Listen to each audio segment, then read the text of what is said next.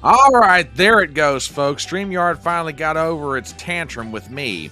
Good evening, ladies and gentlemen. My name is Brian Trippett. I am the Front Porch Conservative. I am joined tonight, as always, in these moments of high drama or hilarity, depending on how you look at it, by my good friend Ruben Christopher Haynes. Say hello, Ruben. Hello, Ruben. Now, there you go. This is why, ladies and gentlemen, we pay him the big bucks. We are here on the electronic front porch for day 3 coverage of the Republican National Convention in Milwaukee, Wisconsin. If you have not done it yet, send out a tweet, send out a Gettr, send out a Gab, a Truth Social, a Facebook post, share the link around. Let's get as many people in here as we possibly can. Sorry for the delay in starting. Basically, we were just waiting for StreamYard to, like I said, get over its temper tantrum with us. Mm-hmm. We're going to go straight to the stage as our first speaker, well, one of our speakers that we're going to highlight this evening, U.S. Congressman Nancy Mace. It looks, well, no, not yet. The band is going to play for the moment, but we will show you what's going on down there. And as I say, I'm joined by my good buddy Ruben Christopher Haynes, and we are glad to have you here on this very auspicious night as the vice presidential candidate for the Republican Party, U.S. Senator J.D. Vance from Ohio, will accept his party's nomination and will give a speech which may be his political coming out party to the entire country and a perhaps even yet a precursor of things to come. And, you know, a lot of people, there's a lot of buzz around Vance, as you might expect, and a lot of controversy. His selection was, I won't say unexpected, but given the other heavyweights in the Republican Party that he was going up against, you know, and being a senator for only 2 years, his selection by some is viewed with controversy. Of course, I'm always of the theory, you know, if you're pissing off everybody all at the same time, then odds are you've probably done the right thing. Exactly. You know, so Ruben, good evening. Any thoughts before we get down to business? Regarding J.D. Vance, he's an accomplished writer. He's an accomplished lawyer. He's done a lot of work his entire life. And what I do admire about him is the fact that he get those slays and arrows very early in his career. He's been on the media sometimes, and he's not as prevalent as everybody else. So this speech is probably pre-written to some extent, but it does have his words in it. So I don't know how he is as an orator. So the bar was set last night from Ramaswamy. So if he has to match the vigor of Ramaswamy and go beyond. Because essentially at 39 years old, him and J.D. Vance and Ramaswamy are the young blood of the MAGA movement. Agreed. I agree with that. And like I say, I don't know what the future is going to hold for those two young men or for a lot of the people that are making up the youth movement that is the Republican Party. But this is going to be really interesting to watch going forward. Okay, it looks like Congressman Mace is coming to the stage. We're going to go down now, check this out. This is Congressman Nancy Mace, Republican from South Carolina. Let's listen into what she's got to say. America. My name is Nancy. Don't call me Pelosi. Mace. Why do Republicans try to be funny? I'm a congresswoman representing the great state of South Because they want to have sense of humor. Carolina. At the age of 17, I learned that dropping out of high school might not have been the best idea. So I took my first job at a fine dining establishment some of you may know as the Waffle House. Denny's was a little too highbrow. While Waffle House was an important part of my journey, it would not be my destination. I soon went from making waffles to making history. 25 years ago, this high school dropout became the first woman to graduate from the Citadel, the military college of South Carolina.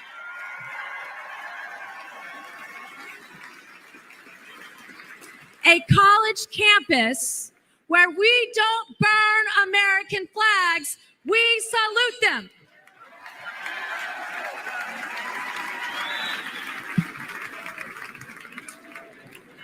I'm a single mom and a rape survivor. To women tonight who can relate, please know you have a friend and a sister in me. And I will fight like hell for you.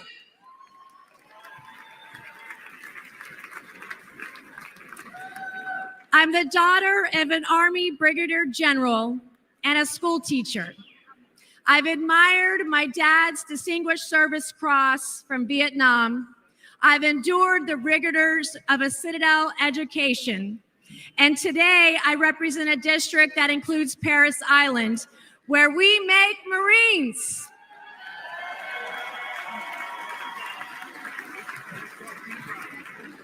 What we're witnessing today is proof that strength preserves peace and weakness invites war.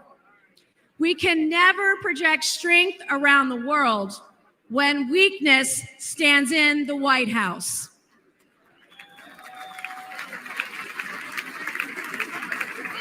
Nations like China see weakness as opportunity. China's fentanyl invades our borders. Their arms supply Putin's regime. China supports enemy states like Iran. They oppress their own people, especially their women. The world is watching America, and we must show them what we're made of.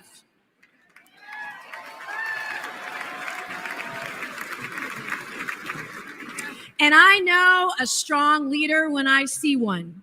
Donald Trump stood up to China before, and he will do it again.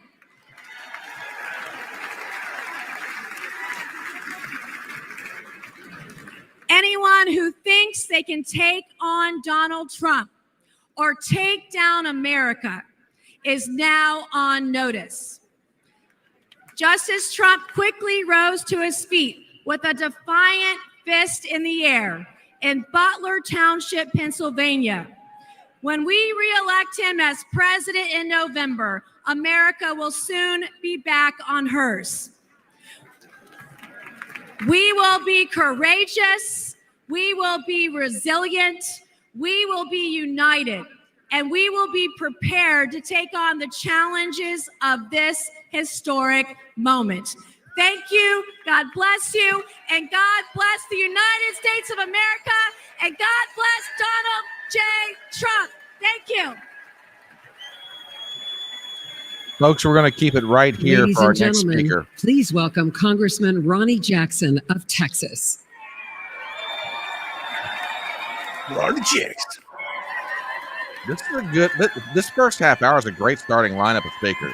Mm-hmm. And I Well, think, this is a big night. That's why. well, I mean, they're starting off with Jackson, Grinnell, Gates, Zeldin. This is a good lineup in the first half hour. All right. Mm-hmm. All right. All right. Good evening, everybody. You beat me right to it. Good evening, and good evening to my delegation from Texas.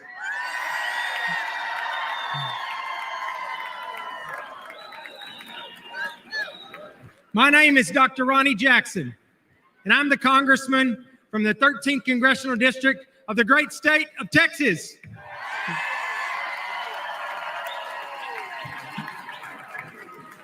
Prior to being in Congress, I served on active duty in the Navy for 25 years. I was a Navy deep sea diver, an emergency medicine doctor, and a combat physician in Iraq. During that time, I also had the distinct privilege of serving for 14 years as White House physician. But most importantly, I served as the appointed physician to the greatest president that this country has ever had, Donald J. Trump.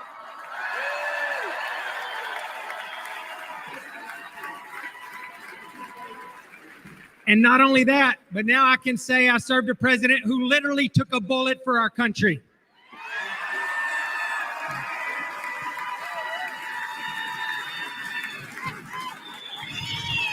President Trump and I have been through a lot together over the years, but I have never, ever been prouder of his leadership than I was last Saturday. His warrior spirit and his display of will to keep fighting for our country, even after getting shot down, will go down as an all-time moment in American history. I know firsthand from my time at the White House that being a president is an unrelenting 24/7 job. Time off truly just doesn't exist. Our president needs to make clear and decisive decisions in a moment's notice. When the phone rings in the middle of the night, the president must be ready. Unfortunately, our current president is not ready for that call. Let's not kid ourselves. Father Time has not been kind to Joe Biden. And China, Russia, Iran, and North Korea, they do not respect Biden's 10 a.m. to 4 p.m. schedule. And we would not be in this situation were it not for Joe Biden's staff and his family. They should have compassion for him and prioritize his health and our country's security. But they have put their own interest above America's interest. Perhaps the greatest blame lies with his own Vice President, Kamala Harris. She has not been truthful with us. She has lied to us. She has put party above country, and she is as unfit in character as Joe Biden is in body and mind.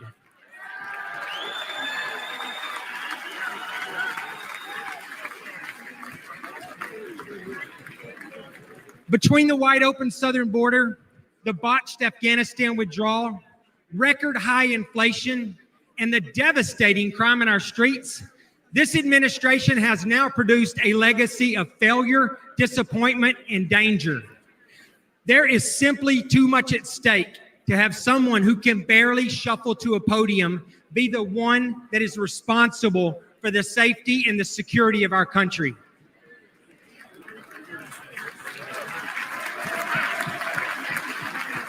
Every second that Joe Biden remains in the White House, this country becomes less safe.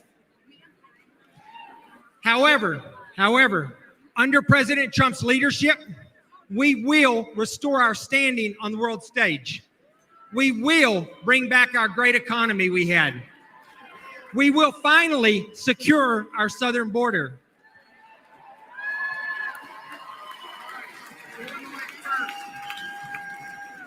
We will rebuild our great military. We will clean up crime in our streets. And most importantly, we will have a president who is respected by our allies and who is feared by our enemies and who leads with strength.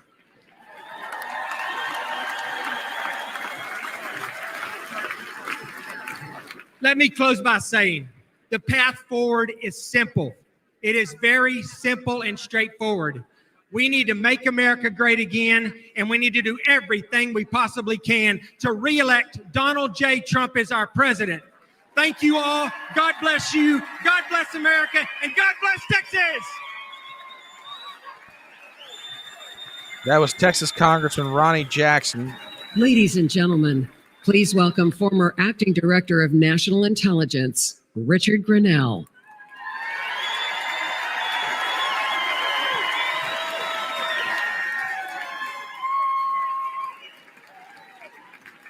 Hello, California.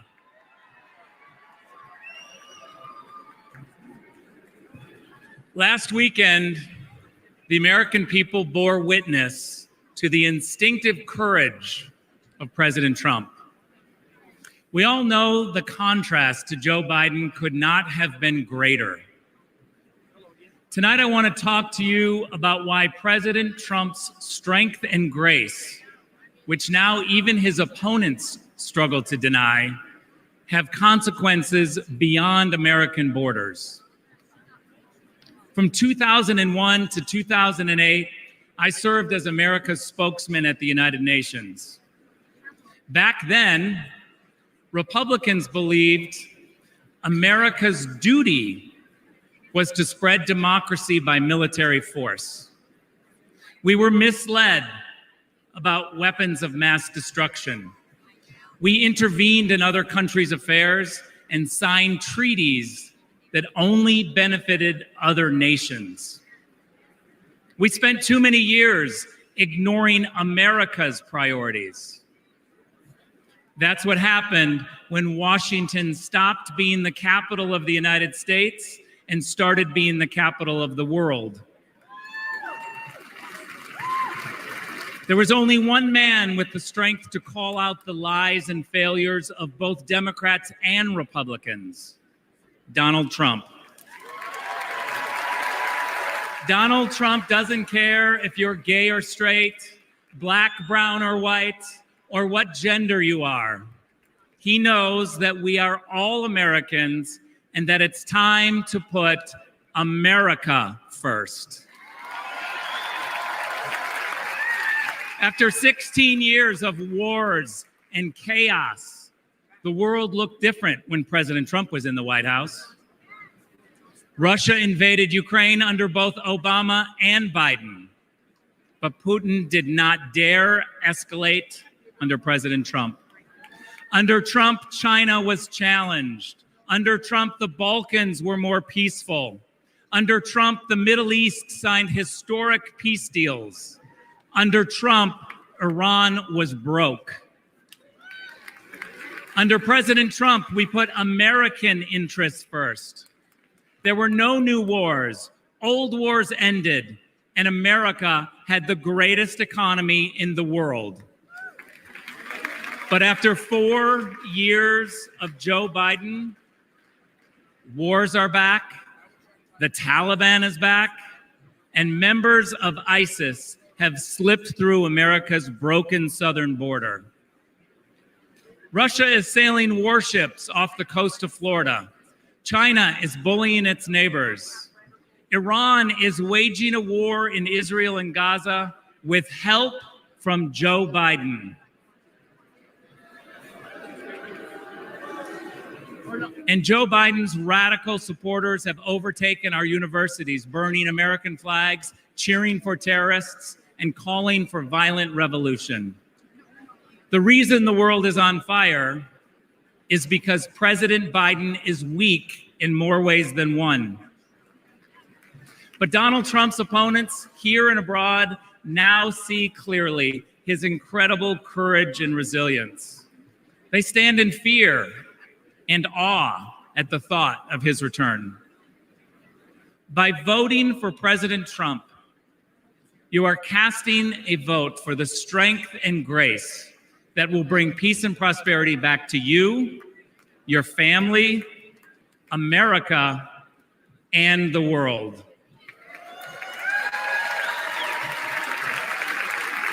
Don't let anyone ever tell you differently.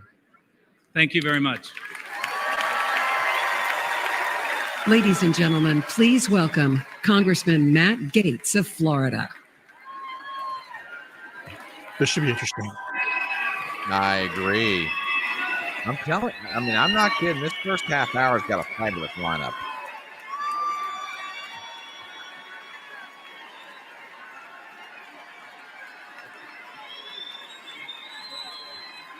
Donald Trump is unstoppable.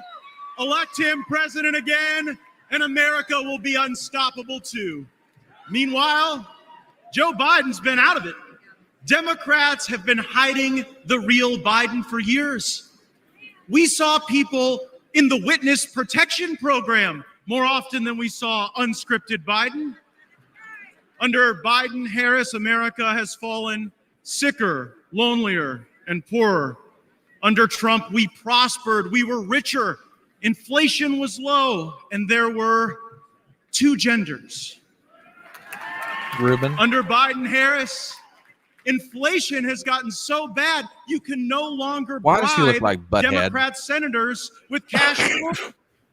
You have to use gold bars just so the bribes hold value. Oh, Botox. Does he not look like Butthead?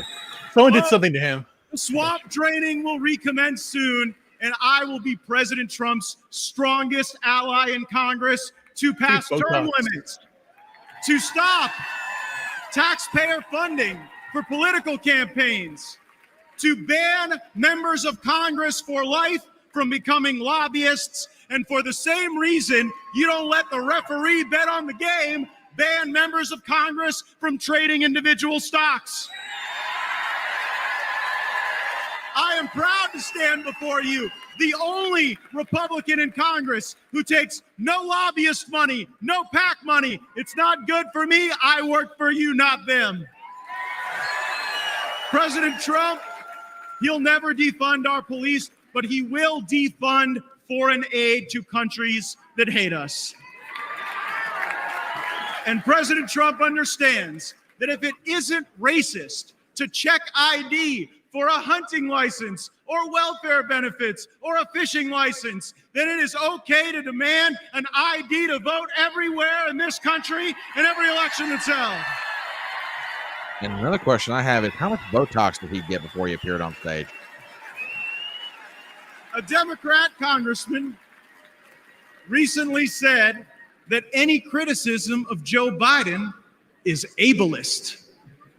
I don't think it's too much to ask that the American president be able to do the job. Kamala Harris isn't able to do any job. She was appointed border czar. Appointing Kamala Harris to oversee the border is like appointing Bernie Madoff to oversee your retirement plan. President Trump has shown the world what he is made of, and now we will show the world what America is made of by having his back. And how about the choice President Trump made for a running mate? JD looks like a young Abraham Lincoln, but he's from Ohio, like General Grant. And like General Grant, JD Vance knows how to fight. So they can run Biden from the nursing home, Harris, George Clooney, Robert De Niro, whoever they want to run. We are on a mission to rescue and save this country, and we ride or die with Donald John Trump to the end. Thank you all so much. Thank you for having my back. Let's go get him.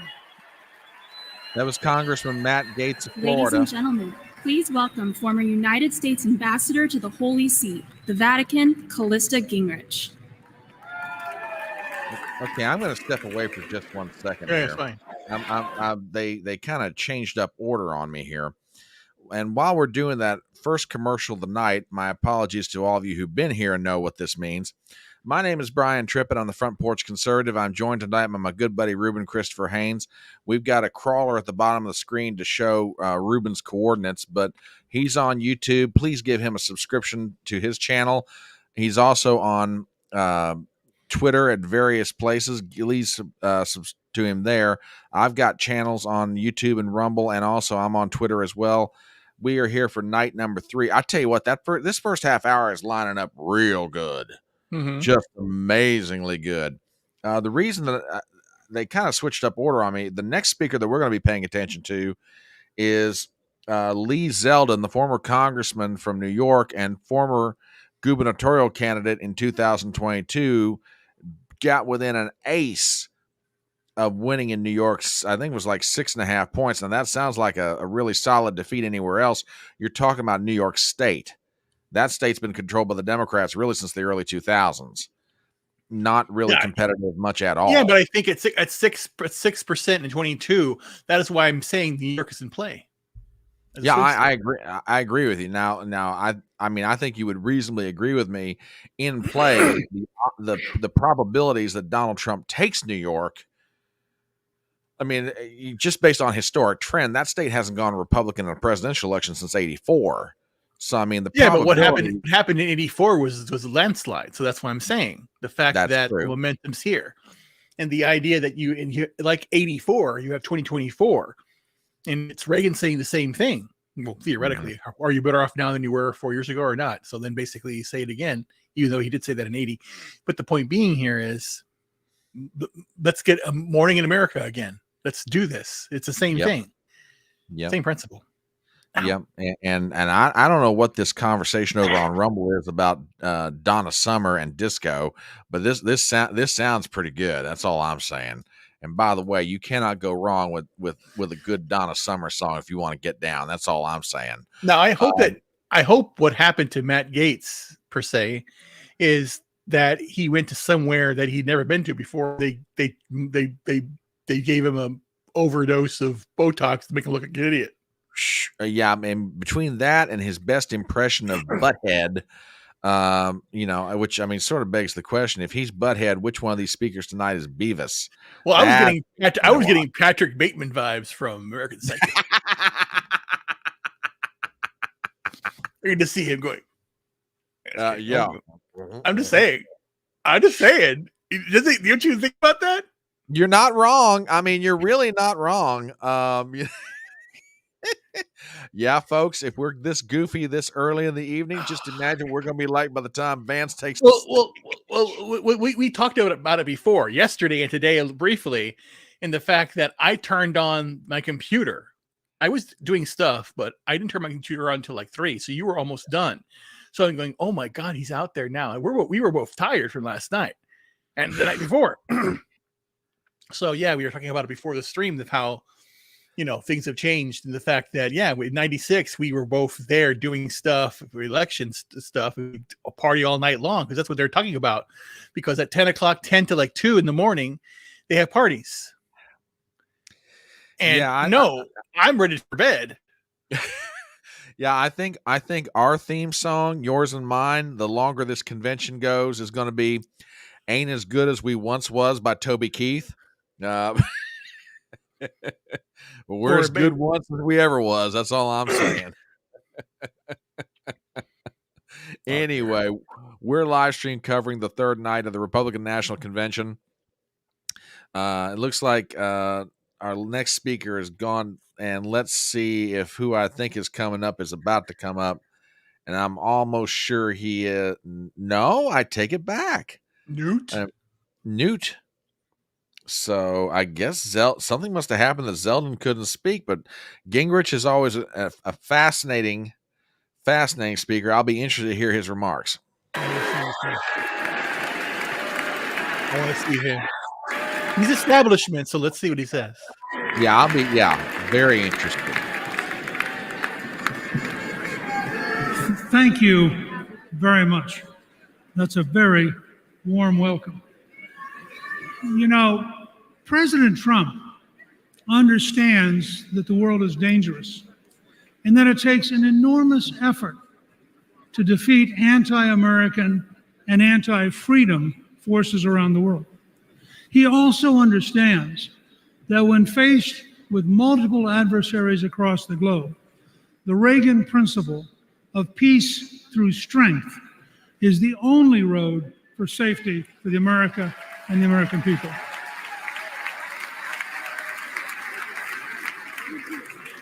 The contrast between President Trump's realistic policy of resolute strength in a dangerous world and President Biden's policies of appeasement, weakness, and self-delusion may be the biggest difference between the Make America Great Again movement and the Make America Weak ideology of the left. We have to remember that the greatest threat to American safety is not Biden's brain. The greatest threat is Biden's policies and the people he appoints to implement them.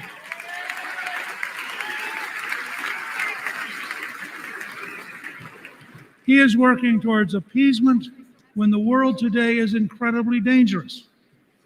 A growing coalition of dictatorships is actively trying to undermine American power and conquer America's allies.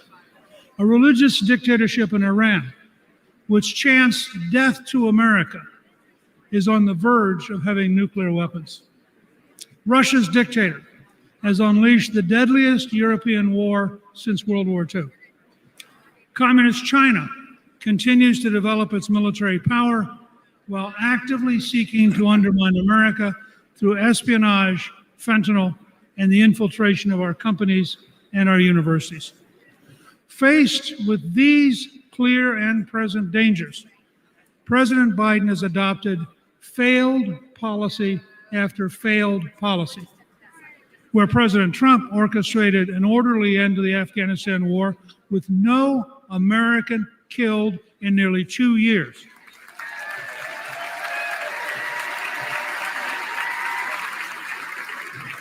Biden ordered a chaotic, panic-filled withdrawal that left 13 American troops and hundreds of Afghans dead. Where President Trump insisted on keeping Bagram Air Base, which is located within 1 hour of the Chinese nuclear facilities, President Biden gave it to the Taliban, who are now allied with Communist China. Where President Trump brokered the Abraham Accords and was moving the Middle East toward peace and cooperation, President Biden's weakness and confusion led to a terrible Hamas assault, killing more than 1,200 innocent people in Israel. Under Trump, we achieved peace through strength. Under Biden, we have war, suffering, death, and a world teetering on the edge of World War III. Like Prime Minister Winston Churchill and President Abraham Lincoln, President Trump understands that only a firm, courageous policy of strength will work in a dangerous world. The message for this November is clear. You can vote for weakness and war with Biden, or you can vote for strength and peace with President Trump.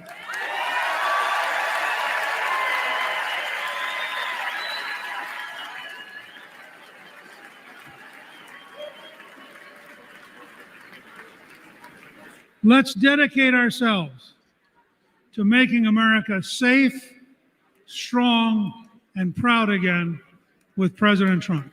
Thank you very much. Ladies and gentlemen, please welcome former Director of the United States Office of Trade and Manufacturing this is gonna Policy, be good. Peter Navarro. Oh, shit. Yep. Oh, shit. I'm curious to see the He just got out reaction of he gets. he just got released from prison, everybody, today. Yeah. Oh, fuck. That's why they changed it. Yeah. But Gingrich had a good speech. Yeah. Great Elder speech. elder statesman. On Very point. elder statesman sort of a speech. Yes. Yeah. Ladies and gentlemen, former Trade Representative Peter Navarro just released from a 4-month stint in a federal facility today, is now taking the stage, and this crowd is going wild. He is beloved among MAGA. Oh, yeah. This is an important speech. Yeah, this is going to be good. So, folks, buckle up. Here we go. This has to be clipped for, spreading out one-liners. I bet it's going to happen. I bet you. Famous. I'll shut up. Right. He looks great.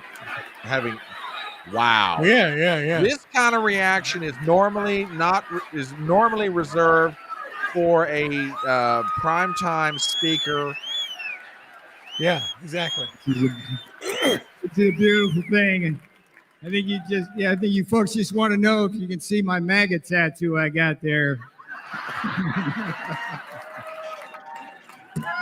Yes, indeed. This morning I did walk out of a federal prison in Miami. Joe Biden and his Department of Injustice put me there. Tonight I'm here with you in this beautiful city of Milwaukee. I've got a very simple message for you. If they can come for me, if they can come for Donald Trump, be careful, they will come for you. If we don't control our government, their government will control us. If we don't control all three branches of our government, legislative, executive, and judicial, their government will put some of us, like me and Steve Bannon, in prison and control the rest of us. Here's how it went. Here's how I got in prison. The legislative branch came for me first. Your favorite Democrat, Nancy Pelosi,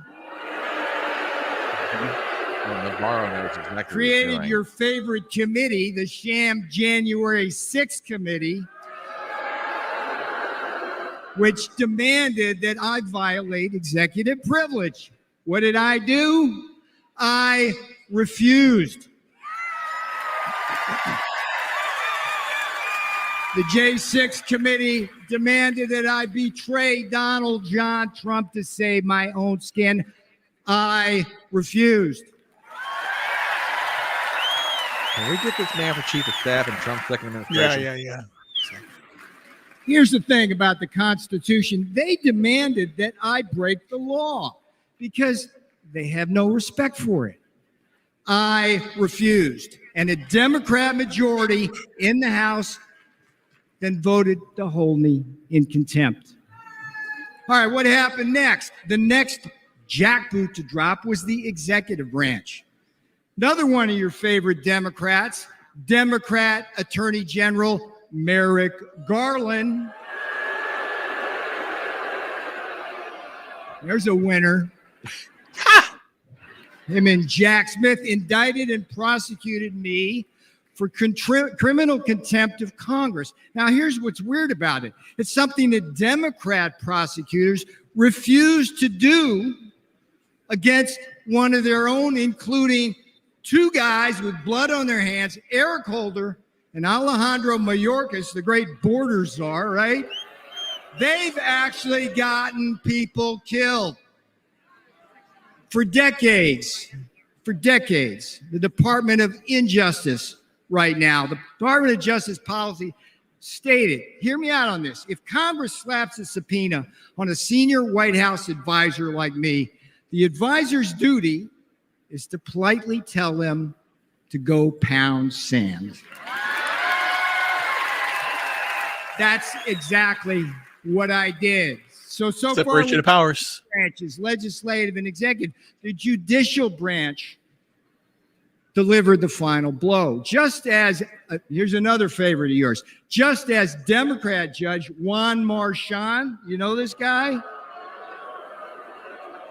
did to Donald John Trump in his Manhattan kangaroo court, another Democrat judge, a guy named Ahmed Maida, keep your eye on this guy, Ahmed Maida, Obama appointee, they stripped me of every possible defense, and then what?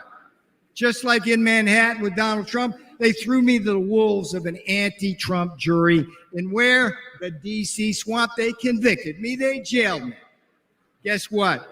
They did not break me.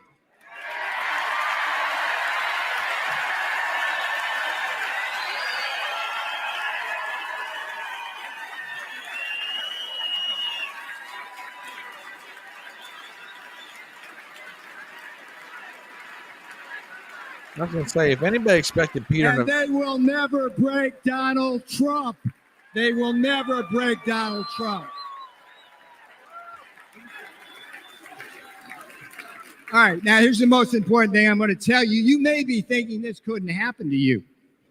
Make no mistake, they're already coming for you. Joe and Kamala, they threw out the woke blue carpet across the Rio Grande, opened our borders to what? Murderers and rapists. When Donald Trump said it, thank you for saying that. When Donald Trump said murderers, rapists in 2016, they go, oh, racist, whatever. We read the papers. It's murderers and rapists. Murderers and rapists, drug cartels, human traffickers, terrorists, Chinese spies, and a whole army of illiterate, illegal aliens stealing the jobs of black, brown, and blue-collar Americans. They put them right on your front doorstep. Now, here's another thing Joe Biden did. You got to love this. The green new scam. We're in the heart here in Milwaukee, around all this. This is where the auto industry, that new scam is destroying our industry, leaving us at the mercy of the battery factories in Shanghai and slave labor in the Congo. Biden inflation. You're going to hear a lot of this because it's so friggin' true. Biden inflation is coming after what's left of your savings and eating your wages. And the Democrats, here's the thing. I'm sitting in prison thinking about this. It just eats at me as the Democrats come for your kids. They're indoctrinating them with poisonous attitudes on race and gender. And here's the thing, when politics fails, the investigations and prosecutions begin. They did it to me. They're going to do it to Trump. But hear me out. They've also done it to Catholics, pro-life activists, and parents who are just standing up for the kids at school board meetings. This is a tale of two Americas, and you know it wasn't this way when Donald Trump was president. I remember the days I was there. In Trump's America, you were safe and our borders were secure. In Trump's America, you were more prosperous, and you didn't have to choose between what? Food on the table, medicine in the cabinet, and a roof over your head. And in Trump's America, you didn't have to worry about being locked up for disagreeing with the government.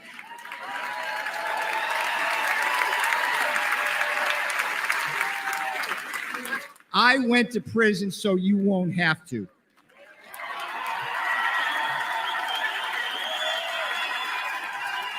I am your wake-up call.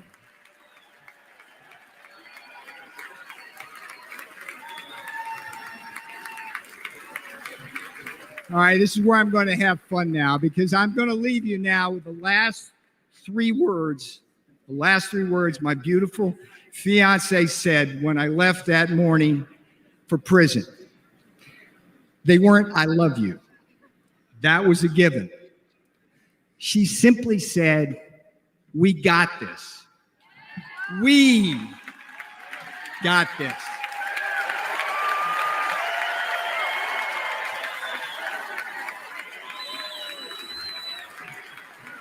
That's what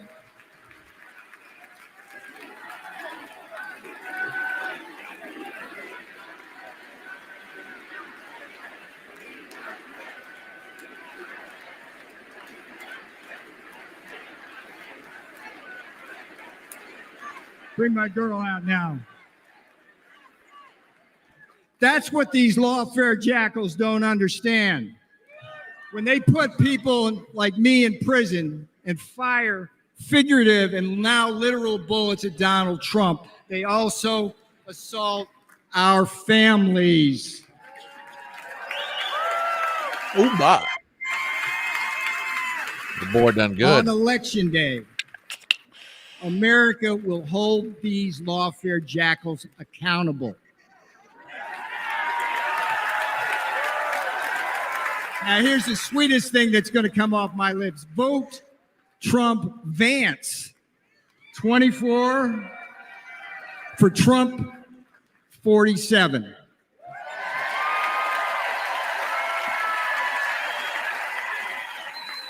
I'm Peter Navarro. I went to prison so you won't have to. This is my beautiful girl. She did the time with me. That's what these friggin' Democrats don't understand. They do this to our families. She's my girl. Yeah. Nice. I love you. Let's win. Do not let up. Do not let up. Pedal to the metal till November. Very brief. Well, I shouldn't say very brief. A 5-minute speech that you normally would not expect to have that kind of power behind Ladies it. and gentlemen, please welcome Congresswoman Monica De La Cruz of Texas. Okay, we're going to step it back here for a second because we got to talk about this. We got to talk about that speech. Yeah. I'm sorry. That was just extraordinarily powerful. Now, I know what Democrats out there that watch this speech, they're going to say, he's a crook. He's a convict. He's no good. The guy went to jail. He's one of Trump's thugs. No, I'm sorry. His beef with the Justice Department and with the Congress is quite legitimate. If the Supreme Court of the United States can rule that the president, by executive privilege, covers any number of different actions, then why does it not cover the counselors to the president, which has been an American custom and tradition and law for going on 200 plus years back to the foundations of the Republic? Yeah, I absolutely agree with you. He was fantastic. That speech was from the heart. That speech was from a man with conviction. That is the speech of a man who has been wronged by the government that he loves and has served. And people don't know this. Let me say, the normies will have heard this, want to know what's going on here. What do you mean prison? What happened? They want to know. And again, they're going to hear it for the first time, both sides. They're going to hear the official narrative, and they're going to hear Trump's side, and they're going to see the video. Yeah. And I want people to say that he's not genuine, and then I want to see how they prove that. And then again, just like people who are saying that the assassination attempt was staged by Trump. These people are insane. They're insane. Yeah, absolutely. Insanity. Yeah. WWG1 over on Rumble says, conservative women are hot, liberal women are butt ugly, just need to be said. I cannot stop you from exercising your freedom of speech, and you ain't wrong. Good evening, Welsh. How you doing, my brother? Glad to have you here. Ladies and gentlemen, the Welsh Republic podcast is in the house. Probably one of the finest interviewers anywhere in the world. And literally, I mean that, as this young man is on the other side of the globe, meeting and talking with people all the time. If you are not subscribed to his channel, give this young man a sub. He is absolutely worth it. Working his tail off and making it count all the way around. Glad to have you in the house, my brother.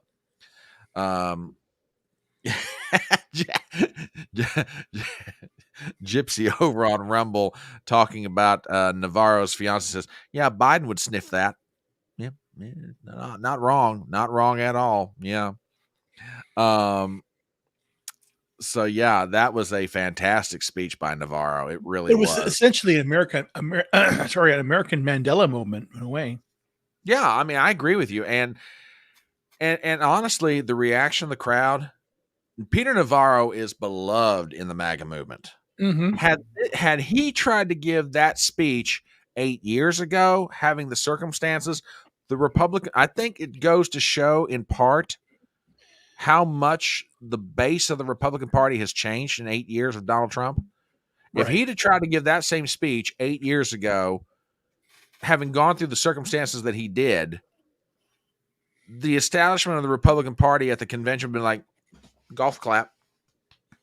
Yeah. No, he got the kind of reaction that major candidates get during like primetime speaking hours. And here it is, 7:45 in the evening, and they are treating him like a rock star. Right. So yeah, absolutely.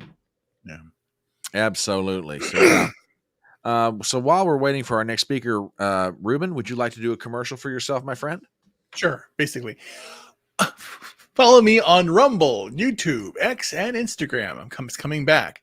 I'll be putting content out there. I have a weight loss channel. I have a health and fitness channel. And I basically talk about politics, history, music, what we're trying to do with the world and change it. And things are going to be different. So follow me everywhere. On X, I have got my check mark back. Going to get some stuff out there too. So more stuff is coming soon. I just been dealing with a lot of my illness. It's been getting me bad the last few weeks.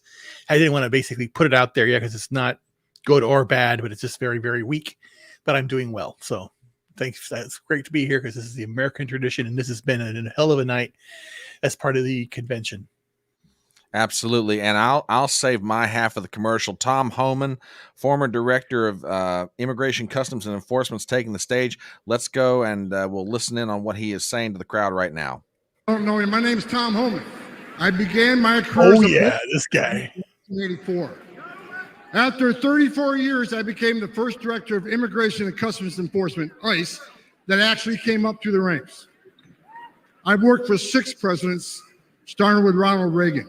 Every president I've worked for said they're going to secure the border. President Trump actually did it.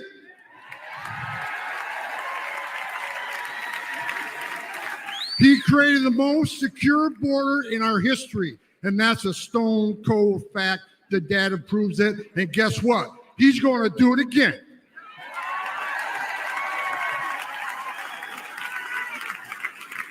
Under President Trump, we cut illegal immigration by 90%, the lowest level in 45 years. Deportations rose to the highest level ever, including historic numbers of illegal alien gang members and criminals. Most importantly, 4 years under President Trump, we had 13 people we arrested on a terrorist watch list. Joe Biden, 381. And let's remember, we got over 2 million known gotaways. How many of them came from a country that sponsored terrorism? God help us. Biden is the first president in American history to come into office and unsecure a border. Who the hell does that? On their first day in office, Joe Biden and Kamala Harris suspended deportations. They stopped the border wall. They canceled Remain in Mexico. They reinstated catch and release. They proposed amnesty for millions, along with free health care. And now we have a record illegal immigration, a record number of women and children being sex trafficked, a record number of Americans dying from fentanyl, a record number of known and suspected terrorists sneaking across our border. And here's what you need to know. This isn't mismanagement. This isn't incompetence. This is by design, and it's a choice. It's national suicide.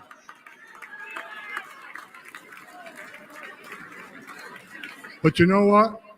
On November 5th, the American people do have a choice, and they're going to stop this madness. I got a message. As a guy who spent 34 years deporting illegal aliens, I got a message to the millions of illegal aliens that Joe Biden's releasing our country in violation of federal law. You better start packing now.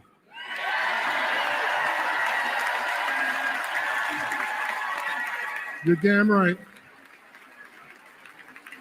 Because you're going home. I got another message to the criminal cartels in Mexico. You smuggled enough fentanyl across this country to kill 148,000 young Americans. You have killed more Americans than every terrorist organization in the world combined. And that's when President Trump gets back in office. He's going to designate you a terrorist organization, and he's going to wipe you off the face of the earth. You're done. You're done.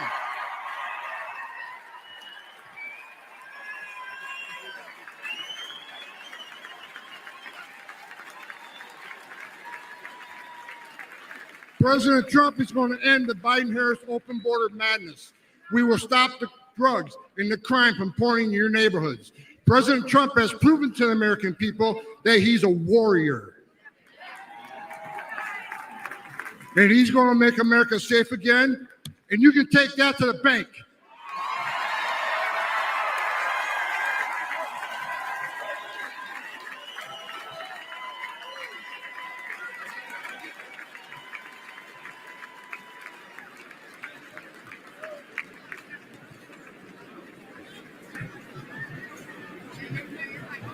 Looks like Ladies and gentlemen, please welcome to the stage David Lara.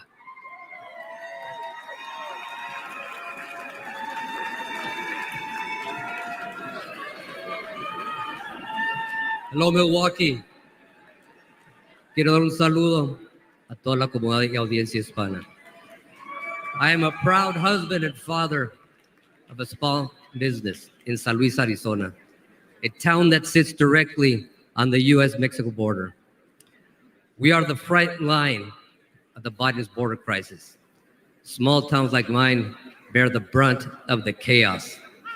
Imagine crowds rushing the port, overwhelming Border Patrol when they know they don't have enough agents to detain everyone. Imagine strangers terrorizing your homes, your neighbors, your yards, and local schools going fearful to let children walk home. Imagine the fire department using off-road vehicles to bring your neighbors to the hospital because the ambulances are taken by so-called asylum seekers.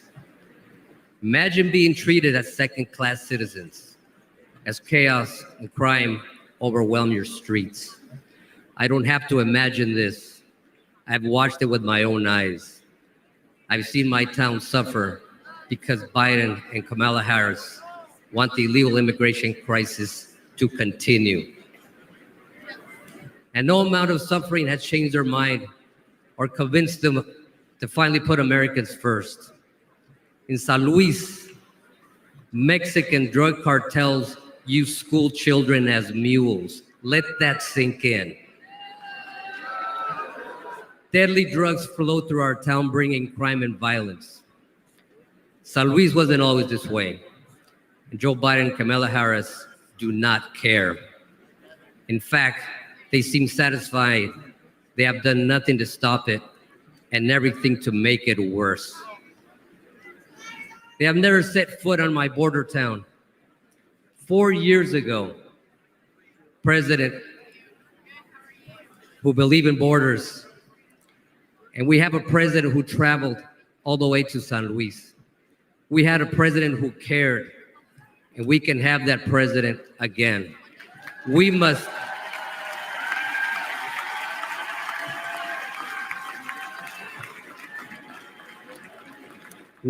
re-elect President Trump to close the border, the crime, and stop the drugs from pouring in.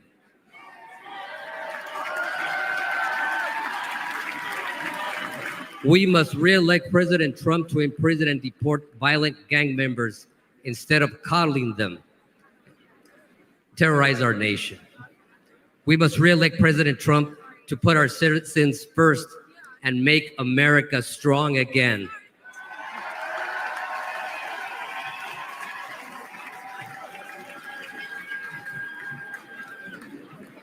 Los Latinos estamos con Trump.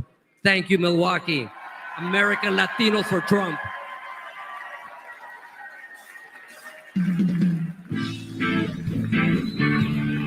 All right, folks, it looks like the band's going to play for a little while, so we're going to step back, talk a little bit more about the news, the convention, some of what's going on.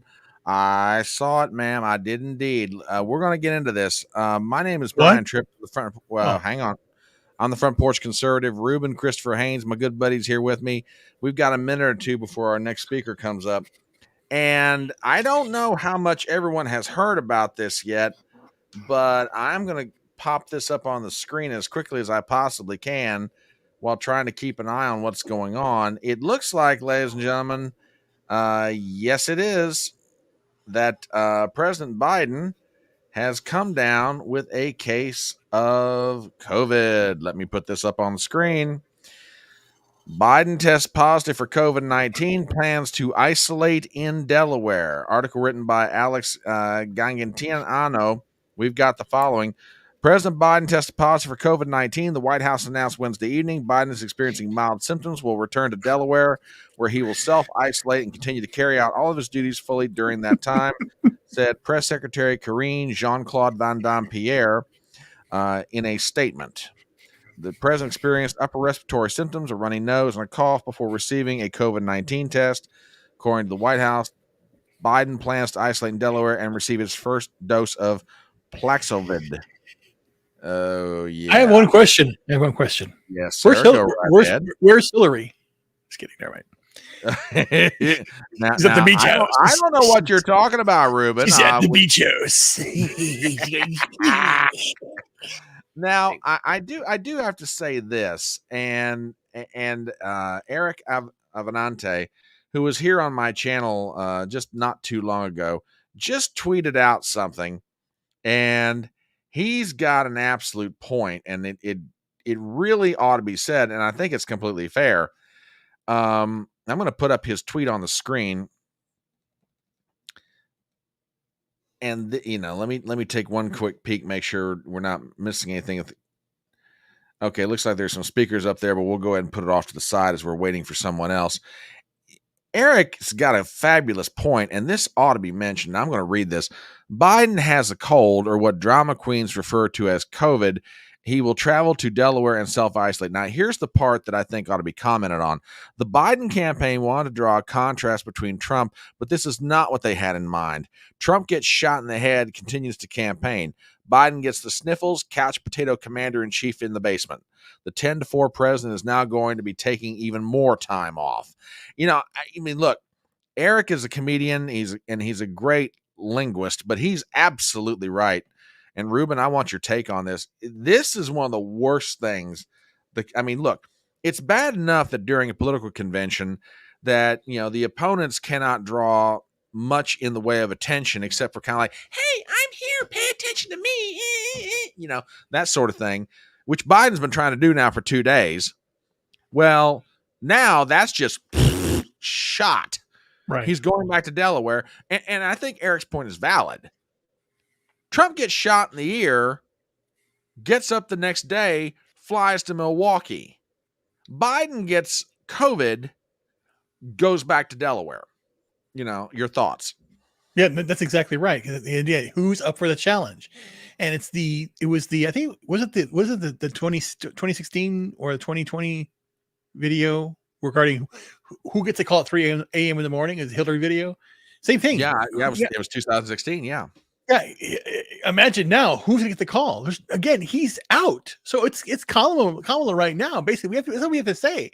We have to say this. If with Biden now, it's hit with COVID, Kamala Harris. So then we have to rally around Trump and vote even more and get more people to do this. Well, they haven't transferred powers to. I know. Well, but your point's valid. It's like, you know, okay, he's self-isolating in Delaware.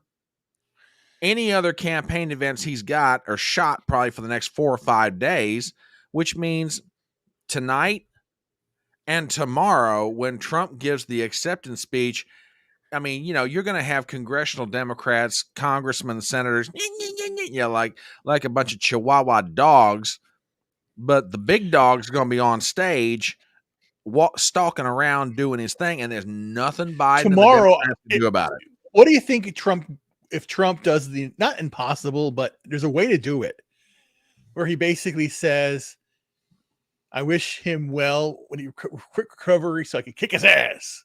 Something like this. Yeah, I want him to get better real quick so I can kick his political. I want to kick his political ass, you know. Yeah. Oh, exactly. I mean, it's just get up. You know, damn it.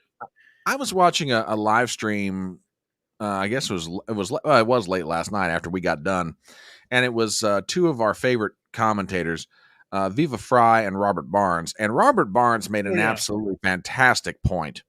He said, "Talk about somebody since Saturday that the world would otherwise look at what happened to Trump and say, oh man, that poor guy,' which, I mean, understandably you would.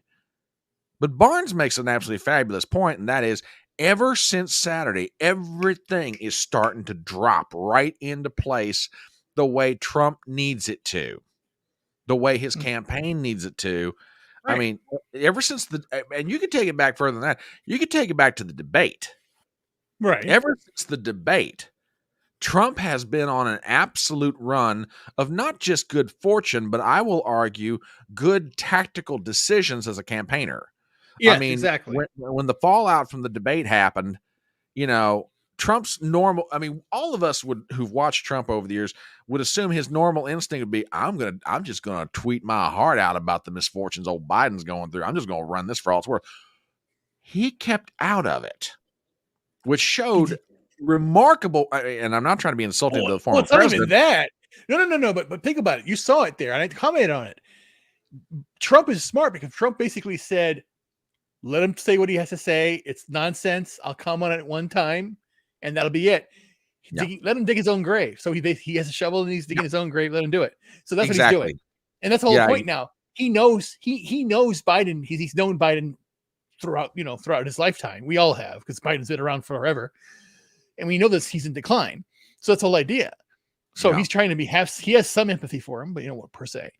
But no, that debate, the debate began to shift everything. And it was more like a white pill moment where people were going, wait a minute, this guy, Trump, is a evil racist. He's a dummy. He's dummy. Wait a minute. And then, of course, people are saying now it's like there was a news report that came out. CNN was hiding the fact that Biden was sick and knew this for months now. And I went, we all knew this. I know. Oh, I know that to me has got to be one of the most insulting things, not just to the intelligence of people on the right side of the political spectrum, but I think just to Americans in general. I mean, look, they think people are dumb. Well, and they think people are stupid, and they think that people don't see Biden as he is. You know, because the authority, they are the authority. That's where you get your news. You, again, I remember buying the most dangerous thing I heard, one of the most dangerous things I heard in the last 4 years. Brian Stelter saying it's dangerous to do your own research. You know, when they basically said horse dewormer and just to try and change the narrative, try and change what ivermectin actually does. It's insane. Hey, Ruben, I'm sorry to cut you off, but we're going to go back to the stage. Governor Greg Abbott of Texas is coming up, and let's take a listen in on what's going on. Thank y'all very much.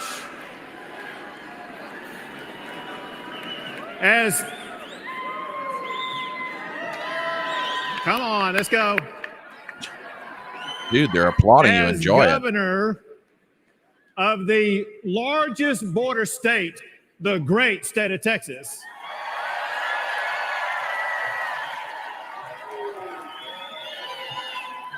I can tell you, America it's more like needs a president who will secure our border.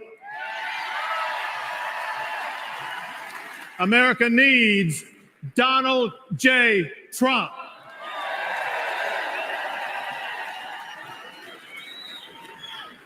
The president's most sacred duty is to secure our country. Donald Trump fulfilled that duty by eliminating illegal immigration. Under President Trump, we had the lowest illegal border crossings in about 4 decades. By contrast, however, Joe Biden deserted his duty. On his first day in office, he gutted President Trump's policies. And the result has been catastrophic. Under Joe Biden, illegal immigration has skyrocketed. Under his watch, around 11 million immigrants have crossed our border illegally. That's more than the entire population of Michigan. It's twice the population of Wisconsin. Biden has welcomed into our country rapists, murderers, even terrorists. And the price that we have paid has been deadly. Among the many victims was 12-year-old Jocelyn from Houston, Texas, raped and murdered by 2 illegal immigrants. She's one of thousands whose lives have been destroyed by Joe Biden's open border policies. To make matters even worse, Biden is even fighting tooth and nail to stop Texas and other Republican states from securing our own borders. I deployed thousands of National Guard soldiers to build hundreds of miles of razor wire barriers. Give it up for our National Guard.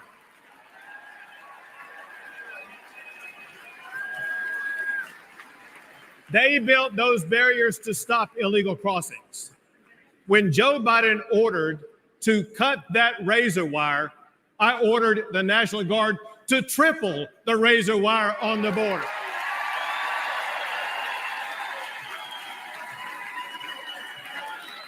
When Biden took 50 acres of Texas border property to illegally process up to 5,000 illegal immigrants a day, I directed the Texas National Guard to take back our land and wire it shut.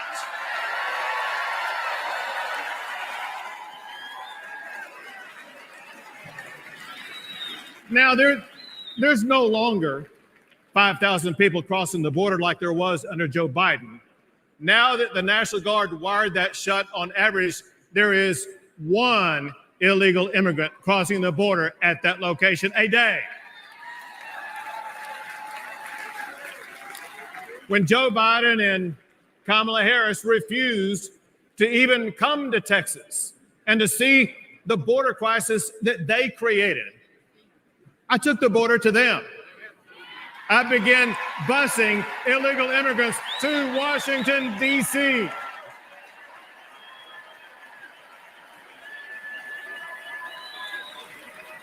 And we have continued busing migrants to sanctuary cities across the entire country. And those buses will continue to roll until we finally secure our border.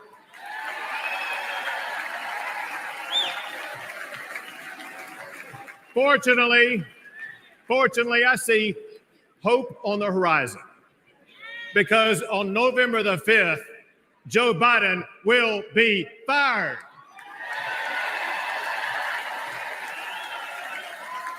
And Donald Trump will once again become the president of the United States of America.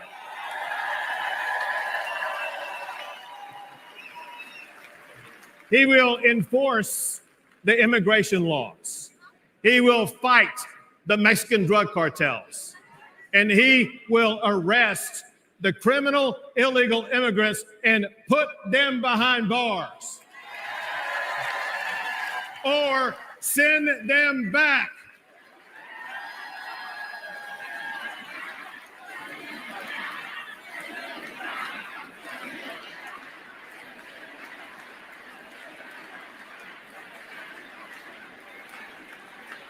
It is time. It is time to restore order at the border. It is time to rid our streets of crime and chaos. It is time to secure our nation by returning Donald Trump as president of the United States of America. Thank you all. God bless.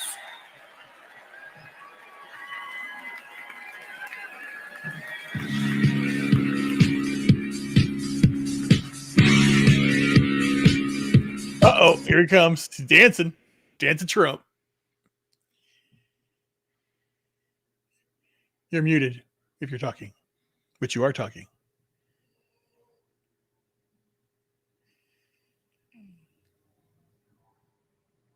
Are you talking? Brian, you're talking. You're muted.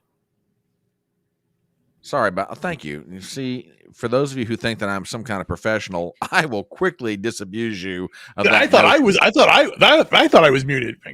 No. It's me. I like I said, I ain't as good as I once was. I want to go back to something that Gypsy just said a few minutes ago. You really believe Biden has the COVID, or nice excuse to hide away? He caught it right after the Congress United States Secret Service inquiry today. Yeah, it's a fairly good point. Maybe they're trying to keep him out of the heat of this thing. But, you know, and again, that Secret Service inquiry is just getting worse with every detail that comes out, because none of it makes any sense. And there were reports coming out today that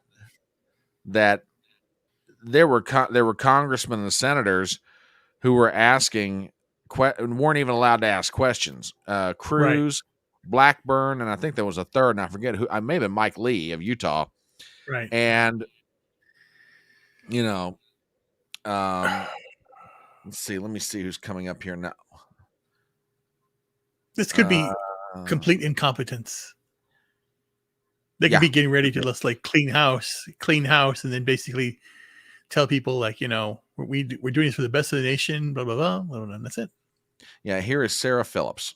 Saturday, I was at the Trump rally in Butler. Oh, my.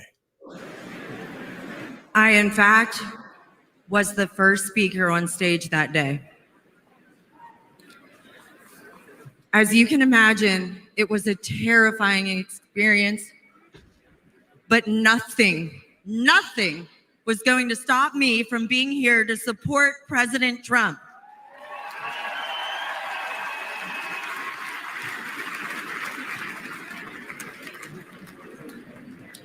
Thank God President Trump is alive.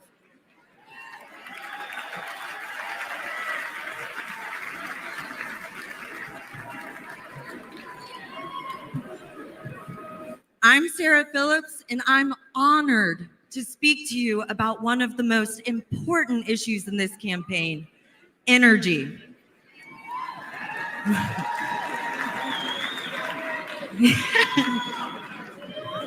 President Trump is high energy and supports energy.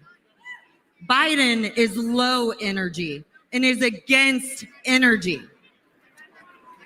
The difference is significant for you and significant for our country.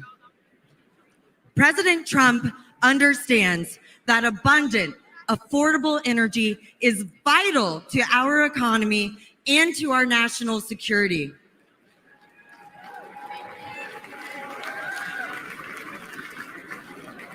Meanwhile, President Biden is pushing the Green New scam.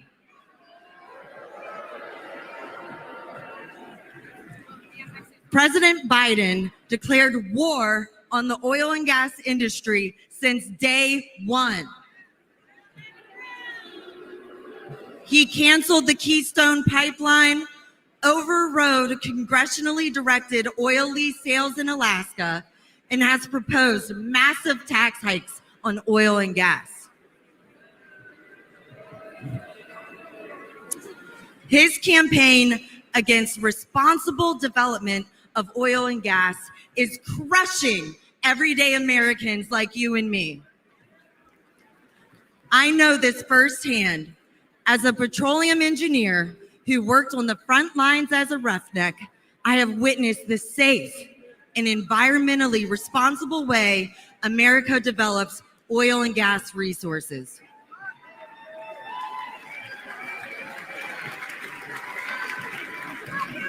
And I have worked side by side with those in the field who I consider family and who are dedicated and hardworking. Their critical work is so critical for our country. The hydrocarbons that are being extracted are a true gift. From powering our cars and heating our homes to being a building block for fertilizer, plastic, and many other products, our society and our standard of living could not exist without fossil fuels. Texas. That is among the many reasons why we need to return Donald Trump to the White House.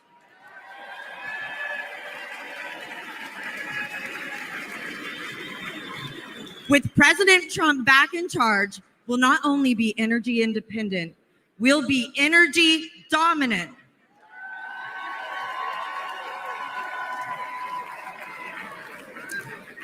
We'll create jobs, increase investment, and improve our national security.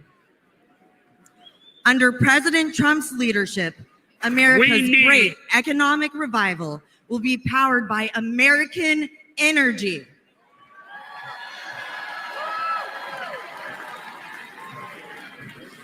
He did it before, and he will do it again. For the sake of our economy, for the sake of our quality of life, and for the sake of America's future, let's return Donald Trump to the White House.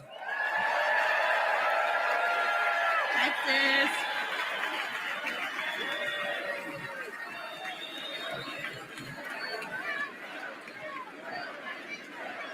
Drill, baby, drill. Drill, baby, drill. Drill, baby, drill. Drill, baby, drill. Yeah.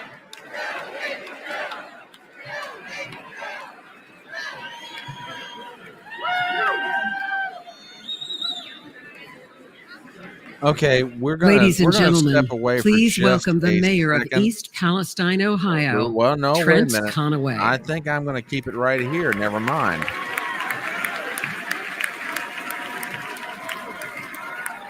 Let's see what happens here. Yeah, this should be interesting. I saw his name on the Good speakers evening. list, but didn't realize it was February him. 3rd, 2023 began like any other Midwestern day, but in a heartbeat, everything changed. I'm Trent Conaway, the proud mayor of East Palestine, Ohio.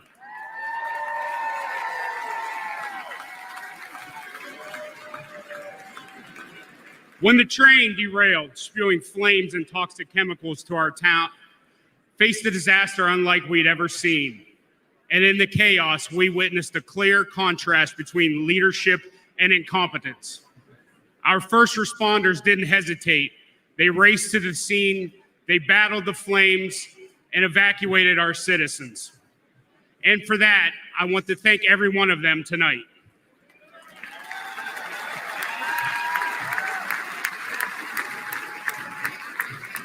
Unfortunately, the Biden administration's federal response was much different.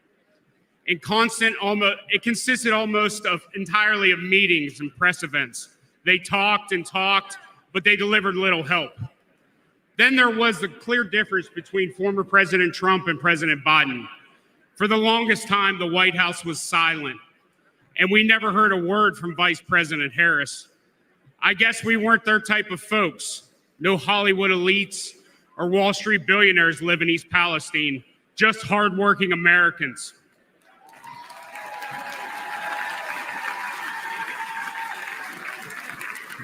But Donald Trump cared. First, he called to ask permission to visit, not wanting to intrude, and then he asked how he could help. When he arrived with fresh pallets of drinking water, he met with everyone, from first responders to local officials and residents. He toured the derailment site. He listened to us, and he shared a meal with volunteers at a local McDonald's. His presence was genuine. His concern was real. After a year of criticism, President Biden finally did show up. His appearance was brief, forced, and scripted. He met with a select few and then left.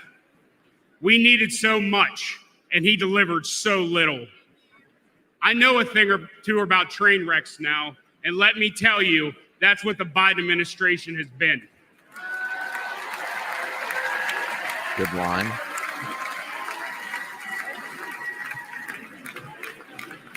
Before President Biden derails our entire nation, we need to act. We need a leader who values small town communities as much as big cities. We need a president who loves all Americans.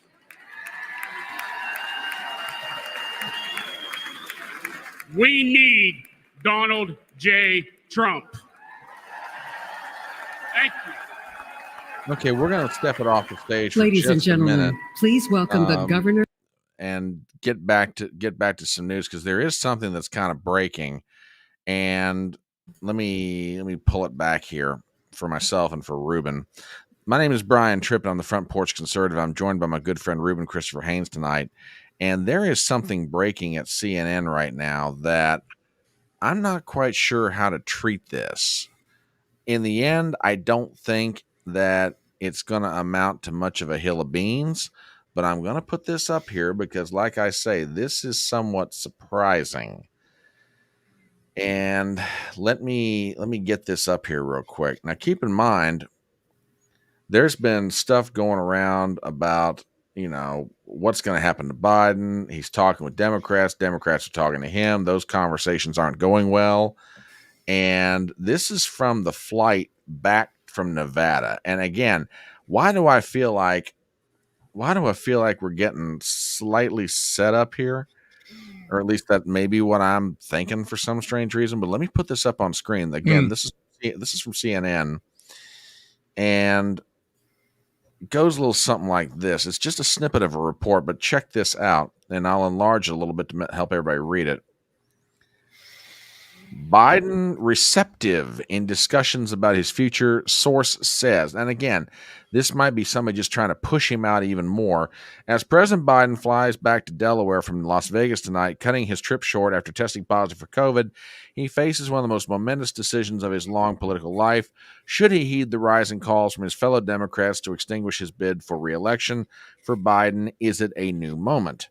Even though anger and panic have been steadily rising in the Democrat Party for nearly 3 weeks since Biden's alarming debate performance in Atlanta, the White House and the Biden campaign are in a new place, multiple Democrat officials tell CNN.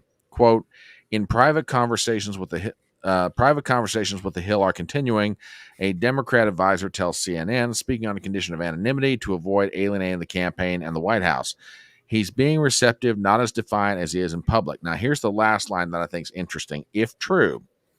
Quote, he's gone from saying Kamala can't win to, do you think Kamala can win? The advisor said it is unclear where he's going to land, but seems to be listening. Take it for what it's worth. So, Ruben, your thoughts? I mean, look, you've got this scandal going with the Secret Service. More and more evidence is coming out that's leading people to think this isn't just malfeasance or malpractice. This is just straight up, these people don't know what in the world they're doing. Is somebody setting him up a glide path to get out? The only reason he can get out is if he just gets out. He doesn't resign. He just gets out. He's still president till the end. Yes. You know, because there's no reason for him to resign. That is too much chaos. Well, he's got to set up the family, and more importantly, he's got to save Hunter. Right. So then, essentially, this is all trouble and stuff. Basically, the media is putting it out there. The White House is putting it out there, and they're testing the pulse of the nation. Yeah, he's dropping out. He's going to drop out. He's going to drop out. He's not going to drop out. He's going to do this. And people believe there's two people who will believe certain things. Like if Biden doesn't run, then they think that Trump's president. Some people will believe that. Mm-hmm. Some people believe Harris is president. Some people believe he wouldn't have a president. You know, there's a majority that would be completely idiots. But I think that, like I said, he just bows out and he goes away. And it takes the heat off of the Democratic Party. If he just basically says, I'm not going to run, the party's going to do this, we're going to do it in a democratic way, and they can do it very, very quickly. We're going to have, a very quick, we're going to make sure that everyone's vote is counted. That's how we're going to do it. We're going to do these things. We'll have special elections, whatever. They'll think of something that they're going to do that's going to be very, unique and whatever. Because they believe in everyone has a right to vote. So we're going to do it really quickly. We can get this done. Because it's only basically, who do you want as president? And we're going to do it. So they're going to do something modern. Because they're going to basically, some people are going to say, you have an app. You can do it on an app. Why can't we do it on an app? And they'll figure it out. And they'll have the tech buddies doing something out there too to ensure this and verify everything. So it's a question now. It's like American Idol for them. Who's their candidate going to be? Yeah, and I mean, for my part, I don't think he's getting out. But man, I mean, I had thought that the remove Biden movement had sort of more or less petered out and come to a close, and then more and more, even before Saturday, this thing's picking up speed again. Yeah, because he's a liability right now. Everything he's doing, he's not getting any better. So he's a liability. So to basically say, for the good of the country, I will not be seeking re-election, and then we will start. We're working together, and we'll be unveiling our process of getting someone that will fight for America against Donald Trump. And we're going to, and again, then he'll be like the old man saying things. Yes, Grandpa, here's your milk. Go to sleep. And then the new guns come out, and this is their Hail Mary pass, just like with the whole, Disney Star Wars and, the wokeism of the ring, the wings of power and all that bullshit. This is they need the power. So they're going to do whatever it takes to find somebody and do it. They really believe that Gavin Newsom would win. Gretchen Whitmer would win. These people would win because that's their whole idea. But they're going to tout this as the people want democracy. We're going to do this. And they're going to throw all the stops out there. Oh, because again, I don't just go ahead. I'm sorry. Because they're going to basically say, unfortunately, Biden is very ill, and the doctors have now proven this. This is unfortunate. We'd had no idea, even though they did. And that's why they're going to have doctors going there. That's the COVID. COVID leads to going to the doctor, isolation. getting reports. The media's going to be asking for them. And then it slips out. Parkinson's comes out. It may come out Parkinson's, this and that. It's affecting this. It's like, what? He has Parkinson's too? What's going on? And then more questions. Putting it out there. And then suddenly it basically says, for the good of the country, we're going to step down. Statesman, Biden.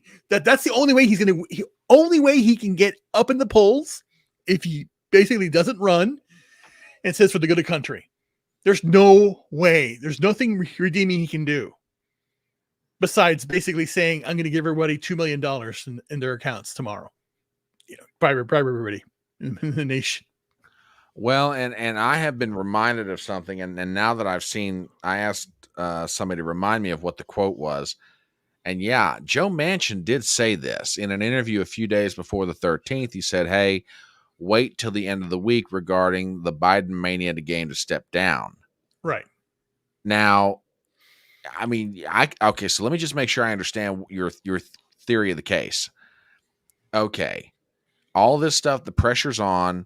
Joe makes the statement, well, if a doctor tells me there's something wrong with me, yada, yada, yada, all of a sudden today he gets COVID. I'm inclined to agree with others. I think that's more to get him out of the way while the Secret Service thing's going on.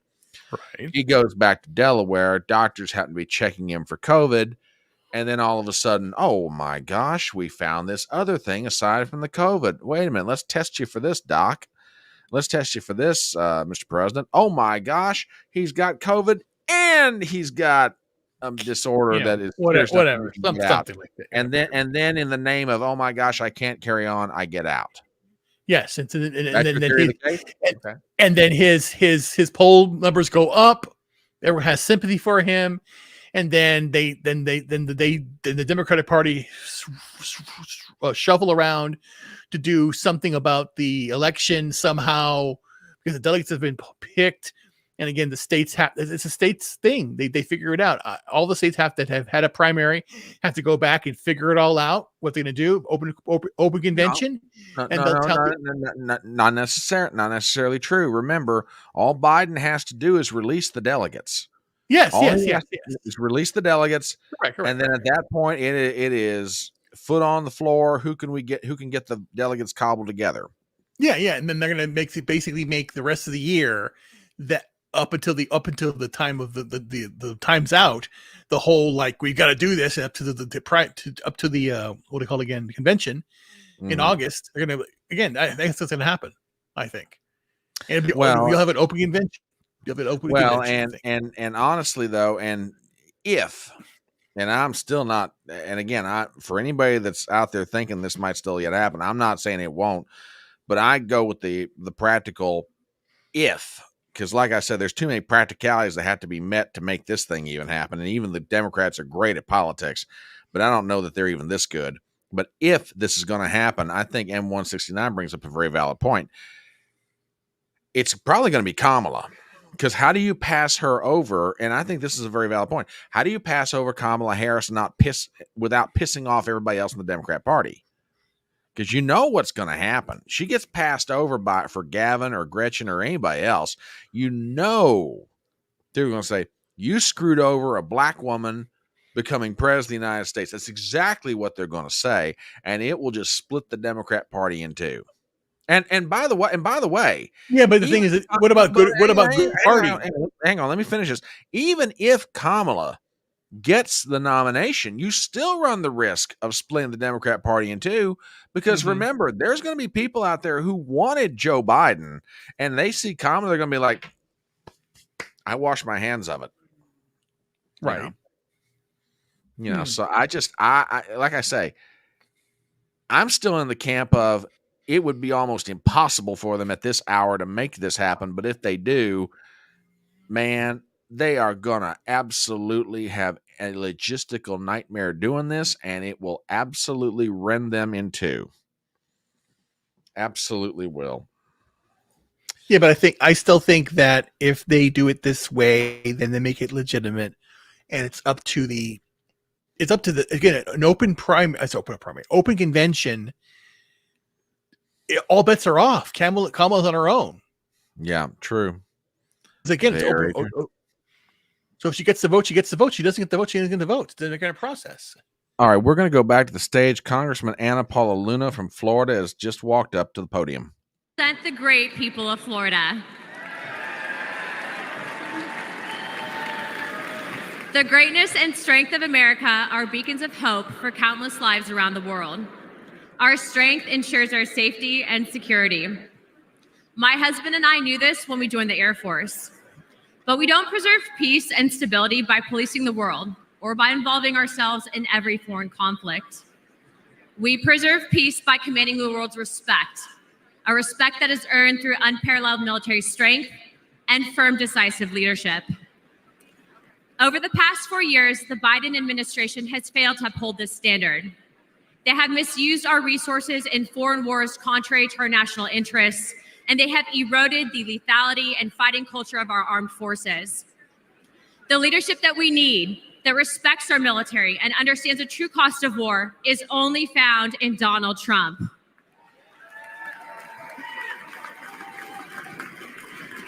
He will make America strong again. He will fight for the American warfighter, the American people, and America's interests.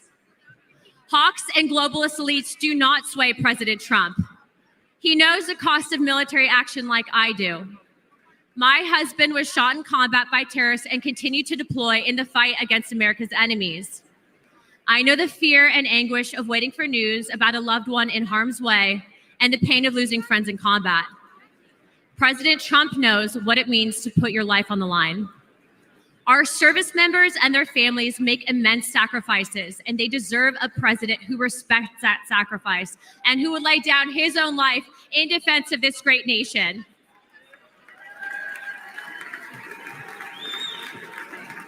President Trump has demonstrated he's ready to do just that. It is time that we all rise to his stature. The world needs a strong America, and America needs strong leadership. President Trump will provide it.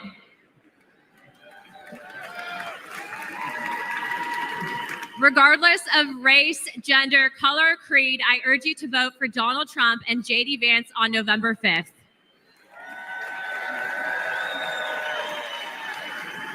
It's time to unite America. Thank you, Milwaukee. God bless the United States. Let's get him in. All right, we're going to keep it right here. It was Christmas Day. We boarded Air Force One in complete and total darkness, in the pitch black of night. We landed in war-torn Western Iraq. No lights on the runway. There were hundreds of troops packed into a dining hall. They had absolutely no idea that the president and first lady were about to walk into that room. And when they did, it was a sight and a sound and a scene that I hope I never forget. That room absolutely erupted. That was the kind of patriotism President Trump brought back to our country. One of the young soldiers yelled from the back of the room, "Mr. President, I re-enlisted in the military because of you." And without missing a beat, the president said, "And son, I am here because of you." Ladies and gentlemen, please welcome Medal of Honor recipient, David Bellavia.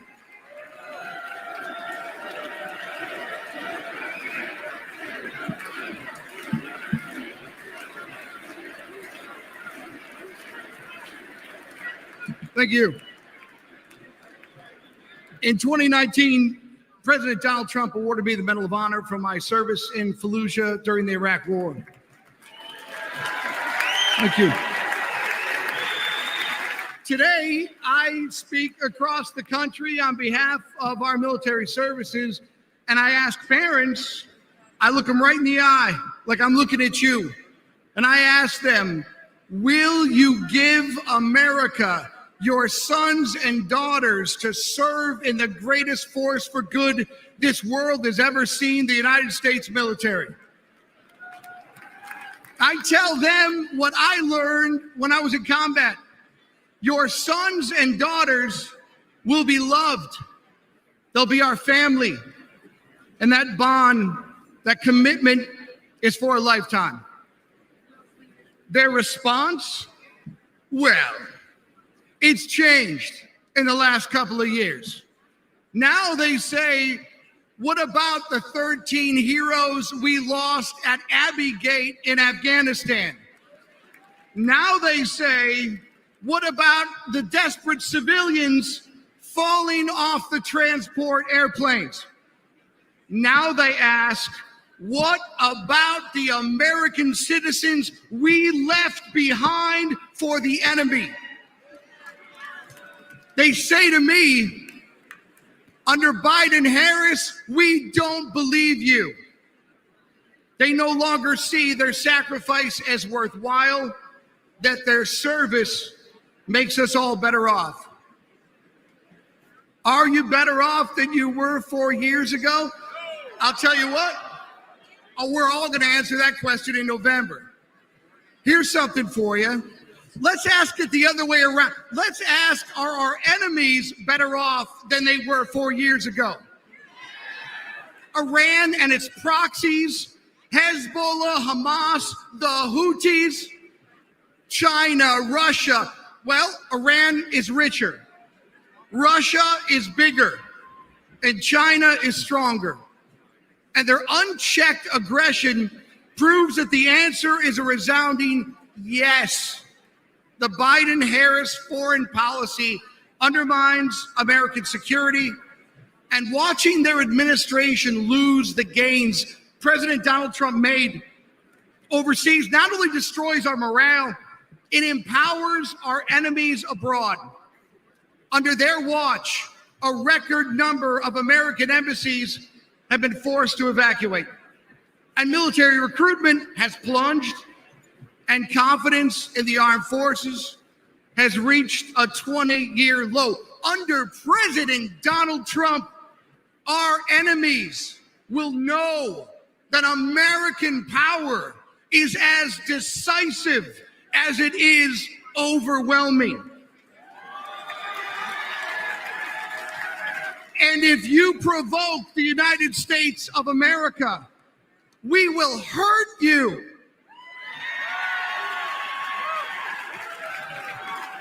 And if you threaten citizens of the United States of America, we will hurt you for generations to come, so help me God. Donald Trump is a commander-in-chief that I am confident to tell parents is at the helm. Donald Trump loves America. He too has bled for the nation that he loves. May God bless America. May God bless our Gold Star families. Thank you for what you've given this country. And may God keep President Donald Trump safe and in his hands. May God make America strong. May God make America great again. Join me in voting for Commander-in-Chief Donald J. Trump for President of the United States. Thank you very much.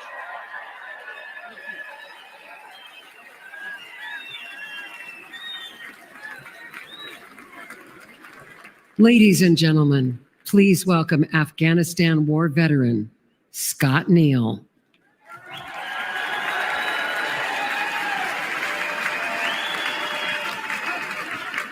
Thank you.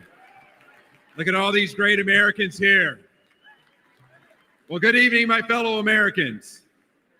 My name is Scotty Neal, and I'm a proud United States Army Green Beret veteran. Thank you. And the most important part is I'm a proud veteran entrepreneur. Almost 23 years ago, Al-Qaeda declared war on America September 11th, 2001. Weeks later, Green Berets from the 5th Special Forces Group became the first Americans in uniform to deploy to Afghanistan, and I was one of them. Thank you. Deep in enemy territory, some of us rode on horses. Some of us went further behind the lines to track down the terrorists who killed our fellow Americans. Today, they call us the horse soldiers. Thank you. For the next 17 years, we were on the forefront of this country in Iraq, in Africa. Again and again, we deployed for our fellow Americans. Some of us sacrificed our bodies. Some of us sacrificed our lives for the American people. And for me, America was worth it. Thank you. Thank you. Now, after leaving the military, I wanted to live the American dream I had been defending. And I wanted to start a business with my friends that I served with. Today, my company's known as American Freedom Distillery, and we make horse soldier bourbon.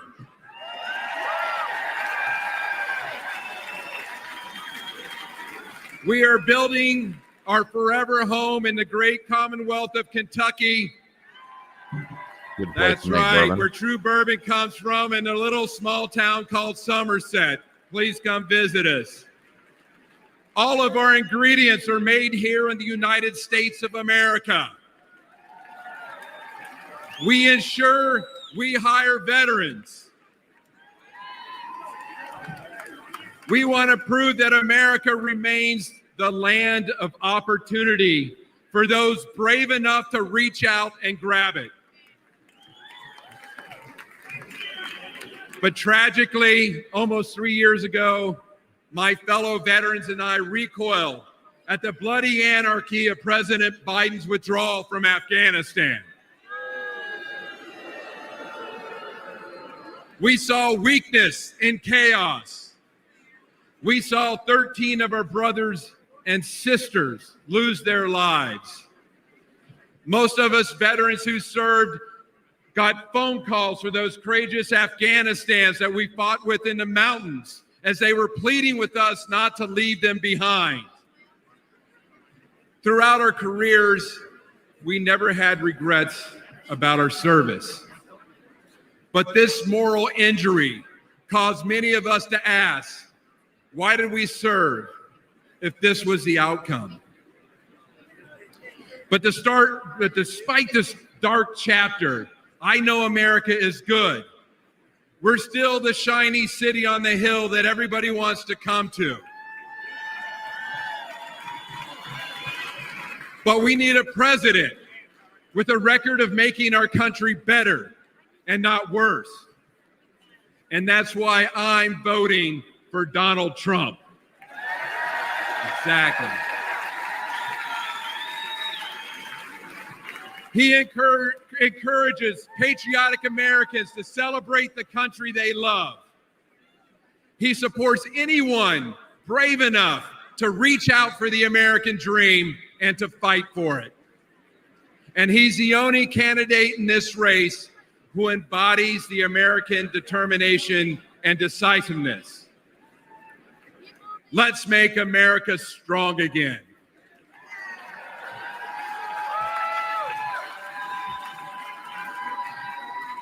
Let's vote for Donald Trump. Thank you. The oppresso liber. God bless America.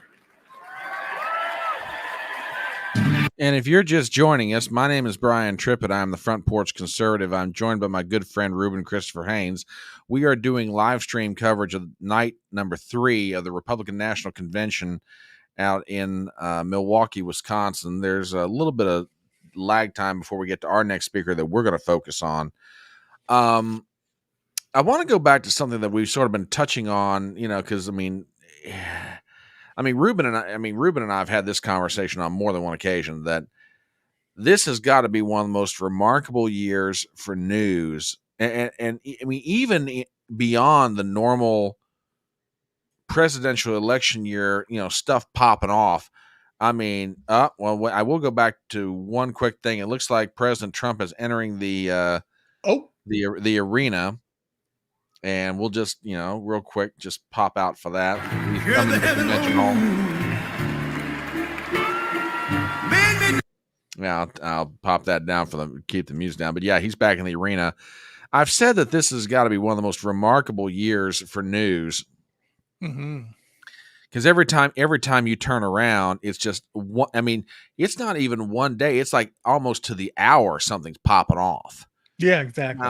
Now some of it, false flags, laying down false trails. I grant you, I agree with a lot. I think all of us feel that way. But one of the things that we've all been commenting on is that if, and again, if Joe Biden steps aside, there are only certain people with the heft inside of the Democrat Party to get him to be able to do it. Well, there is a report coming out of Politico that goes along with another report from on a different story. And I'm going to pop this up on screen. Apparently, one of the people with the heft to be able to get Biden to go, if possible, and again, this is all a very big if, apparently one of those people with enough heft has gone to Biden. And this happened over the weekend. From Politico, Schumer told Biden directly he's deeply concerned about the election. The Democrats met privately at Biden's house in Delaware on Saturday. Article by Sally Goldenberg, Eugene Daniels. Senate Majority Leader Chuck Schumer told President Joe Biden directly on Saturday he is concerned about Democrat losses in November, according to one person close to both men. Schumer visited the president in his home in Rehoboth Beach, Delaware. During the one-on-one meeting, he shared his grim view of the circumstances, said the person who was granted anonymity to speak freely about the private conversation. Quote, the meeting discussed recent polling, the Democrat Party, and where it's headed, said the person, adding that the talk was predicated on the recent troubles facing the president. The meeting ended before the assassination attempt on former President Donald Trump, nearly 400 miles away at a Butler, Pennsylvania rally.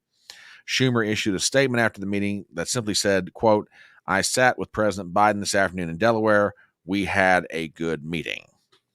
Ruben, I got to ask you something. And what time was that meeting at? Just kidding. Apparently before 6 p.m. Eastern. And there's dun. Yeah, I agree with you completely. I mean, now I am getting extraordinarily suspicious. Okay. Yeah, exactly. This is like the fourth story in an hour that's popped off about Biden's getting the push. Okay. This is now, I mean, even to a blockhead like me, it's becoming painfully obvious what's going on here. In the midst of the RNC convention in Milwaukee, this is the Democrats' Ides of March. This is when Caesar happens to be walking to the Senate, and there are several different Brutuses coming out of the crowd. Okay. They've already lost tonight, regardless if it was going to be what's his name? Navarro hadn't spoken. Yeah. But then now they're just it's damage control. It's crazy. Well, it's worse than damage control. Like I said, this is like the fourth story in an hour that's popped off. Right. Somebody's gone and talked to Biden. The house of cards is about to fall. The house of cards is falling. Or somebody's trying to push it to fall. Let's put it that way. What's the whole point? The house of cards is falling, but my argument is they're pushing it, and it's not falling under its own weight. Correct. They're pushing it. Yeah. Yeah, they're absolutely pushing it. I mean, Biden gets COVID. Schumer had a meeting on Saturday. The story about the 100 Democrats on the Zoom call story is broken loose. And that broke loose earlier today or over the past couple of days, I grant you, but it's now starting to get traction. Right. Now you've got this Democrat coming out with this story. You got this anonymous source saying this prominent Democrat met with Biden. This is just blatant what's going on right now. Right. Yeah, and you may be right, but I want to go back to something else, and I'm trying to. I do want to go back to one question. Well, let me question, comment, whatever. Kamala will accept a very nice deal and step down. It's being worked out. There's just one, and I respectfully submit, there's one problem with that theory. Biden's got 100 million reasons to not leave this race. If he steps out and she steps out too, then nobody can access the money. All that, and I'm not trying to jump on anybody here. I mean, who knows how all this works out? Is that how it works? Yeah, that money was given to Biden, Harris. Strictly speaking, the only two people that could access that money for campaign purposes under FEC law are the candidates on the fundraising committee. Oh shit! If they both get out, what do you do with the money? That's 100,000. I mean, you could shift it over to a super PAC, but even still, that's like threading the eye of a needle. A camel trying to thread the eye of a needle, legally speaking. Right. So I mean, it's just nuts where this is going. But again, I still stand by. I think he's in. He's gonna hold this thing out. But the push that's going on right now is just incredible to watch. Yeah, but again, let's say that he unfortunately would have passed away or something happened, and we're in the same situation that regarding that money wouldn't just be like, would go back to people or what, and then they have to start all over again. It's not fair to the party in question. Let's say the shoe was in the foot, and Saturday came out Saturday came out the wrong way. What would happen? I mean, this is such. It's such unexplored territory. Who knows? Who absolutely knows? I mean, I agree with this completely. I want him to stay in the race. I really do. I want him to stay in. I mean, don't get me wrong. I think Trump would have an easier time against Kamala or anybody else for that matter. But I want Joe. Then again, I'm a very petty old son of a gun. I want revenge. Yeah, but the thing is that my whole idea, then, the fact that the only nightmare scenario I see now in regards to any election would be if he doesn't run and then they get somebody else, whoever it may be, they lose. Or let's say or he's in and he loses. Okay. Saying he stays in, but he loses. Right. But then you have some states out there, and we talked about it before. There are 17 states that have the trifecta, all Democratic governors, cabinets, legislatures. Right. And if they basically decide what they should do, I'm not telling the NSA or FBI to do anything, but I'm just saying a cyber attack happens and something goes horribly wrong, then FEMA controls the election. Then it's contested. Then you get states that's saying, no, it was Russia that did it. So then for the good of the country, we're not going to let Trump win. So states could switch and legislatures. Oh Lord.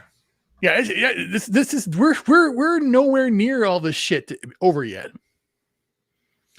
Oh yes. I saw that Miss Guilfoyle is up at the stage right now, and I love you guys too much to subject you to that. I can't do it.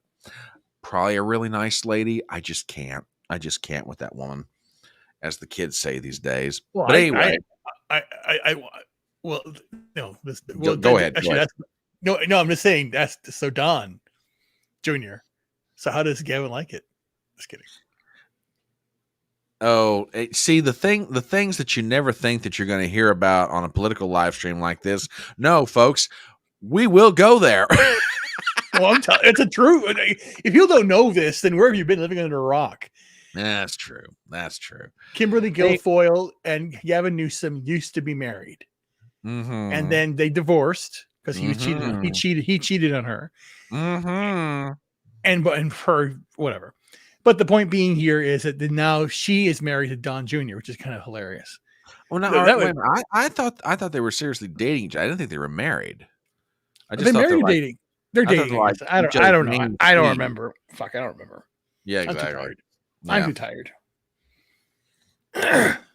Yeah, but if you happen to be stopping by and you're looking at these two tired but dedicated lunatics. Well, this lunatic is named Brian Trippett. I'm the Front Porch Conservative. The other lunatic over there is Reuben Christopher Haynes, my good buddy and partner in crime. We are live stream covering the Republican National Convention. Reuben's got a channel on YouTube, and he's also on Twitter. So please do me a favor and give him a subscription in both places.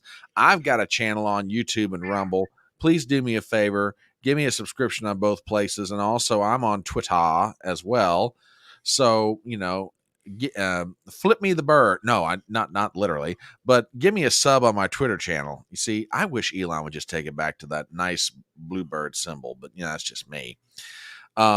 We're basically waiting for our next set of speakers to come up. And I have to say, this night is cruising right along because we're down to maybe a handful of speakers before we get to the penultimate event, which is U.S. Senator J.D. Vance's acceptance speech of the vice presidential nomination for the Republican Party to run on the ticket with Donald Trump in November. And sources are saying, for what it's worth, and this is out at thehill.com and other places, that Vance's speech is going to be very personal. It's going to talk a lot about his upbringing. Mm-hmm. It's going to talk about and how all that ties into the themes that Donald Trump is running on. Vance is regarded by a lot of people as a very effective communicator, and where this will be his coming out party on a national stage, this is going to be really interesting to watch, So, yeah, this should be a lot of fun tonight. I will especially be very interested to see how much he ties back into his growing up in eastern Kentucky and southwestern Ohio. So that's just me. Right. So yeah, we're just waiting for our next speaker, which will be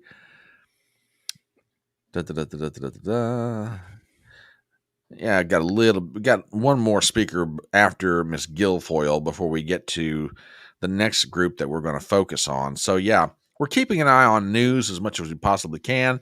And as I'm always fond of saying, especially for nights like this,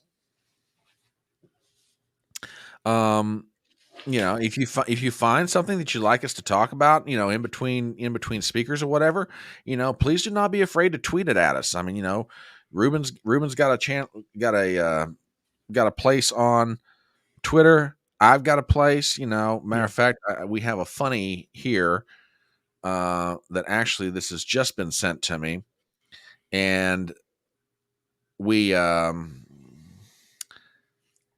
apparently we have a picture of Kamala Harris's reaction to not yet. It's he hasn't touched yet. Okay. All right.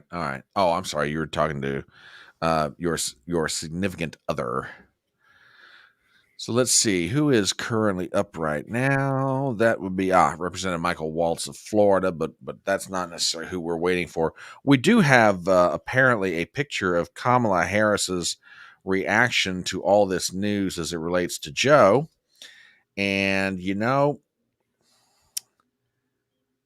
about to find out. Oh yeah, we about to find out. All right. Mm-hmm. So yeah, it looks like we do have a good picture. Yeah, and this apparently was very recently taken. So what is Kamala Harris's reaction to all this? Well, she seems quite happy. I don't know what you think, Ruben. So oh dear God. I'm just saying. Oh, God. Yeah. Yep. There you go. So that's too much. That's too much. I know. I'm awful. But at least I'm honest about it. So yeah, like I say, a lot of stories. We're waiting around for our next set of speakers, which should be coming up after the congressman from Florida gets through with his remarks. And again, much like night number 2, the energy on this night, they're amping it up. They really are. It's increasing. Mm-hmm. Yeah. And by the way, did you hear the rumor about Fiddy, or did we talk about this? No. Fiddy might be doing Wait, Fitty. He's not 47. Just kidding. No, he's here all week, folks. Try the veal. Fitty might be doing Donald Trump's intro music when the big dog walks on the stage tomorrow night. There's some song that apparently identifies, not that people are identifying with Trump. I think it's like, I forget what the name of it is, but according to rumor, Fitty is going to sing that song live when Trump walks out, which that will be really interesting. He does. Oh, yeah. If they have, if Trump has rappers live singing him, the song is called. Yeah, thank you, Gypsy. I appreciate it. The song is called "Many Men." I've never heard it before. I have no idea. Heard it. I have no. I don't know what it is either. Personally, I think 50 ought to go old school and just do "In the Club" and let Trump walk out to that. Oh yeah, that'd be funny. I mean, could you imagine the convention hall if Fitty does "In the Club" and Trump just kind of like, we still don't know what's going to happen tonight because tonight's been the most exciting night so far. Yeah, I agree with you. I mean, I really do. I really do. So, yeah. You have. It's so nice that you had Navarro talking, and then you had who was the other one that really impressed me? Everyone was impressive. Yeah, Gingrich. Gingrich was very statesman-like, very very well done. In a different time and place. That and granted, Gingrich, and it's like you said, Gingrich is now one of the senior statesmen of the Republican Party. Granted, a little more establishment, a little more whatever, but yeah, exactly. But Gingrich is also enough of a historian that he appreciates the transition that's taking place in the Republican Party. He has enough, academic still in him that he can see what's happening, and he's not fighting it. Unlike McConnell or Romney or Paul Ryan or others, Gingrich is like, yeah, this is what the Republican Party is becoming, and, we're witnessing history. And I really do believe that. We are witnessing history. We are watching the transformation of a political party. Much like what happened under Barack Obama with the Democrats, we are watching the transformation of the Republican Party away from a chamber of commerce, country club, late 80s, 90s kind of whatever you want to call it, to a party of, populism, the working man, trying to make sure that everybody on Main Street's taken care of more so than Wall Street's getting taken care of. So it's fascinating to watch. It really is. It really is interesting to watch. Yeah, I absolutely do. I think we are in our own unique way. I mean, in the grand scheme of history, will the 2024 GOP convention be remembered? Probably not.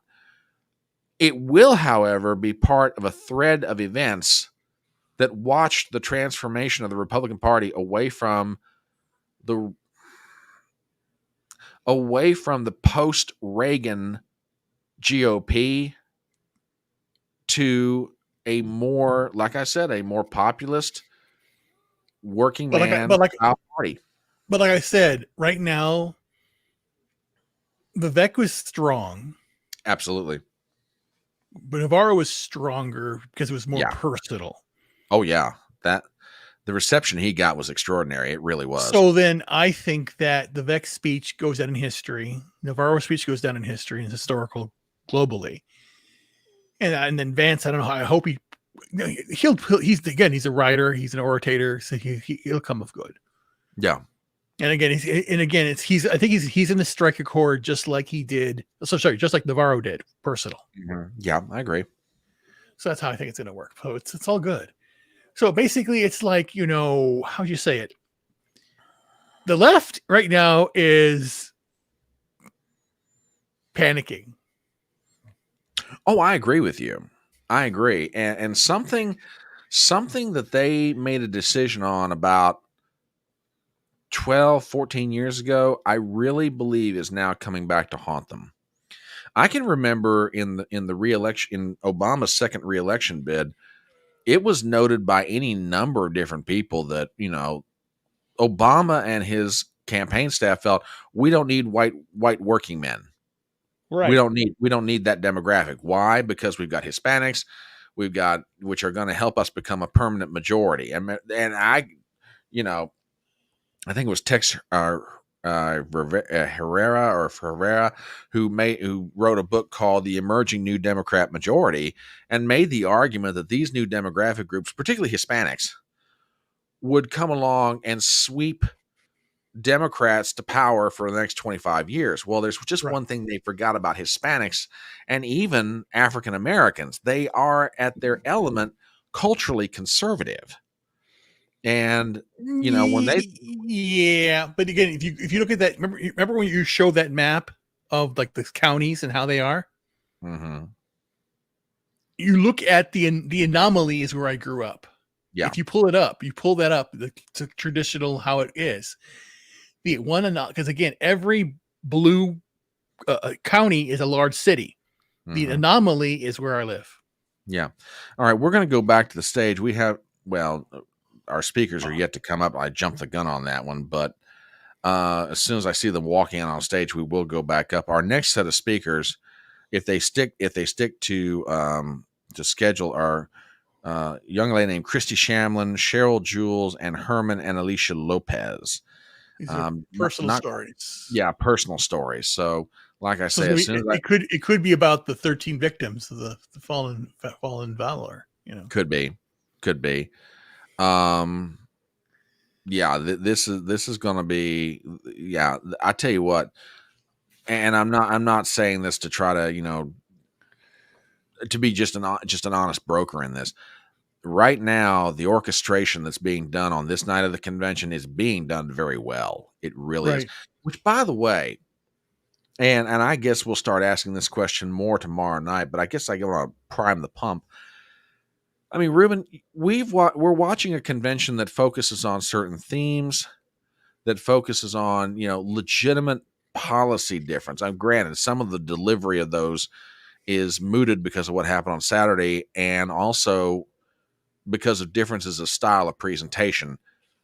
But there's an overarching, we have a legitimate political grievance against this current administration, and this is the case we're going to make between here and November. I have a question for you because I've been trying to wrap my mind around this already. Come August, when the Democrats gather in Chicago, what are they going to run on? What kind of themes is this just going to be Orange Man bad, Supreme Court, abortion, Project 2025? Demonize Trump for what he's going to do. Continue the fight for women's rights. Continue the fight for LGBTQ plus inclusion. It's exactly what Disney is doing and Star Wars is doing, and everyone. They cannot change. They are stuck on that path. Yeah, that's all. I'll do it because again, right now I see Project 2025. They're trying to break it down and tie Trump to it. Project 2025 is a Heritage Foundation. Yeah, that's basically like the Chamber of Commerce of Ohio that puts out a paper, and then you're going to say the federal government's doing it. It's like Federal Express coming out a policy paper regarding their internal employees. Federal Express is not a federal company, and if you think it has something legitimate, it's just a think tank that puts shits out. Jeez. Yeah, and see, and again, I get it. They're playing to their base, which is what, in part, a political convention is supposed to do. But how far do you get on anger? How far do you get on, he's bad and we're the guys that are just a little bit better. I mean, I have beyond, and I'm trying to be honest about this, beyond the hate and beyond the, we're not Donald Trump and he sucks and he's a bad guy. I cannot figure out what in the infernal regions of hell the Democrat Party stands for in this election. I really can't. Okay. In 2020, if you are a media historian that's mainstream, you're going to say that the tide changed when George Floyd was killed. I'm going to say that's when the narrative of the takeover began and what they're trying to do to Trump. Now, Where is that George Floyd moment now? It hasn't happened yet. They sometimes want to report it every single time that there's a shooting or there's something going on, and a mass shooting or whatever. They want to know, who did it? Oh no, it's a trans person. Crap! Pull it back. Don't say anything. They don't talk about it. So they haven't had that moment. They want that moment. They want somebody. That moment. They want somebody. They want another Jussie Smollett in Chicago. They want somebody to attack in Chicago and blame the far right. Yeah, I'll agree with that. That's only going to get out. That's only going to get out of them, because again, their selling point is that the parents that go to school districts that complain about what you're teaching your kids are extremists. If you go to church, you're extremist. If you go to your synagogue, you're extremist. If you believe in God, you're extremist. If you play the American flag, you're extremist. If you have a mother and father, you're extremist. If you're not gay or and not lesbian or whatever, then you are a problem. That's their thing. It's all they're talking about over and over again. It's destruction of the nuclear family, completely obliterating it, and that's why we are in the way we are in. And they're saying we don't need to make more kids. We just bring more people in, because they want to have people who do not know how to write, do not know how to read, do not know how to think, and are okay. Think about it. The people who are coming here are coming from second, third world countries where they have banana republics. They have police corruption. They have drugs. They have prostitution. They have child, whatever, all the horrible things. And then we're trying to be the shining light on the city on the hill, and they're coming here, and it's coming back. You have prostitution in New York. You have prostitution all over. You have the trafficking, all these other things. You see what's going on. It's all on Twitter. Mm-hmm. And it's like, this is the way it is. No, it's not. Yeah. It's not. Our speakers are getting ready to come to the stage, so we're going to go down there and listen in. These individuals that are coming up here now. Never forget them.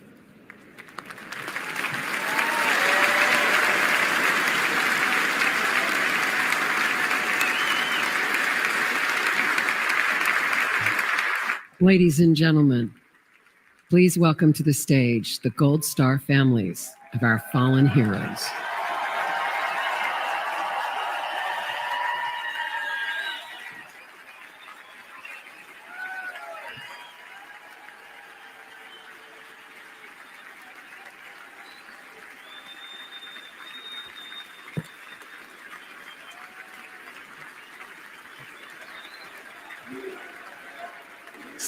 Someone up there is actually from Laredo, where I was born. Someone died. I think I see him. Yeah. Well, I don't know who he is, but whatever.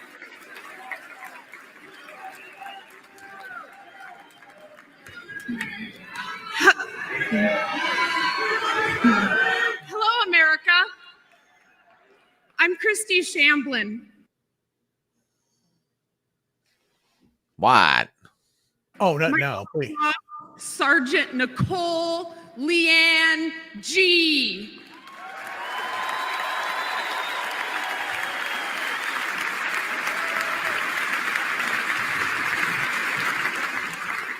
Was a United States Marine, and she was killed at Abbey Gate in Afghanistan, alongside 12 of her brothers and sister-in-arms. While Joe Biden has refused to recognize their sacrifice, Donald Trump spent 6 hours in Bedminster with us.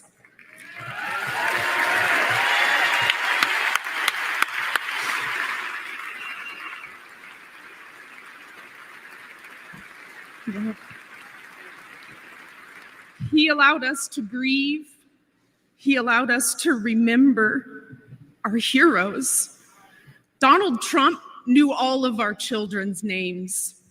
He knew their stories, and he spoke to us in a way that made us feel understood, like he knew our kids.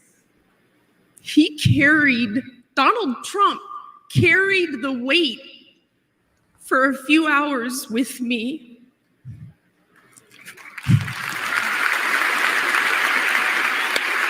Yeah.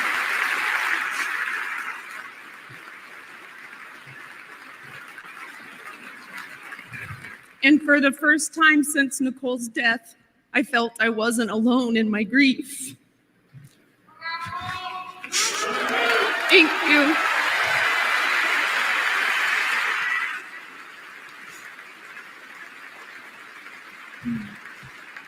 I had expected to meet an arrogant politician. Instead, I met a man who had empathy for us. He was compassionate and he spent time with us because he knew it would make us feel better. Thank you, President Trump.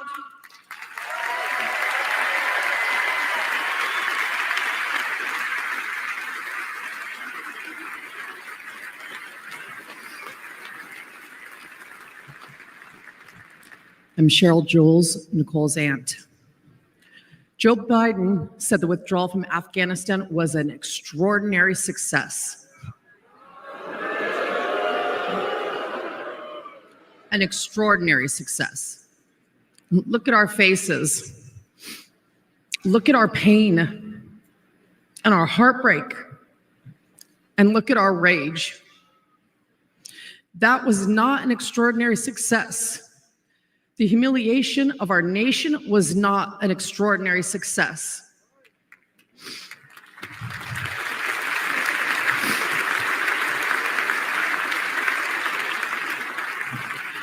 Joe Biden may have forgotten that our children died, but we have not forgotten.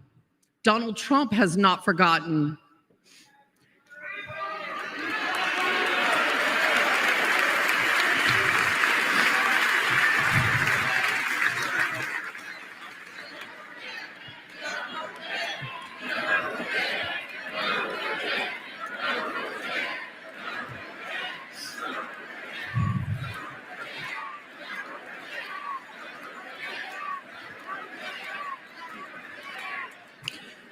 Joe Biden owes the men and women that served in Afghanistan a debt of gratitude and an apology.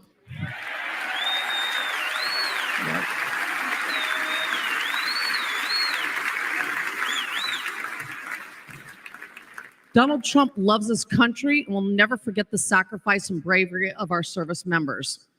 Join us in putting him back in the White House.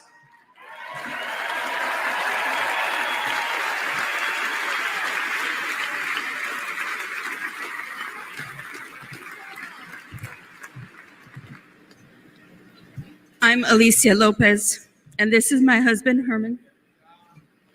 Our son, Corporal Hunter Lopez, whose name Joe Biden has refused to say out loud, was killed on August 26, 2021. He died during Joe Biden's disastrous withdrawal from Afghanistan. Hunter was 22 years old and planned to come home to California after his tour to follow in our footsteps. Herman and I work for the Riverside County Sheriff's Office.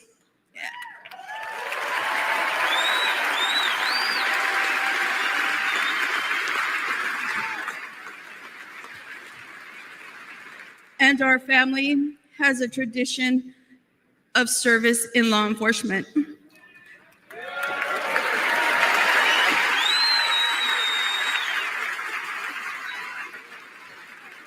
Hunter was excited to carry it on. Instead, in the nearly 3 years since Hunter's been gone, there has been silence. Silence from that empty space at the dinner table, where Hunter would have joined his brothers and sister and us for family gatherings. And there has been a deafening silence from the Biden and Harris administration.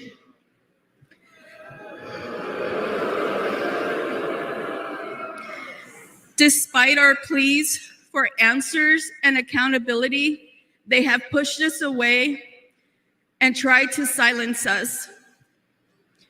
The Biden administration has not owned up to the bad decisions. They have not been transparent about their failures. and their so-called leaders work to protect themselves rather than our sons and daughters who took the oath to defend our country?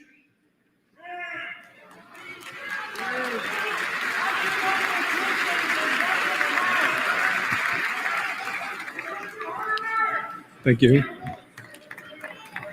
When Hunter and the other service members' bodies were returned to the U.S. in Dover, Delaware, Joe Biden met the plane. But he made the occasion more about his son, lost to cancer, than our sons and daughters, lost on his watch. Worse than that, he has never said their names out loud.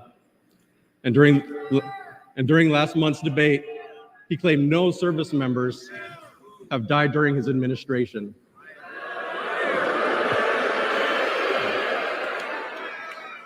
None. That hurt us all deeply. So Alicia and I are here to say the names of all 13 service members who lost their lives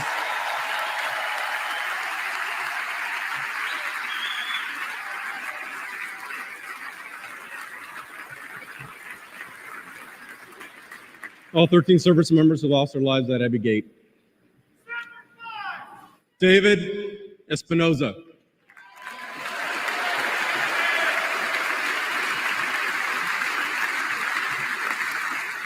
Nicole G.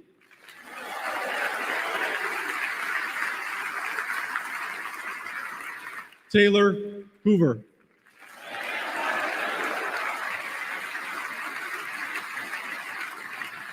Ryan C. Knaus.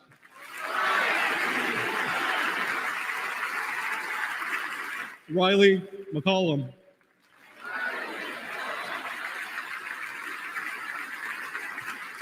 Dylan Marola.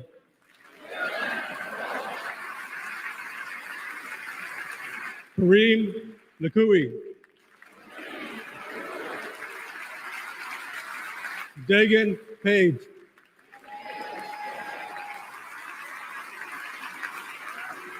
Johanny Pitardo.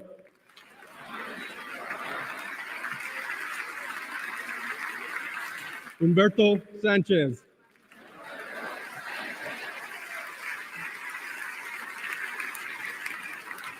Jared Schmitz.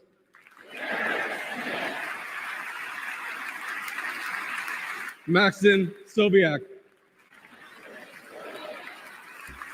And my son, Hunter Lopez.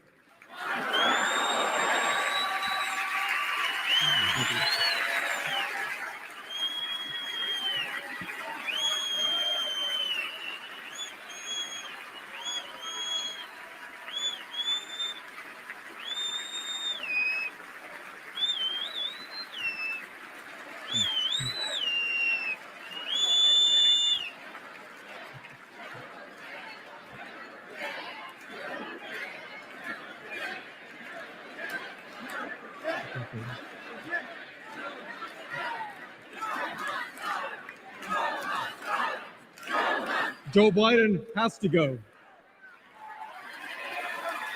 He failed the American people. He failed the Afghan people and our military service members. He failed our family, and he failed Hunter. Donald Trump has a proven record of keeping the peace and honoring those in uniform.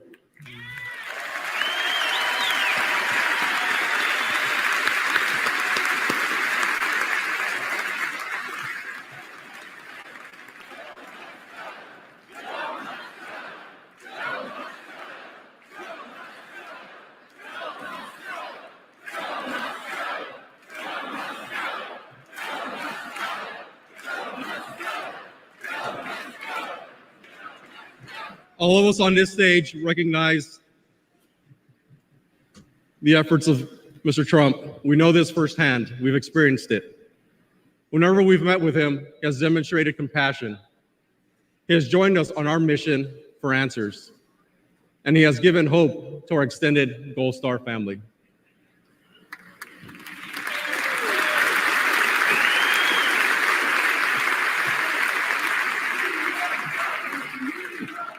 Now we have another son serving in the Army.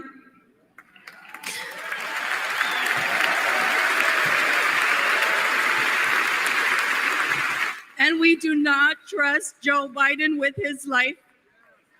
Whoa. We have faith that Donald Trump to lead our military. Please join us in supporting Donald Trump for President and Commander-in-Chief.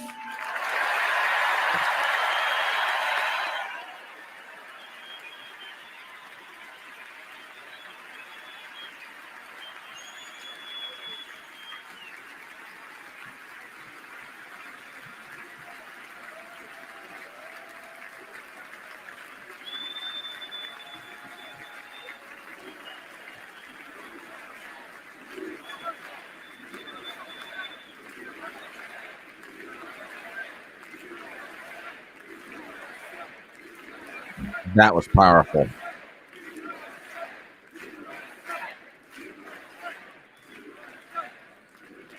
While campuses struggle to get control of their students, at UNC Chapel Hill, they are bringing Okay, yeah, we're gonna step off. Yeah, that was damaging to Biden.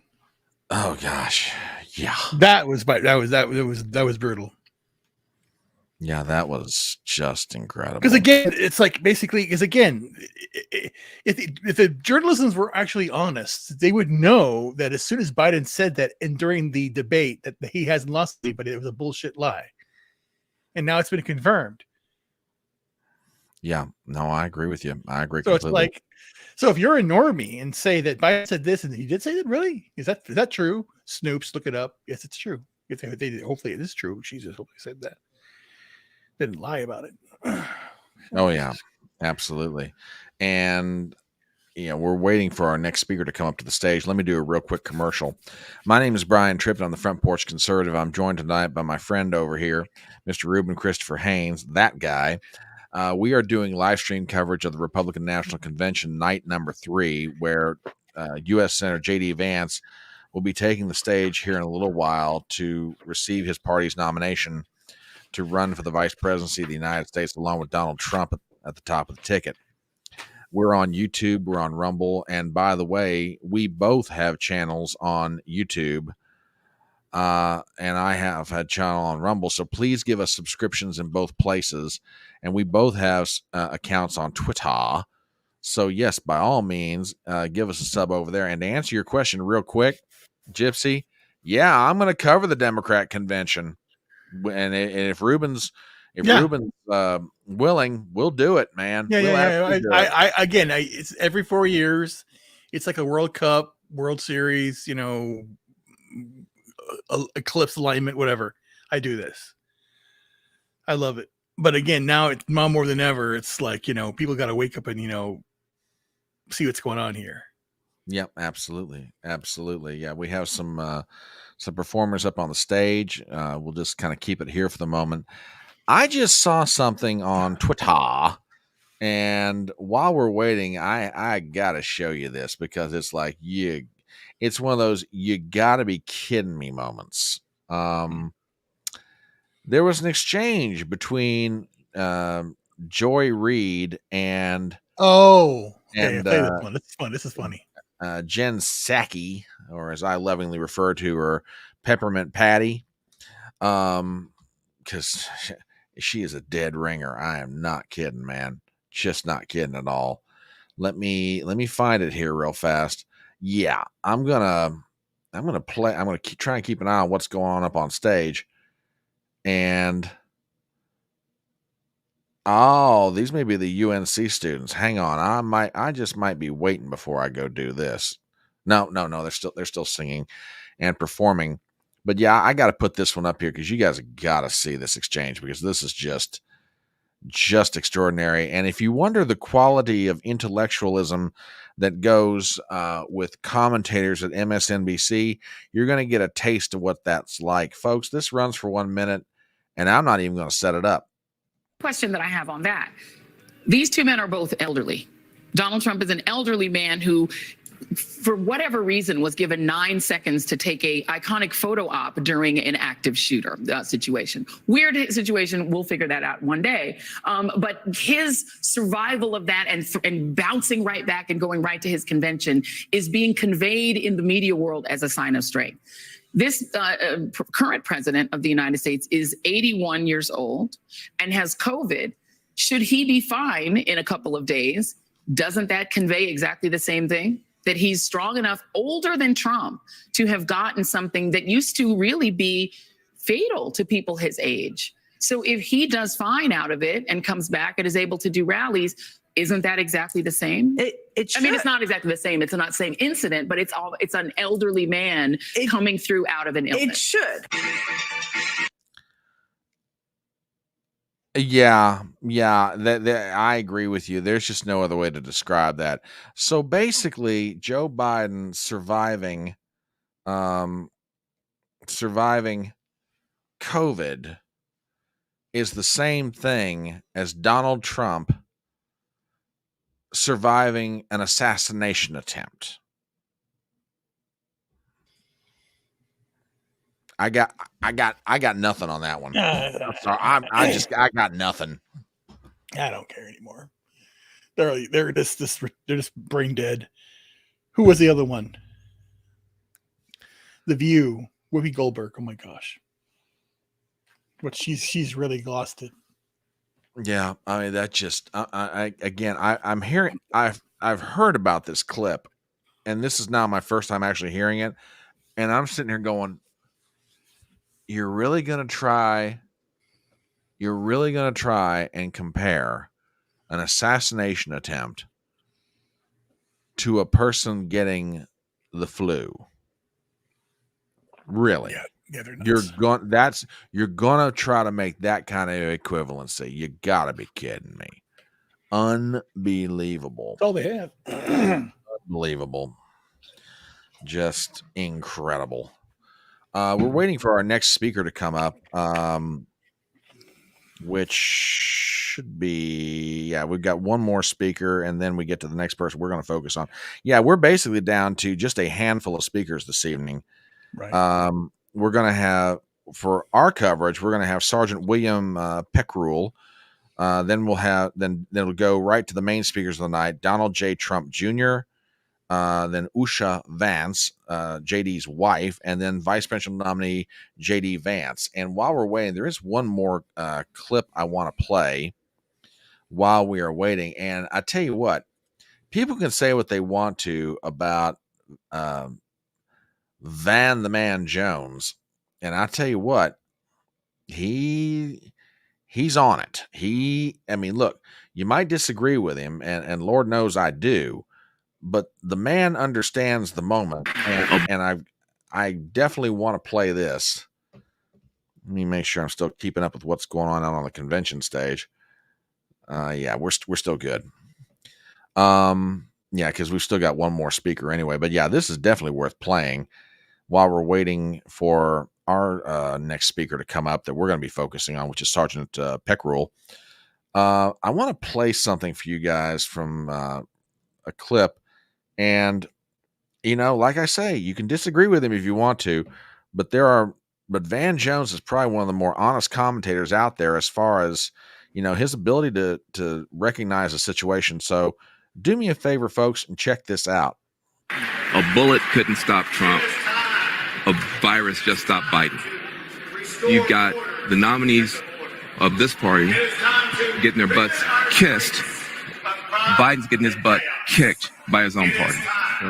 The Democrats are coming apart. The Republicans are coming together.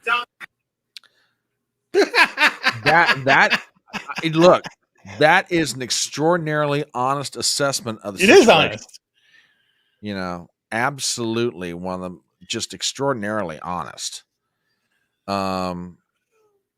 Just amazing. Just absolutely amazing. The best way to describe it per se is like, how'd you say it? Like if you have a disagreement with your brother or sister or whatever, yeah, you're gonna fight like hell. But if someone picks on your brother or sister, then you done mess with my family. the Republicans are coalescing around the family of MAGA, or identifying who they are. It's all a remnant of the Tea Party, all a remnant of the old school Republican 1850s. We got to change the world. Well, throw in the old Ross Perot coalition. Exactly. There are elements of that. Yes, exactly. In this modern day version of what is becoming the GOP. Right. Yeah. And the thing is that he's basically saying it. And again, the idea, think about that. Like in Vietnam, the think about it. If Vietnam were happening now, which Vietnam is Ukraine, when you think about it. Yeah. The Democrats are sending people like they did last time out there.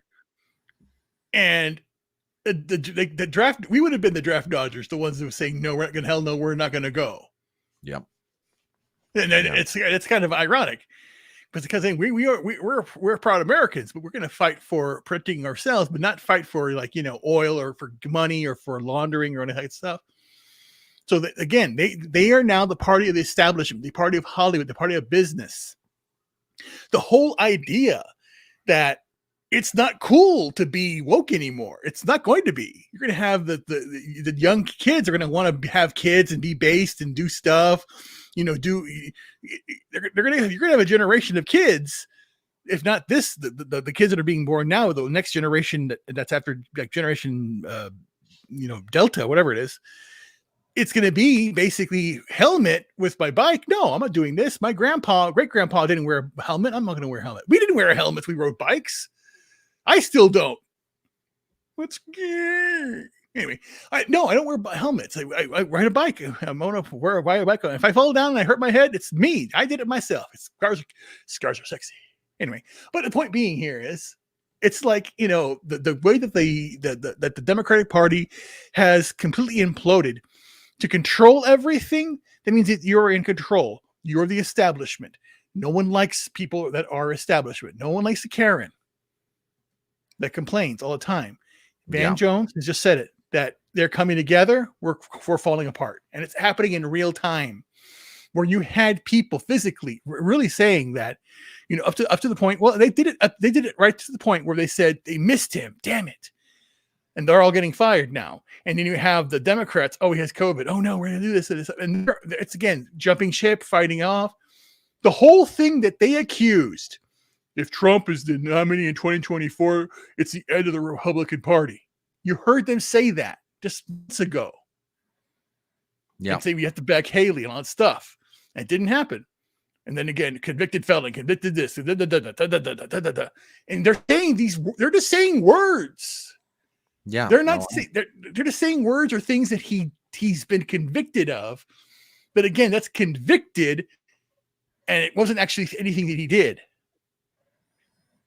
I agree with you. We saw Biden fall. We've seen and heard Biden misspeak. We have seen what happened in Afghanistan. And we knew what Trump's plan was. And we knew it was going to happen, and it happened. And 13 servicemen lost their lives. We knew what happened when he rescinded the border wall, and it happened. Yep. We knew what would happen if Keystone Pipeline got cut, and it happened. Lost those jobs. Yeah. And they don't care. Yeah. TBA over on Rumble makes the point that you're doing. Joe Biden didn't fail. He purposely did all the things to destroy our country. Failure assumes he was attempting to do something right. I can't disagree with that. I can't disagree with that assessment at all. Absolutely extraordinary and amazing. We're waiting for our next speaker to come up. And my name is Brian Trippin on the Front Porch Conservative. This is Ruben Christopher Haynes. We're doing live coverage of day 3 of the Republican National Convention. And I'll start making plans for the convention in August for the Democrats. And between then and now, it's going to get real interesting, because I think it's open convention. I think it's going to be a very fascinating. You really do? You think they're going to push him out? Yeah, he's not going to run. Okay. Okay. I don't think he's going to run. I think they're going to basically tout this as it's good for the country. Because Go ahead.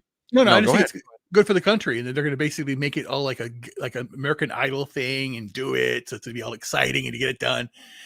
They're going to go all out on this bullshit. I know they're going to try to do something big and something over the top. They're desperate. What would they do? They have to do something bold and really retarded. What would they do? Yeah, well, yeah. I mean, but then like again, I said, they how do you generate any? It's basically it's like, Trump fought back all these prosecutions. Then he survived, and he has all these good looks. It came out the immunity deal thing where they lost their shit there. Then he secured the nomination, lost shit there, and then then 34 felonies, and then it kept on coming, and then right before was the whole like debate up to the whole idea of the debate because they finally were basically talking to each other. So all this time they hadn't talked to each other. They did. And then Biden said, any day, pal, I'll do it.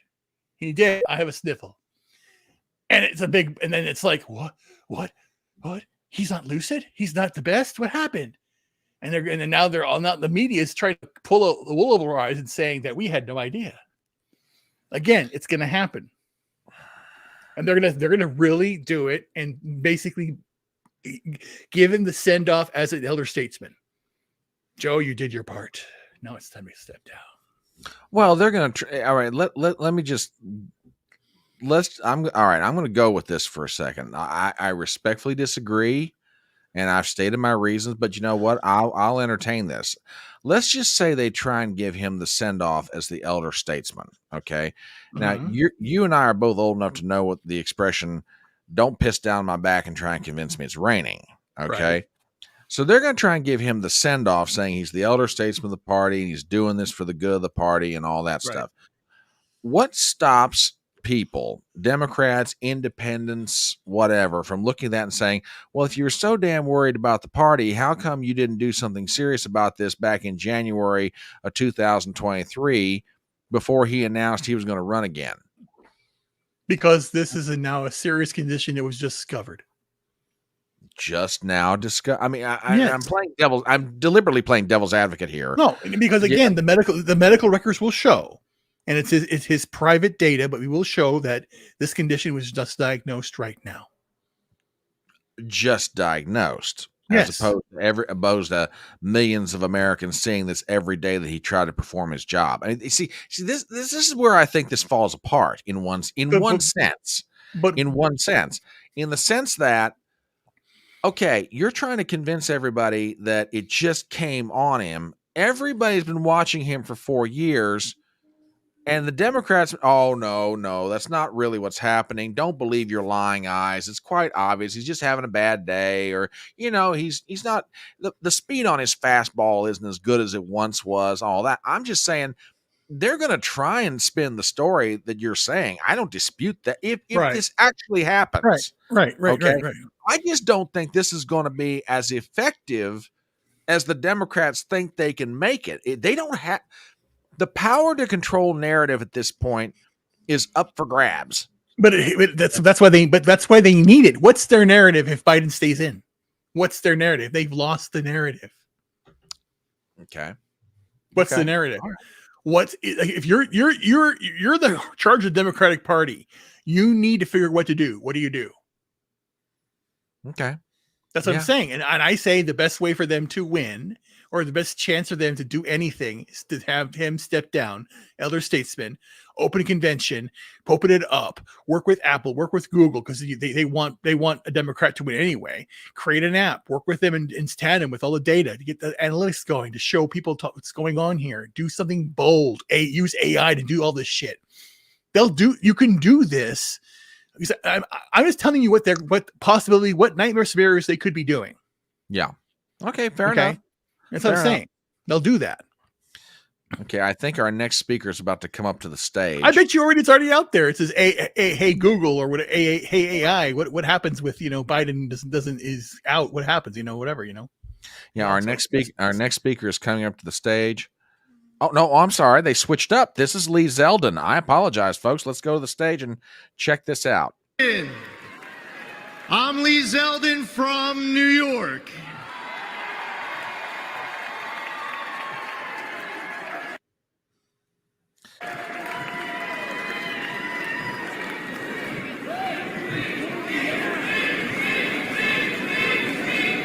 A nation led by President Trump is a nation stronger, safer, and more secure. As a former 82nd Airborne paratrooper, Didn't know that about him.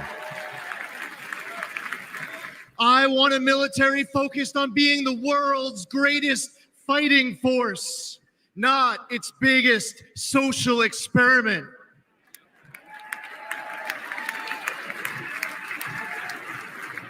We need a president treating our friends as friends and our adversaries as our adversaries, understanding they only respect strength, not weakness.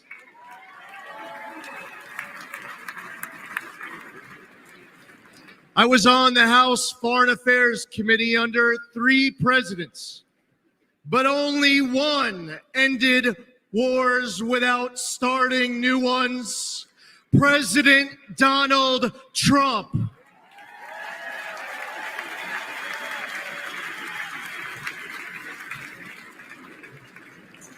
As one of 2 Jewish Republicans in Congress, it was amazing to witness history-making progress, strengthening the U.S.-Israel relationship under President Trump, moving our embassy in Israel to Jerusalem,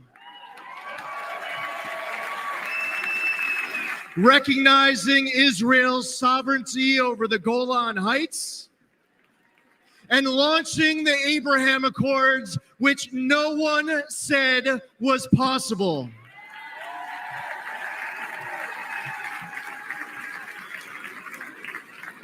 Soleimani and the ISIS caliphate were eliminated.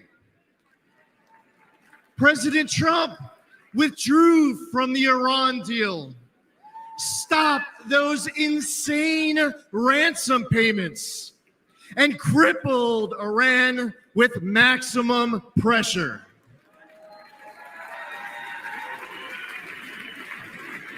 But then everything went downhill under Biden.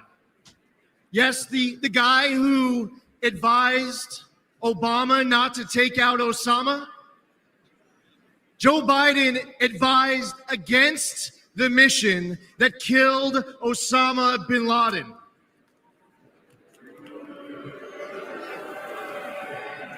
As an American, and especially as a New Yorker, that's unforgivable. Even in his prime, he had bad judgment. And it's only gotten worse with age. We cannot count on Biden to make this kind of crucial 3 a.m. decision. Heck, we can't rely on him at 3 in the afternoon.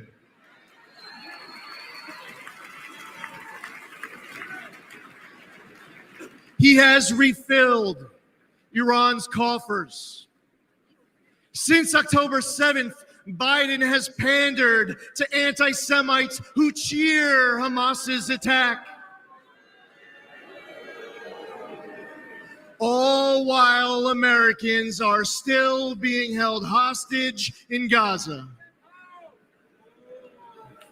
Biden turned 13 Blue Star families into Gold Star families with his fatal withdrawal from Afghanistan, and then he lied about it during last month's debate, claiming that no service members had died under his watch.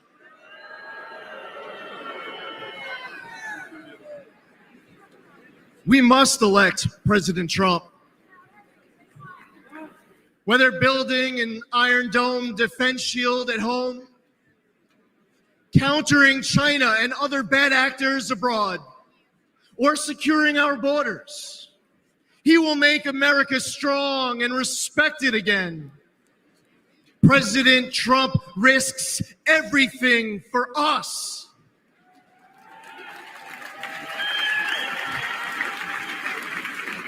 We need him back in the White House now more than ever before.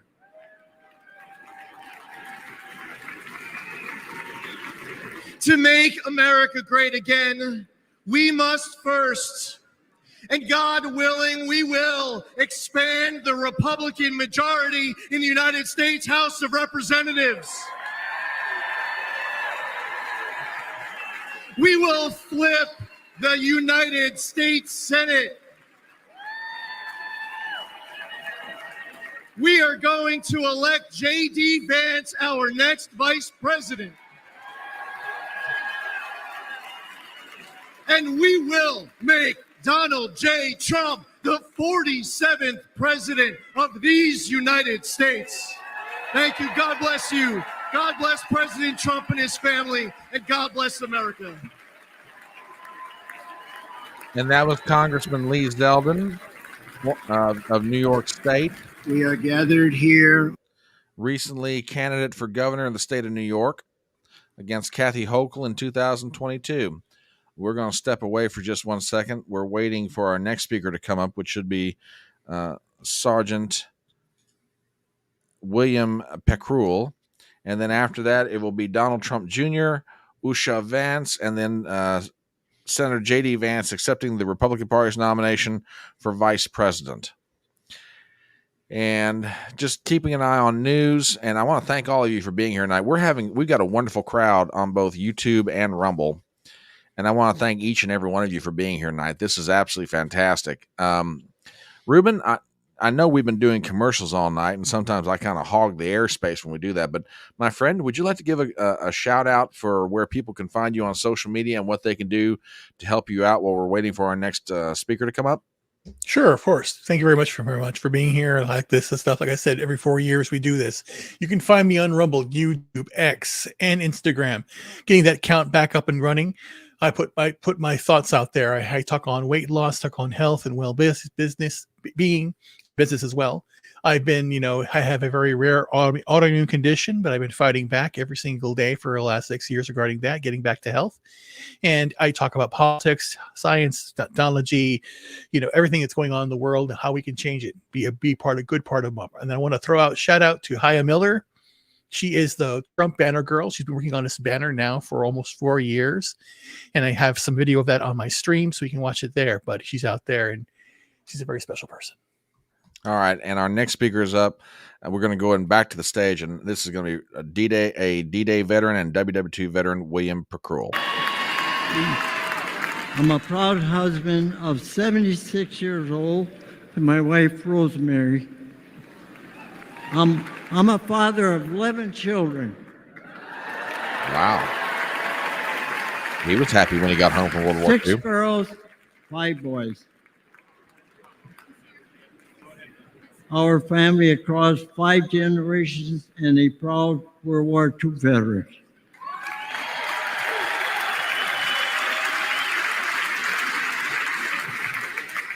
I'm 98 years old. Dang.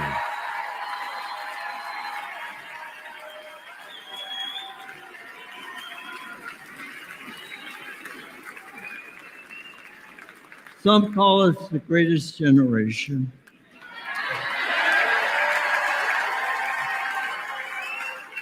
That's an honor, considering America is the greatest nation in the history of the world.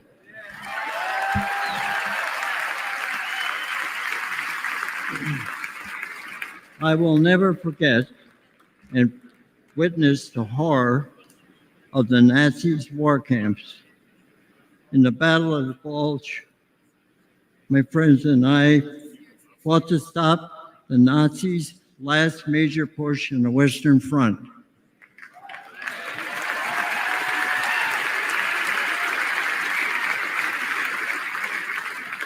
A few months later, Hitler was dead.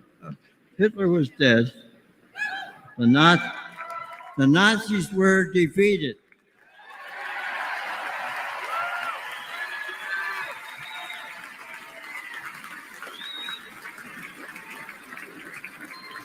We gave thanks to Almighty God for delivering us from evil.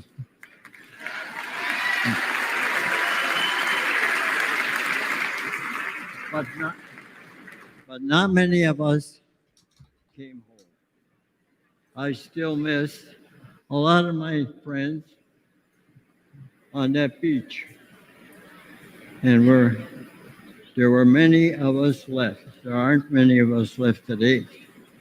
But for us, those of us who are here, that America is still worth fighting for.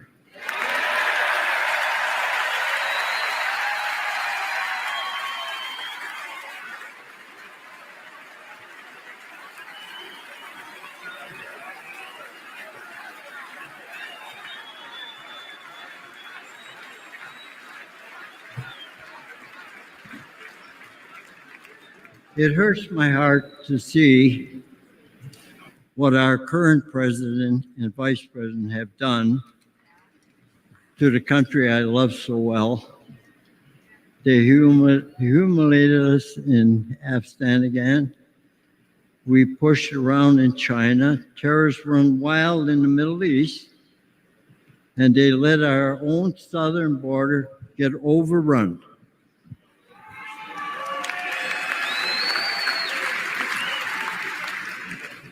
America, people say, America is an idea, but I believe America is much more than that. America is our home.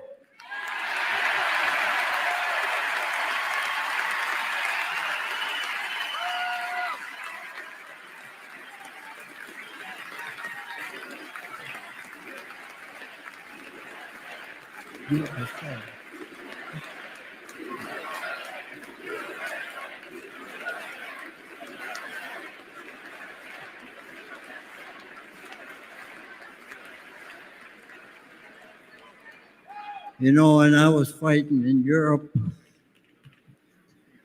and I came back home, I kissed the ground, thanking God that I'm back home in my country.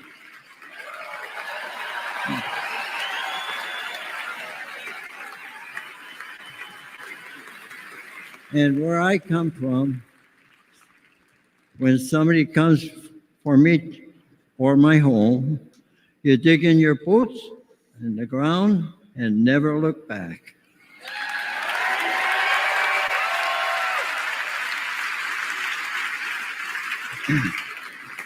That's the attitude that saved the free world. And those years ago. And President Trump, back in Commander-in-Chief, I would go back to re-enlist today. Dang. Knock, knock.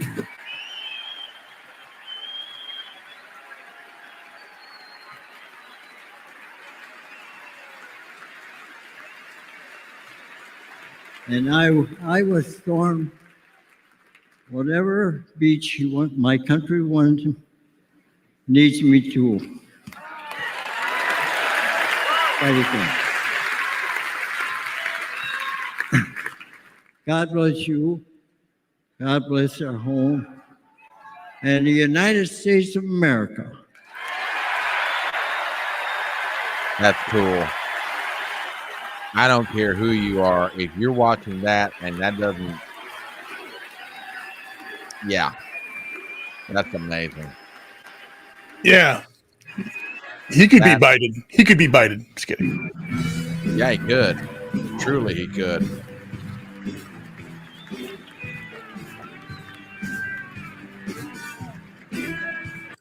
All right, folks, we're basically waiting for Donald Trump Jr. to take the stage. That's what I wish we had a whole lot more of, regardless of generation involved. My name is exactly. Brian on the Front Porch Conservative. I'm joined by Ruben Christopher Haynes tonight. We're hanging out. The next speaker up is going to be Donald Trump Jr. Very good, and by the way, very good friend of Senator J.D. Vance, and one of his strongest advocates to his father when his father was trying to decide who he should go with. Interesting. He was. I mean, very early on, man, I won't say that Junior was being obnoxious about it with his dad, but he was being very persistent. And a lot of people were too. Peter Thiel, the venture capitalist who Vance has worked for, among others, Tucker Carlson, etc. And so I'm not necessarily surprised that Donald Trump Jr. is giving a speech ahead of Vance tonight. I will say this. Is he introducing him or no? No, that would be his wife. Vance's wife will do the introduction. But he is here in part to speak on behalf of his friends. So, and that's I now. I want to hear what bullshit's going to happen because his wife is not white. No, I know. I mean, yeah, you know, the mainstream media is going to take a shot at the poor lady, which is just utterly ridiculous. But we'll see what happens.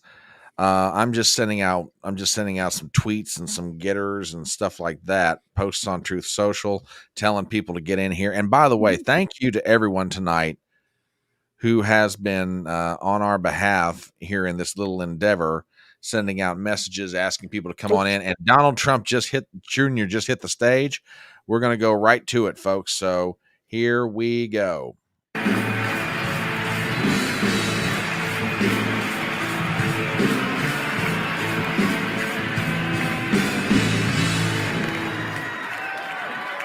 Good evening, America. Before I begin my remarks, I'm going to do something a little uncharacteristic. A Trump is going to give up the microphone. Doesn't happen often. You may never see it again. But I got a call on Monday morning from a young lady who said, "Dad, I want to speak at the RNC." Interesting. I want to speak at the RNC because I want America to know what my grandpa is actually like. Oh, this is going to be good. Uh-oh. I tell you. So for the first time ever on a stage, first time ever giving a speech, I want to bring out my eldest daughter and the eldest granddaughter of the President of the United States, your favorite president, Kai Madison Trump. Ooh, okay, let's do what's going here.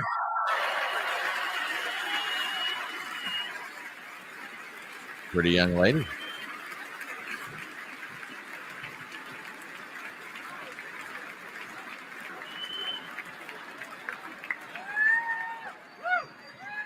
Hi, everyone. My name is Kai Madison Trump. I am the granddaughter of Donald Trump. I'm speaking today to share the side of my grandpa that people don't often see.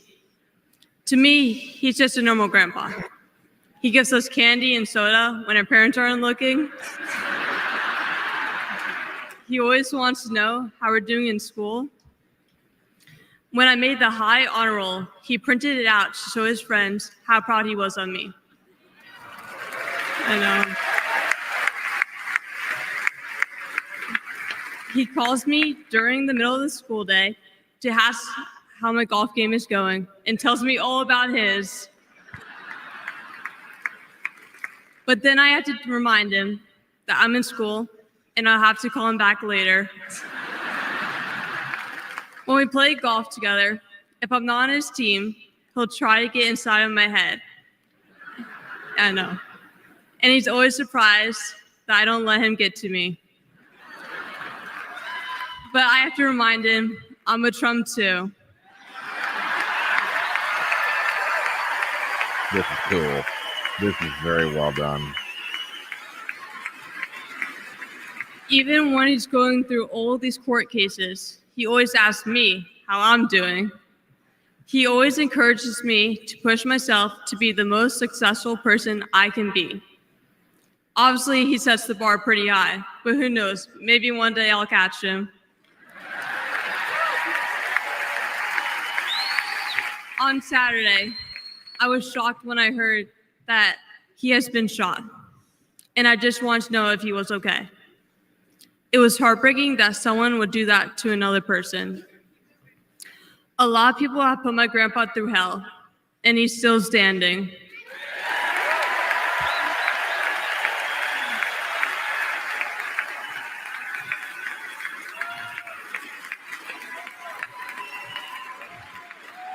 Grandpa, you are such an inspiration, and I love you.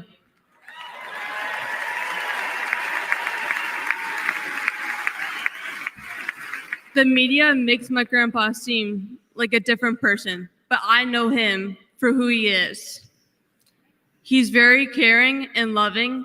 He truly wants the best for this country, and he will fight every single day to make America great again.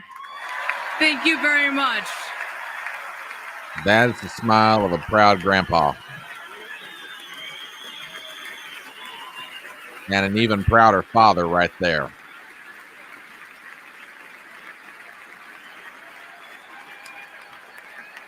I don't think she read the teleprompter. I think she was her from her I heart. don't think she did. That's from the heart. Yeah.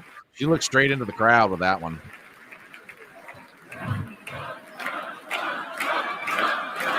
At this time, Donald Trump Jr. A lot of proud moments this week for my family. Thank you again, guys. Really appreciate that. That's not easy. That's the first time. I mean, this is what we call a large crowd for a speech, so incredible work, Kai. Now, back to business. Guys. Thank you, sir. Tonight we gather here in Milwaukee at one of the most crucial moments in American history. Just days ago, something that once seemed unimaginable became a terrifying reality. My father came under literal fire as an incredible patriotic rally turned into a tragedy. On a field in Butler, Pennsylvania, a brave firefighter died. Others were injured, and as those bullets rained down, we came millimeters away from one of the darkest moments in our nation's history. But we did lose an American hero that day. We wish that he were with us tonight, but his memory will live on forever in the hearts of his family, his community, and the nation that he loved.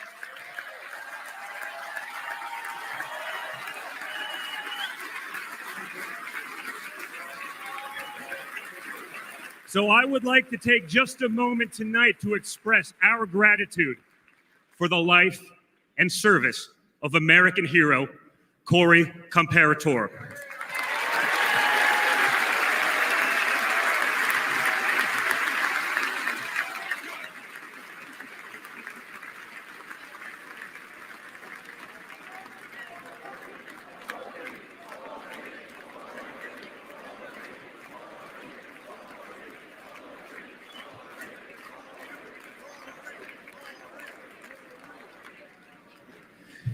They say you can't truly know how you'll respond in a moment of danger until you're actually confronted with it. So what was my father's instinct as his life was on the line?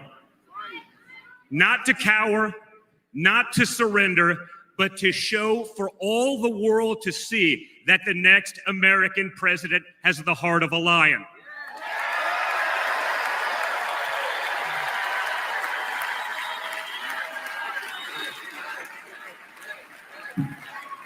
That the next American president has the courage to put the American people first once again.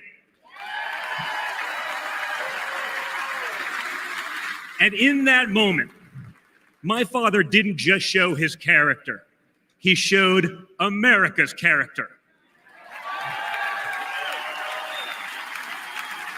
When he stood up with blood on his face and the flag at his back, the world saw a spirit that could never be broken.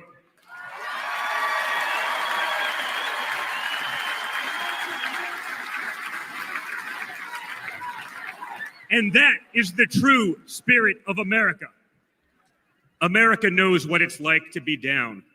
We know what it's like to be confused and to be afraid. Long before the attempt on my father's life, every American I met was filled with fear and anxiety.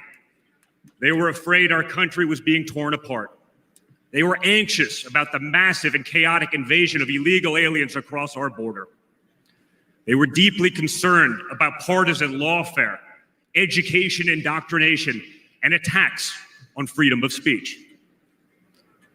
Most terrifying of all, they saw that our leaders didn't care, or worse, that they joyfully aided and abetted the erosion of our rights. And the lies. Oh yeah, the lies. We won't ever forget the lies. From left-wing politicians, from their allies in the media, when you hear them in a row, you fully understand the extent they have gone to divide this great nation. They lied about Russia collusion. They lied about Hunter's laptop. They lied about Joe Biden's fitness for office.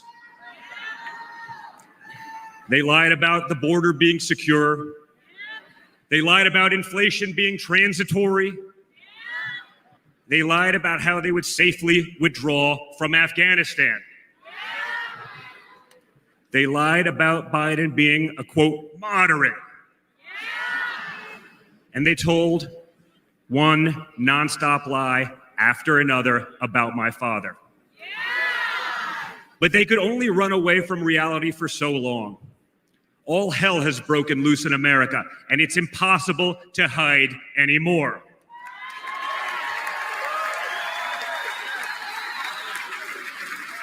Remember Build Back Better? Instead, we got broke, bumbling Biden. Nothing is built, nothing is back, and nothing is better. Bridges are collapsing, our credibility is crumbling, and our money is worth less and less every single day. It was just one giant bait and switch, and normal Americans are the ones left holding the bag. Housing costs, gasoline prices, grocery bills just keep going up. Wave after wave of illegal aliens, deadly drugs keep pouring across our border.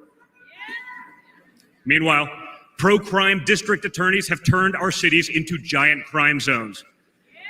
They've turned criminals into victims, prosecutors into criminal defense attorneys, and police into public enemies. Left-wing activists are pretending to be educators, teaching our kids that there are 57 genders, but they can't even define what a woman is. On one hand, they think free speech protects their right to expose your children to explicit drag shows. On the other hand, they want to put you in jail for making a meme. It's like the entire world has been turned upside down. Does any of this sound like a country that's going in the right direction? And honestly, who is actually running the country anyway? It's obviously not Joe Biden. So who are they asking us to elect? Seriously, who's running things? Does anyone really know? Is it Jill? Is it Hunter? Barack Obama? Maybe it's the ghost of Corn Pop.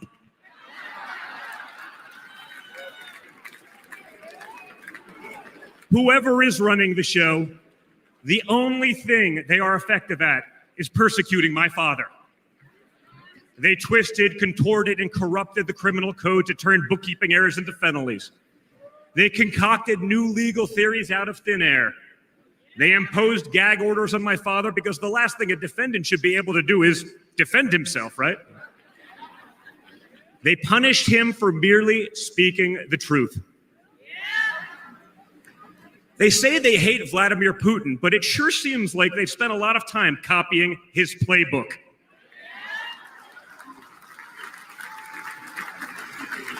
In this country, we don't criminalize political differences. We debate them. We vote on them.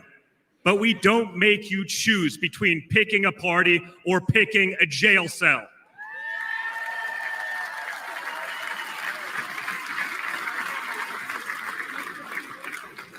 There was a time when the Democrats really wanted what was best for America, even if they had a different way of getting there.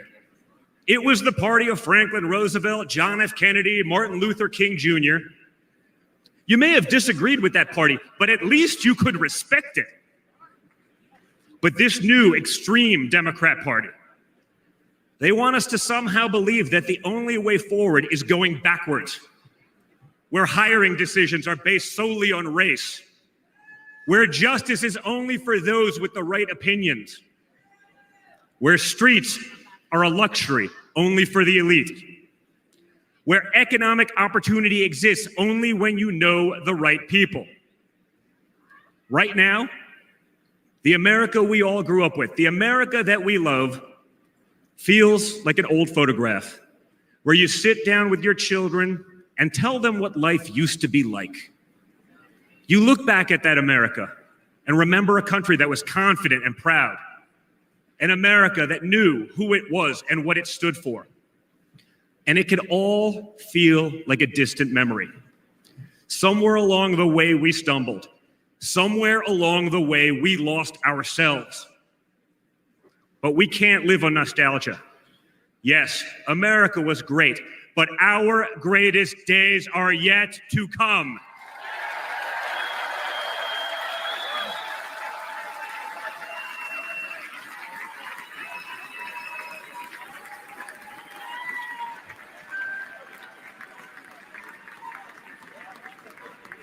Because no matter how far off that old photo may feel, it's not the end of our story.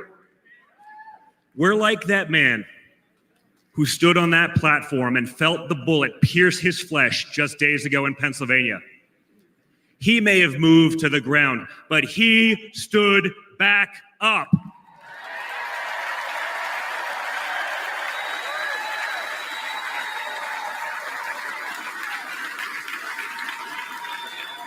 And when he did, my father raised his fist into the air. He looked out at the crowd. And what did he say?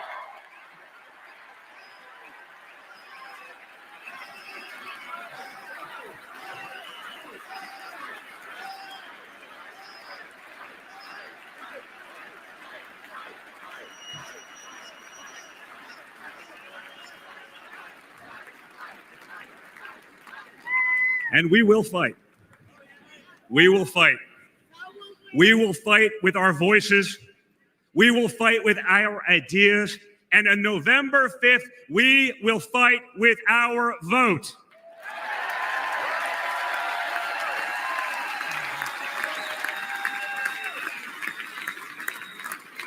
I've always been proud of him, but I've never been prouder of my father than I was in that moment.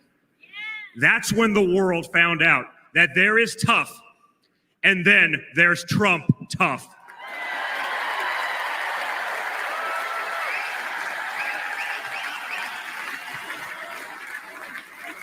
And the good news is, America is Trump tough.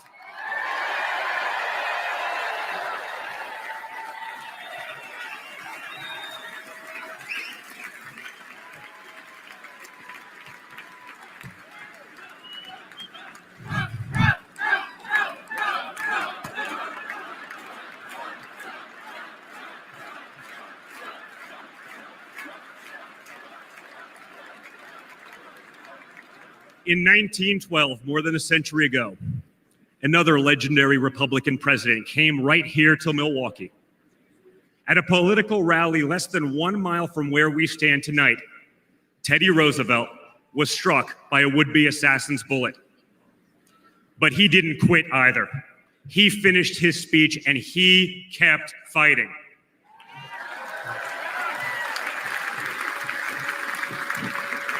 My friends, I don't believe in coincidences, but I do believe in God's plan.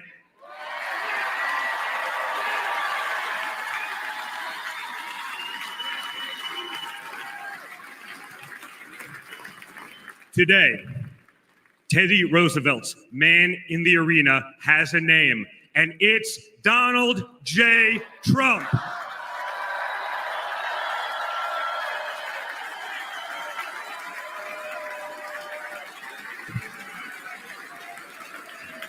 Remember, my father didn't have to run for re-election this year. He doesn't need the money, the fame, the power. Frankly, he doesn't need the witch hunts, the phony investigations, or the political prosecutions either. But he knew he had to run if there was any chance at saving America.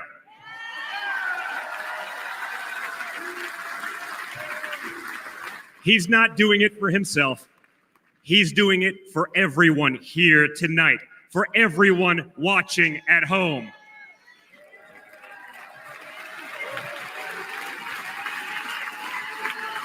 No matter who you are, you can be a part of this movement to make America great again. Look at me and my friend JD Vance, a kid from Appalachia and a kid from Trump Tower in Manhattan. We grew up worlds apart, yet now we're both fighting side by side to save the country we love. And by the way, JD Vance is going to make one hell of a vice president.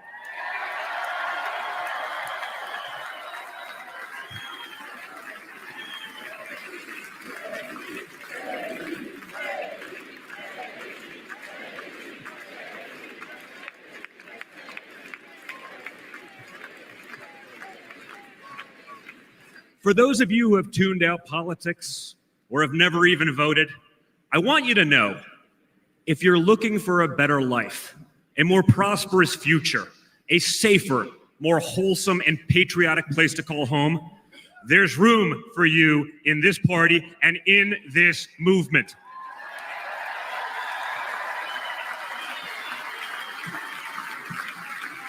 In fact, you're the ones who matter most of all. My father has always said that the people he gets along with best are the people who really work for a living.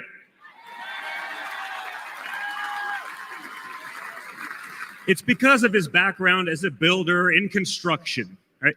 In construction, it doesn't matter how smart your architect is if you don't have the best guys laying the bricks.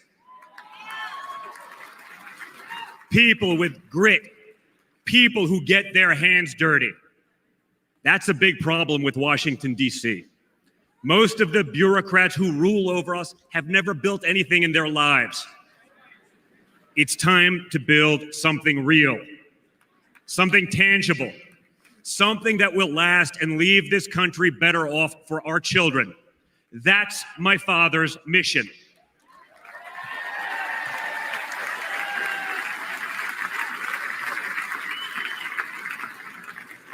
This November, we have a choice.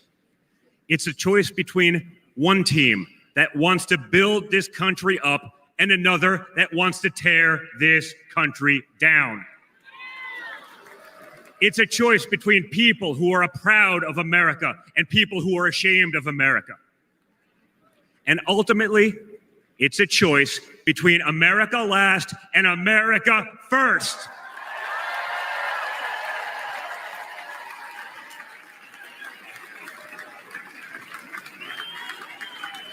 So if you love this country from the bottom of your heart, if you want to bring back common sense, if you want to save the American dream, if you want to stand up and fight for the future of our nation, you must re-elect my father, Donald J. Trump.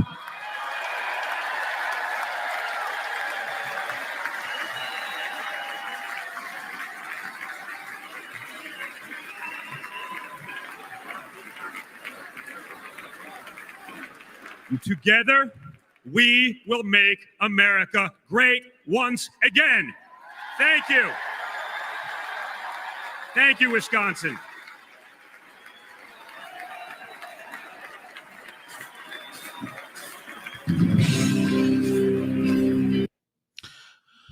That was Donald Trump Jr. giving his speech on behalf of his dad and his friend J.D. Vance. We are now waiting for Senator Vance's wife, Usha, to take the stage to introduce her husband to the country.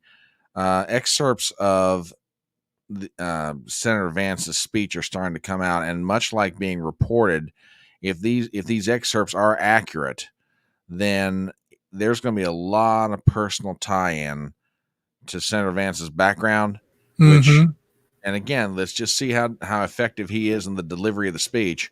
He's got a reputation for being good, and I'm not trying to overhype him here, but if this comes off well, it could make a big difference. Normally, vice presidential speeches at a convention aren't necessarily that memorable.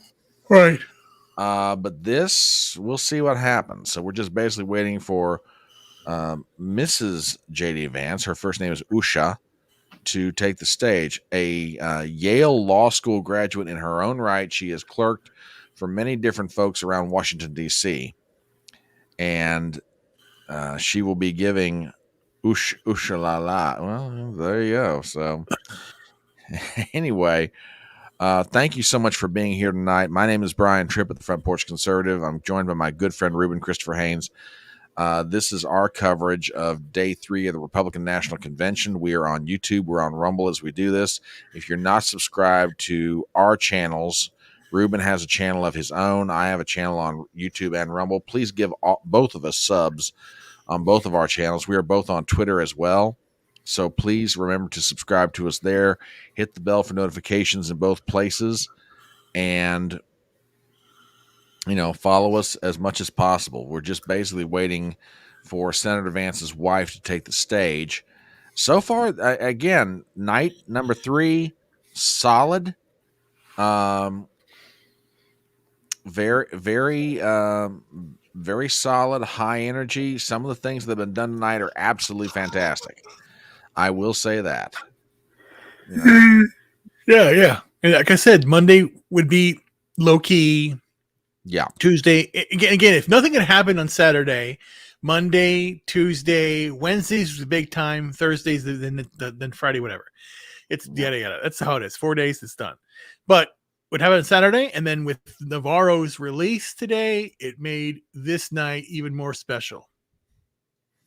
Yeah, absolutely. And by the way, for the new subscribers that are here on Rumble, on YouTube, thank you very much. It's greatly appreciated. There's also new subscribers on Rumble as well. So thank you from the bottom of my heart. Get it to 1,000. Yeah, we're working on it, baby. Maybe tomorrow night the Donald pulls me through. I don't know. We'll see what happens. Well, I'm gonna do a full court press on that one. We're doing our best. It's been an interesting ride. It really has, and it's not over yet. So who knows? Maybe by the time we get to the election, it does crack 1,000. We'll see what happens. We'll just keep working it and keep going and doing the best we can with it. But I'm grateful for everybody. Grateful for everyone. Hang in there, my brother. Two speakers to go. No, I'm good. Okay. Well, the thing is that all this time, you don't know, I've been working on some paperwork, high notes about it for the last 2 weeks, and I finally finished it right now at around 9:00. Said I'll mail it out tomorrow. I'm just been busy trying to find, get things going and all that stuff.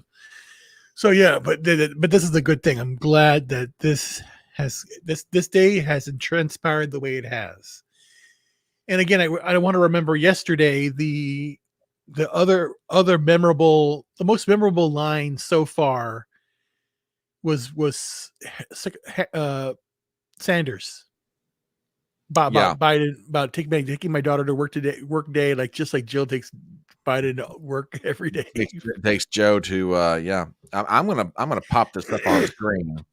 There's a collage of different images of J.D. Vance. To Yale and earned a law degree and shared his heartbreaking story in a best-selling book. Only in America is this story possible. But today, for many families, the American dream is now gone. And this is the team tough enough to bring it back. J.D. Vance understands that working families have become the forgotten families. Under Biden, wages are going down while prices skyrocket, forcing the majority of Americans to live paycheck to paycheck. Working families will have JD Vance fighting for them. Seniors, JD will have your backs too. No more deciding between putting food on your table and paying for the prescriptions you need. As a husband and father, JD knows the importance of fighting for a parent's right to protect their children. And you can count on this Marine to stand up for our soldiers who put their lives on the line for their country every day. JD Vance's story is one of perseverance, of duty, of commitment to what's right. It's an American story, and it's just getting started.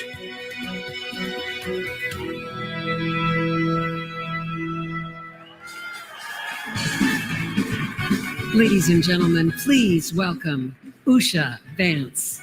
Here it is.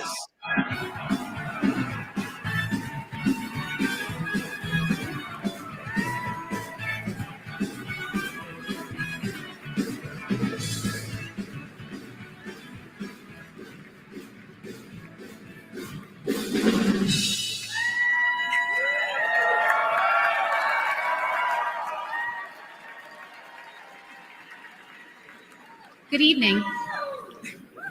Good evening. When I was asked to introduce my husband, JD Vance, to all of you, I was at a loss.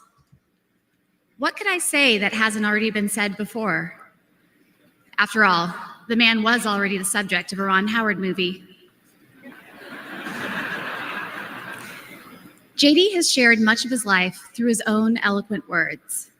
In his book, Hillbilly Elegy, during his Senate campaign, and now as a sitting United States Senator. It occurred to me that there was only one thing to do: to explain from the heart why I love and admire JD and stand here beside him today, and why he will make a great Vice President of the United States.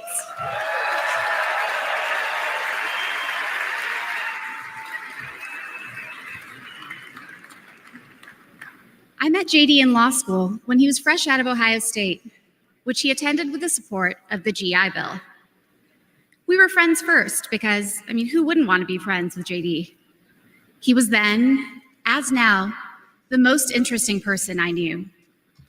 A working class guy who had overcome childhood traumas that I could barely fathom to end up at Yale Law School.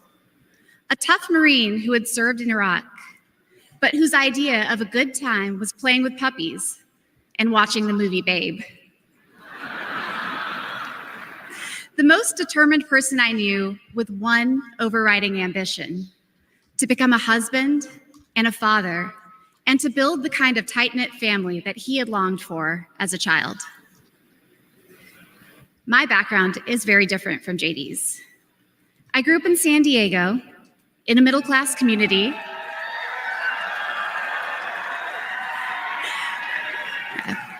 with two loving parents, both immigrants from India, and a wonderful sister. That JD and I could meet at all, let alone fall in love and marry, is a testament to this great country.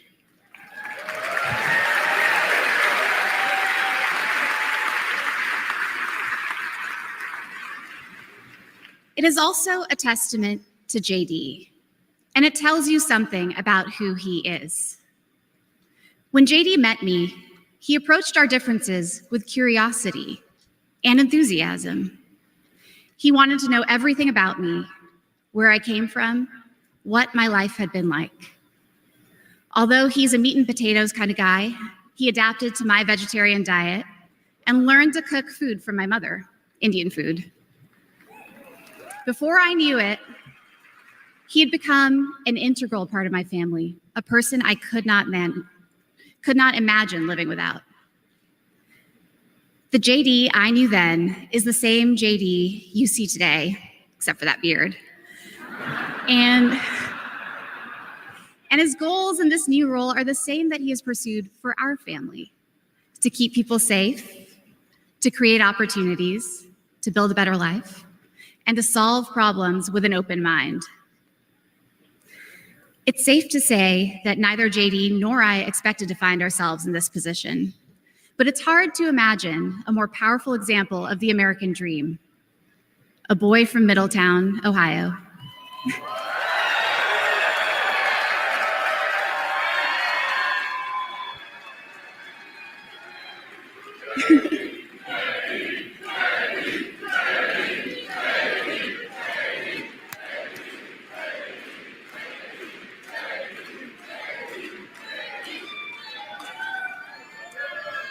Raised by his grandmother through tough times, chosen to help lead our country through some of its greatest challenges. I am grateful to all of you for the trust you have placed in him and in our family. And with that, it is my great privilege to introduce my husband and the next Vice President of the United States, J.D. Vance.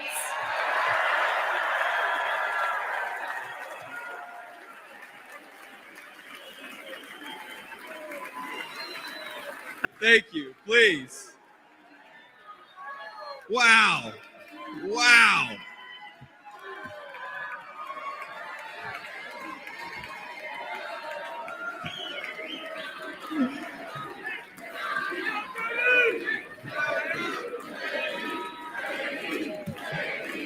Come on.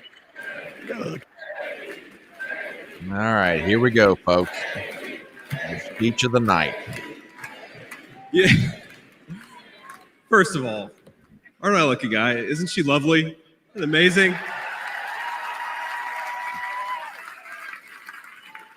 Greetings, Milwaukee, my fellow Americans and my fellow Republicans. My name is J.D. Vance from the great state of Ohio.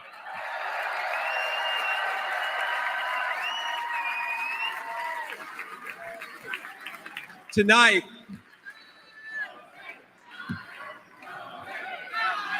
O-H-I-O, O-H-I-O. You guys, we're gonna chill with the Ohio love. We gotta win Michigan too here, so.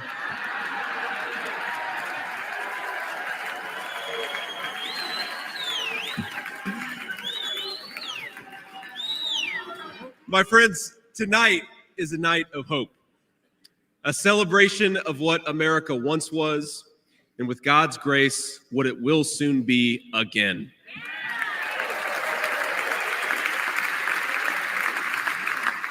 And it is a reminder of the sacred duty we have to preserve the American experiment, to choose a new path for our children and grandchildren.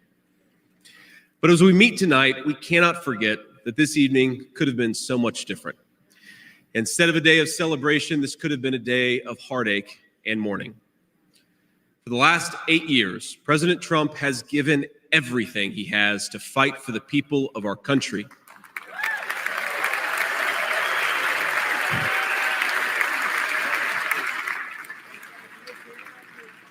He didn't need politics, but the country needed him. Did it? Now, prior to running for president, he was one of the most successful businessmen in the world. He had everything anyone could ever want in a life. And yet, instead of choosing the easy path, he chose to endure abuse, slander, and persecution. And he did it because he loves this country.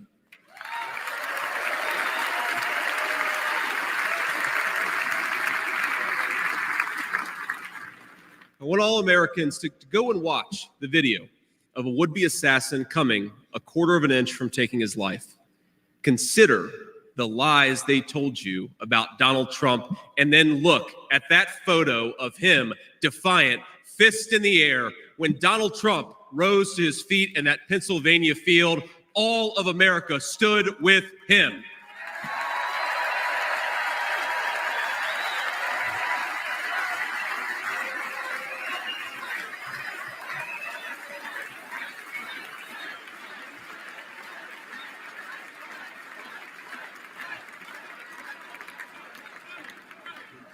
And what did he call us to do for our country?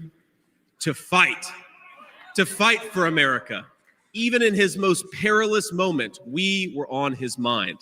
His instinct was for us, for our country, to call us to something higher, to something greater, to once again be citizens who ask what our country needs of us. Now consider what they said. They said he was a tyrant. They said he must be stopped at all costs.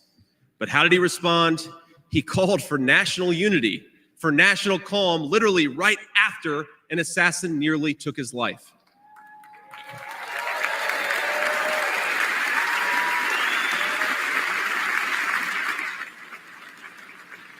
He remembered the victims of the terrible attack, especially the brave Corey Compertori, who gave his life to protect his family.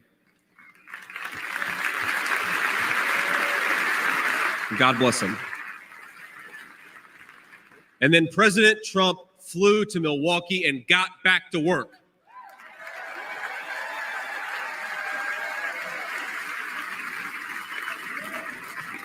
Now that's the man I've gotten to know personally over the last few years. He is tough, and he is, but he cares about people. He can stand defiant against an assassin one moment and call for national healing the next. He is a beloved father and grandfather, and of course, a once-in-a-generation business leader. He's the man who is feared by America's adversaries, but 2 nights ago, and I'll share a moment, said goodnight to his 2 boys, told them he loved them, and made sure to give each of them a kiss on the cheek. And I will say, Don and Eric squirmed the same way my 4-year-old does when his daddy tries to give him a kiss on the cheek. Sorry, guys. He is all those things, but tonight we celebrate he is our once and future President of the United States of America.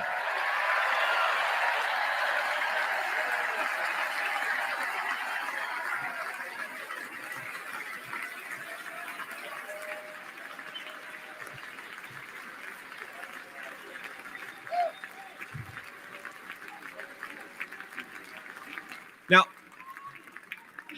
I want to respond to his call for unity myself. We have a big tent in this party on everything from national security to economic policy. But my message to you, my fellow Republicans, is we love this country and we are united to win.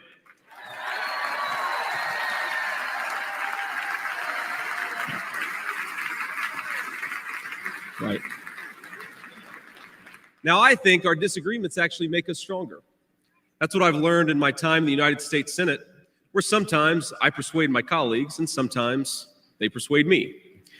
And my message to my fellow Americans, those watching from across the country, is shouldn't we be governed by a party that is unafraid to debate ideas and come to the best solution?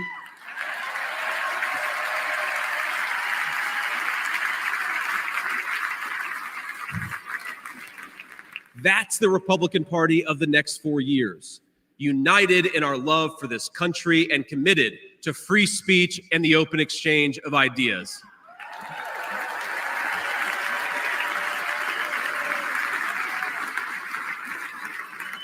And so tonight, Mr. Chairman, I stand here humbled and I'm overwhelmed with gratitude to say I officially accept your nomination to be Vice President of the United States of America.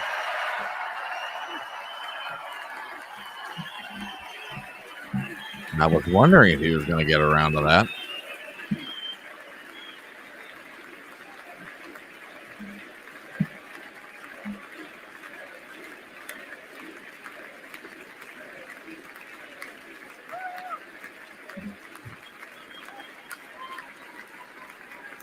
Yeah, we're right here at the end of prime time. So that's when it starts. We're building up to the moment.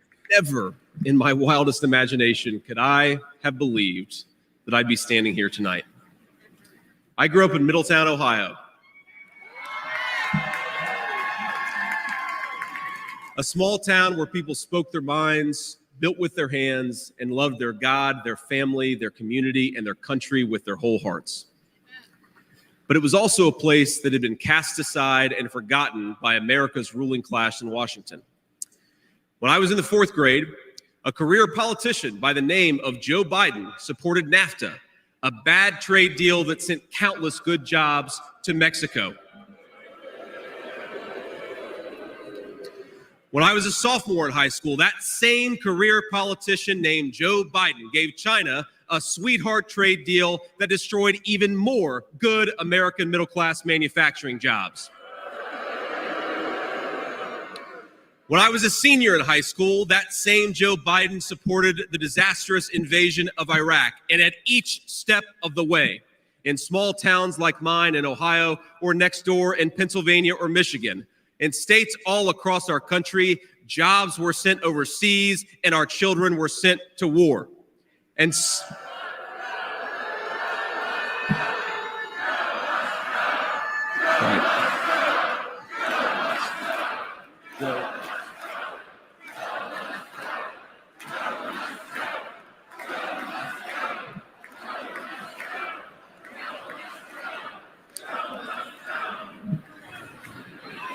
I agree. And somehow, a real estate developer from New York City by the name of Donald J. Trump was right on all of these issues while Biden was wrong.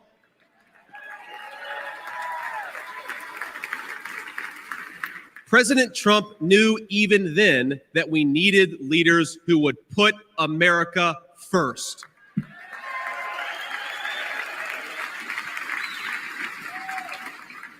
Now, thanks to these policies that Biden and other out-of-touch politicians in Washington gave us, our country was flooded with cheap Chinese goods, with cheap foreign labor, and in the decades to come, deadly Chinese fentanyl. Joe Biden screwed up, and my community paid the price. Now, I was lucky. Despite the closing factories and the growing addiction in towns like mine, in my life, I had a guardian angel by my side. She was an old woman who could barely walk, but she was tough as nails. I called her Mamaw, the name we hillbillies gave to our grandmothers.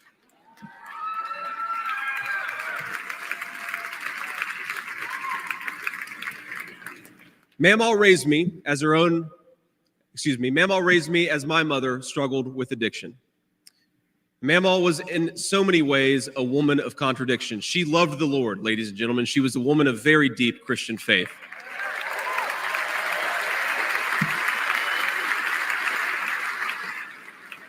But she also loved the F word. I'm not kidding. She could make a sailor blush. Now, she once told me, when she found out that I was spending too much time with a local kid who was known for dealing drugs, that if I ever hung out with that kid again, she would run him over with her car.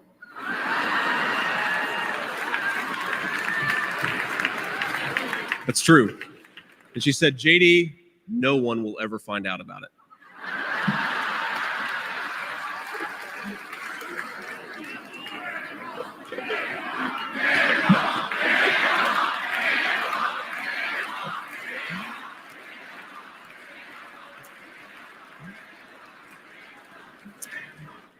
Now, thanks to that Mamaw, things worked out for me. After 9/11, I did what thousands of other young men my age did in that time of soaring patriotism and love of country. I enlisted in the United States Marines.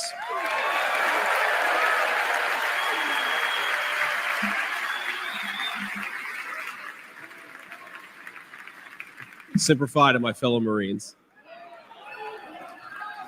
Now, I left the Marines after 4 years and went to the Ohio State University.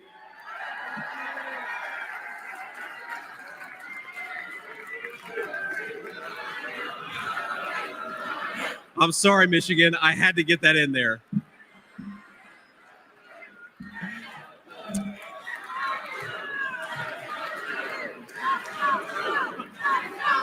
Come on. We've had enough political violence. Now, after Ohio State, I went to Yale Law School, where I met my beautiful wife. And then I started businesses to create jobs in the kind of places that I grew up in. Now, my work taught me that there is still so much talent and grit in the American heartland. There really is. But for these places to thrive, my friends, we need a leader who fights for the people who built this country.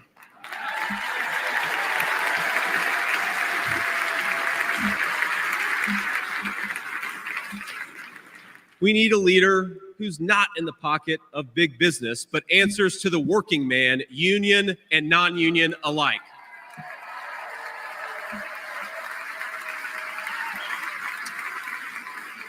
A leader who won't sell out to multinational corporations, but will stand up for American companies and American industry.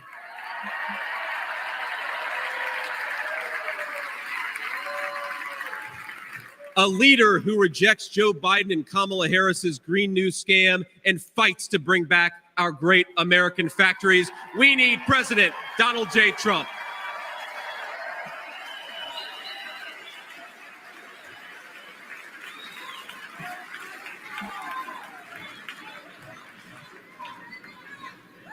Some people tell me I've lived the American dream, and of course they're right, and I'm so grateful for it.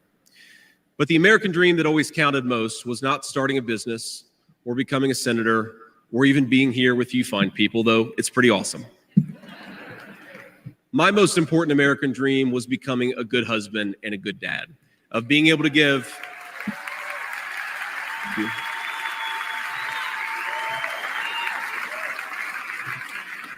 I wanted to give my kids the things that I didn't have when I was growing up.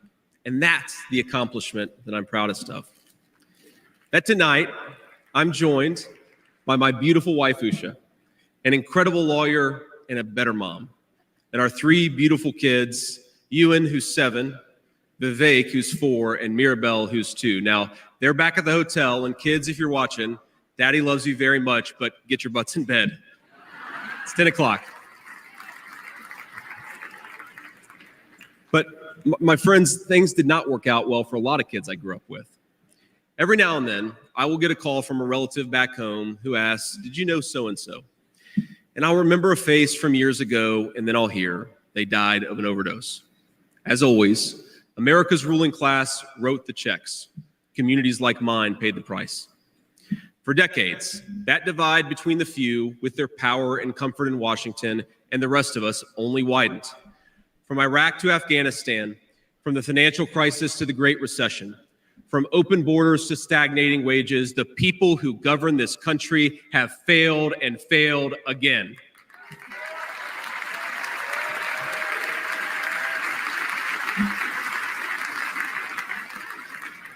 That is, of course, until a guy named Donald J. Trump came along.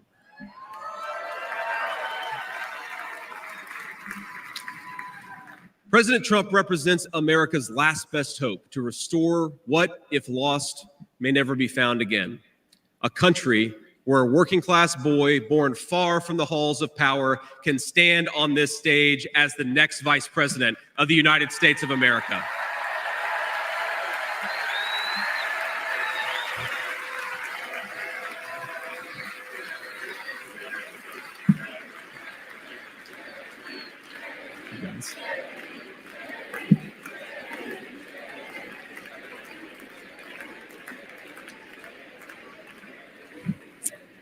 But my fellow Americans here in this stage and watching at home, this moment is not about me. It's about all of us, and it's about who we're fighting for.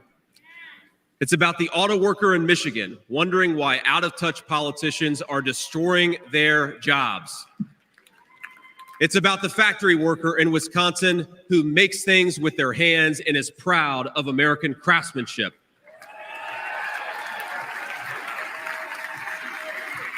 It's about the energy worker in Pennsylvania and Ohio who doesn't understand why Joe Biden is willing to buy energy from tin-pot dictators across the world when he could buy it from his own citizens right here in our own country.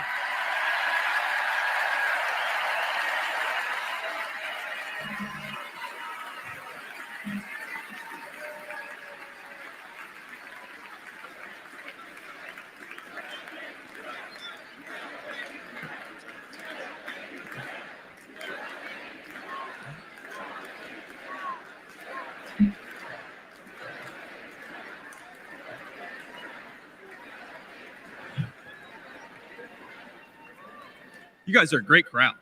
Wow. And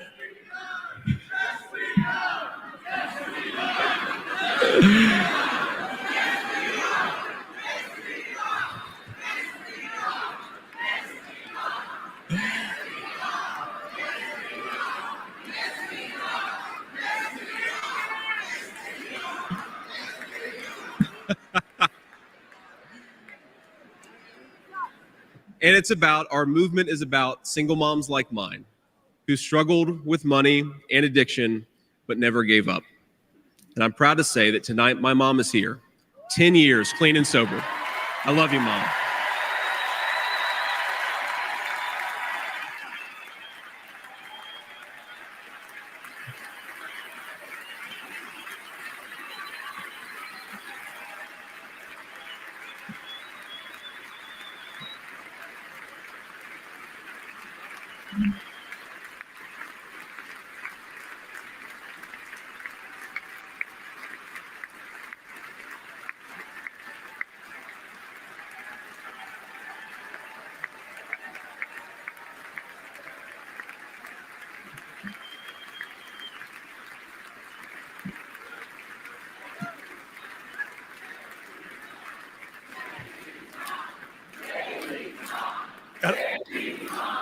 I don't know what they're saying. What are they saying? Yes, we are. Yes, we are. JD's mom. Oh. Yeah, JD's mom. And you know, Mom, I was thinking it'll be 10 years officially in January of 2025. And if President Trump's okay with it, let's have the celebration in the White House.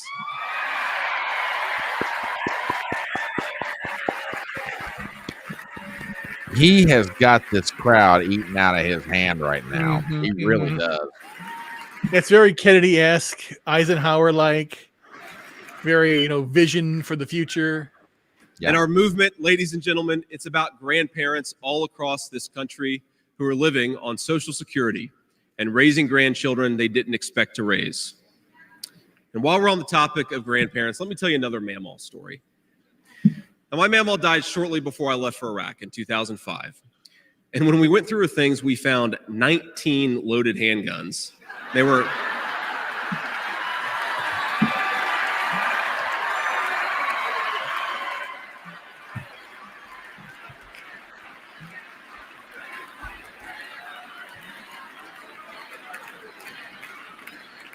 Now, the thing is, they were stashed all over her house, under her bed, in her closet, in the silverware drawer. And we wondered what was going on. And it occurred to us that towards the end of her life, Mamaw couldn't get around so well.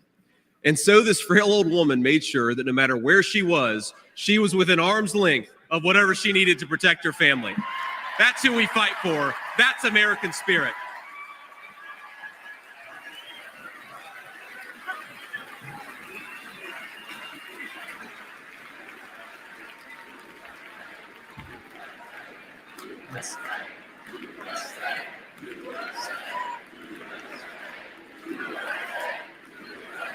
Good mic. Fix him up pretty well. Now, Joe Biden has been a politician in Washington for longer than I've been alive. 39 years old. Kamala Harris is not much further behind.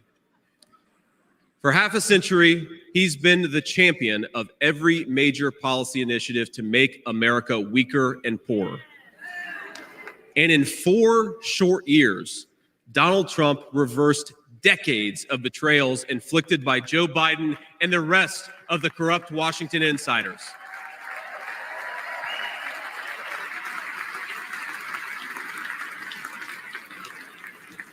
He created the greatest economy in history for workers. Really was amazing. There's this chart that shows worker wages, and they stagnated for pretty much my entire life until President Donald J. Trump came along. Workers' wages went through the roof.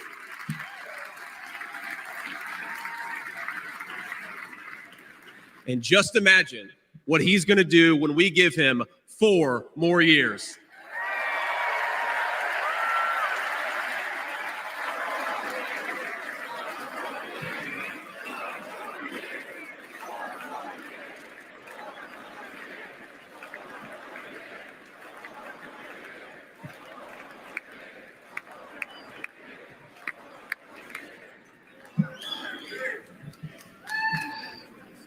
Months ago, I heard some young family member observe that their parents' generation, the baby boomers, could afford to buy a home when they first entered the workforce.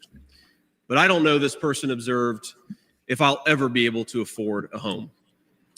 The absurd cost of housing is the result of so many failures, and it reveals so much about what's broken in Washington. I can tell you exactly how it happened. Wall Street barons crashed the economy, and American builders went out of business. As tradesmen scrambled for jobs, houses stopped being built. The lack of good jobs, of course, led to stagnant wages. And then the Democrats flooded this country with millions of illegal aliens. So citizens had to compete with people who shouldn't even be here for precious housing. Joe Biden's inflation crisis, my friends, is really an affordability crisis. And many of the people that I grew up with can't afford to pay more for groceries, more for gas, more for rent, and that's exactly what Joe Biden's economy has given them.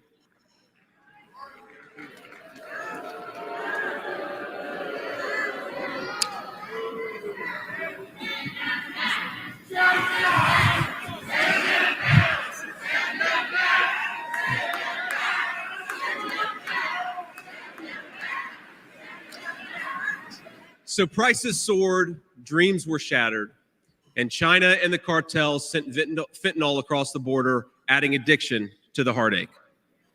But ladies and gentlemen, that is not the end of our story. We've heard about villains and their victims. I've talked a lot about that, but let me tell you about the future. President Trump's vision is so simple and yet so powerful. We're done, ladies and gentlemen, catering to Wall Street. We'll commit to the working man.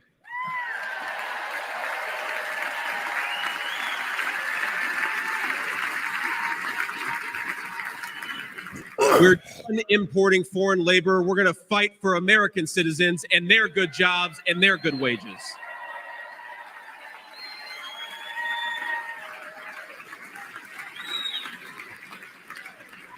We're done buying energy from countries that hate us. We're going to get it right here from American workers in Pennsylvania and Ohio and across the country.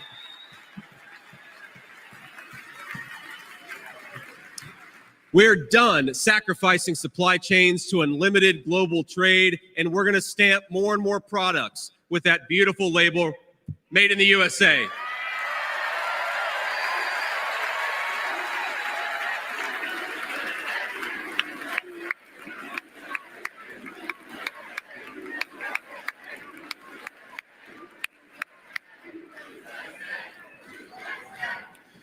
We're going to build factories again, put people to work making real products for American families made with the hands of American workers. Together, we will protect the wages of American workers and stop the Chinese Communist Party from building their middle class on the backs of American citizens.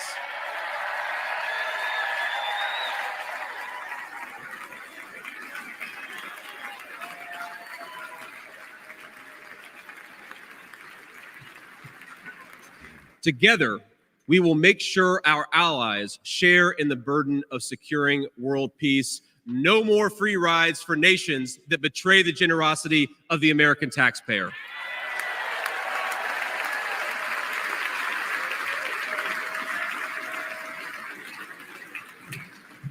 Together, we will send our kids to war only when we must. But as President Trump showed with the elimination of ISIS and so much more, when we punch, we're going to punch hard.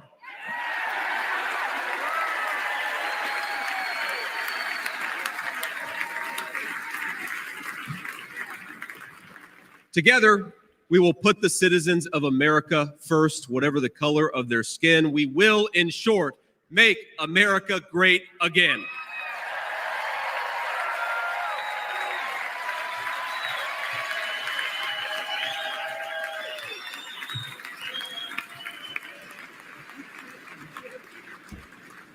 You know, one of the things that you hear people say sometimes is that America is an idea.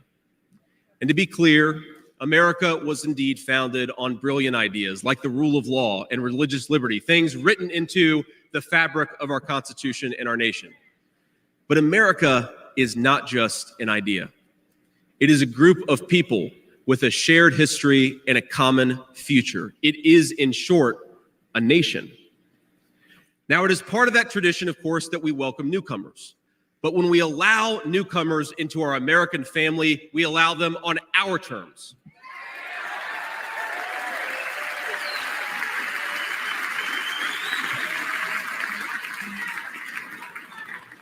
That's the way we preserve the continuity of this project from 250 years past to hopefully 250 years in the future.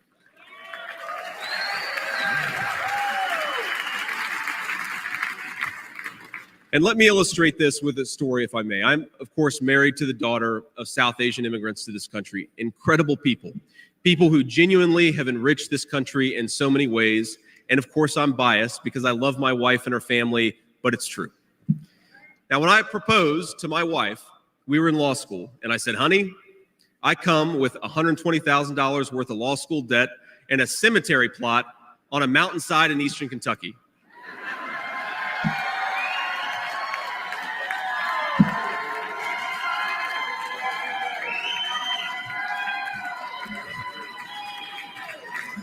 And I guess standing here tonight, it's just gotten weirder and weirder, honey.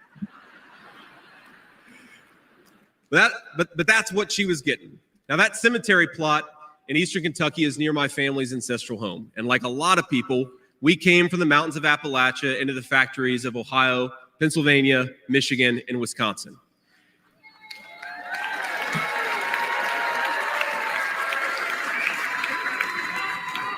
Now, that's Kentucky coal country, one of the 10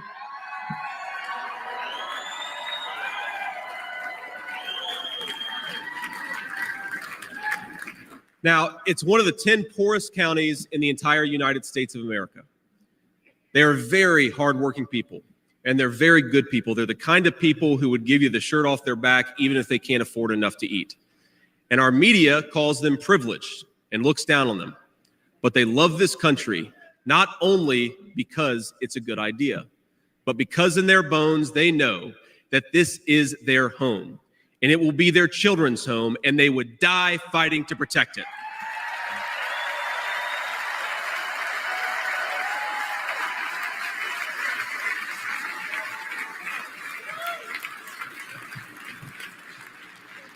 That is the source of America's greatness.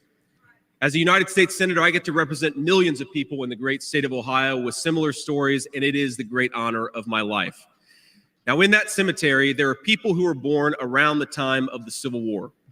And if, as I hope, my wife and I are eventually laid to rest there, and our kids follow us, there will be 7 generations just in that small mountain cemetery plot in eastern Kentucky. 7 generations of people who have fought for this country, who have built this country, who have made things in this country, and who would fight and die to protect this country if they were asked to.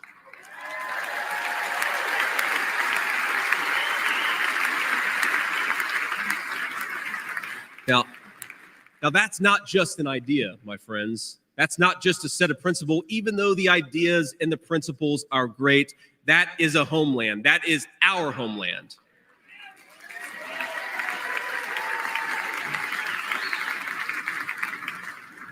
People will not fight for abstractions, but they will fight for their home. And if this movement of ours is going to succeed, and if this country is going to thrive, our leaders have to remember that America is a nation and its citizens deserve leaders who put its interests first.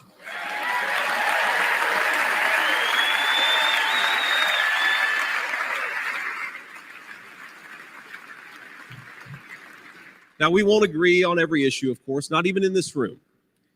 We may disagree from time to time about how best to reinvigorate American industry and renew American family. That's fine. In fact, it's more than fine. It's good. But never forget that the reason why this united Republican Party exists, why we do this, why we care about those great ideas and that great history is that we want this nation to thrive for centuries to come.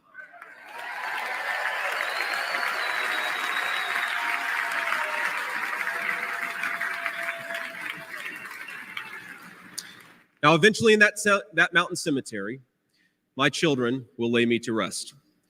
And when they do, I would like them to know that thanks to the work of this Republican Party, the United States of America is as strong and as proud and as great as ever.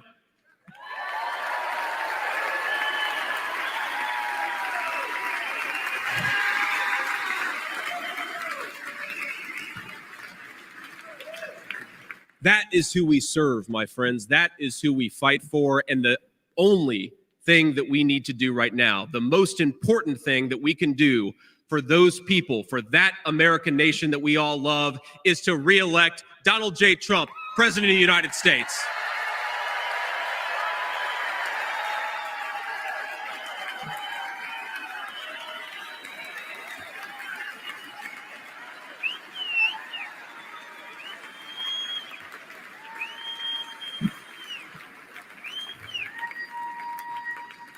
Mr. President, I will never take for granted the trust you have put in me.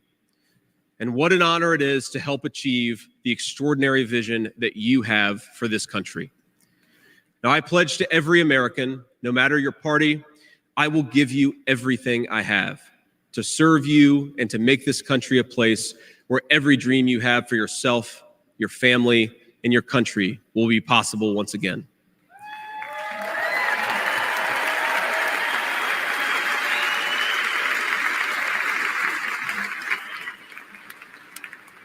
And I promise you one more thing.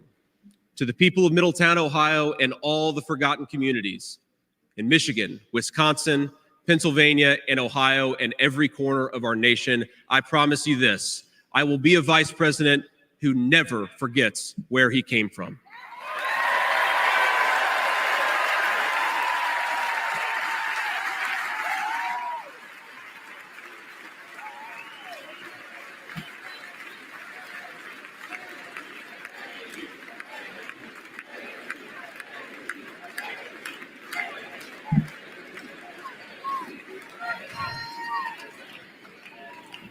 And every single day for the next 4 years, when I walk into that White House to help President Trump, I will be doing it for you, for your family, for your future, and for this great country. Thank you. God bless all of you, and God bless our great country.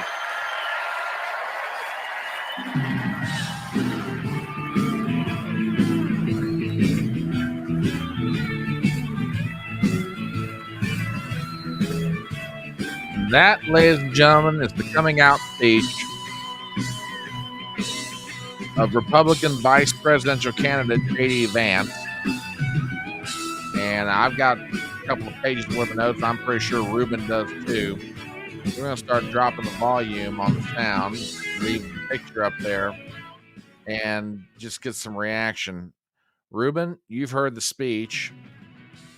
Your thoughts? Very reminiscent of a Kennedy-esque, Eisenhower-esque, late 50s, 60s speech about rebuilding America, infrastructure after conflict, coming together. I liked it. The personal aspects of it, very well delivered. A little long, but all together, I was very, very pleasing. But again, I give Navarro the lead in passion for tonight.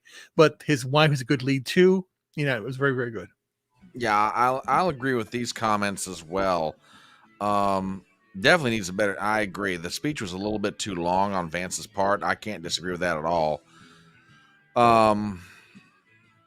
Just some thoughts right off the top of my head.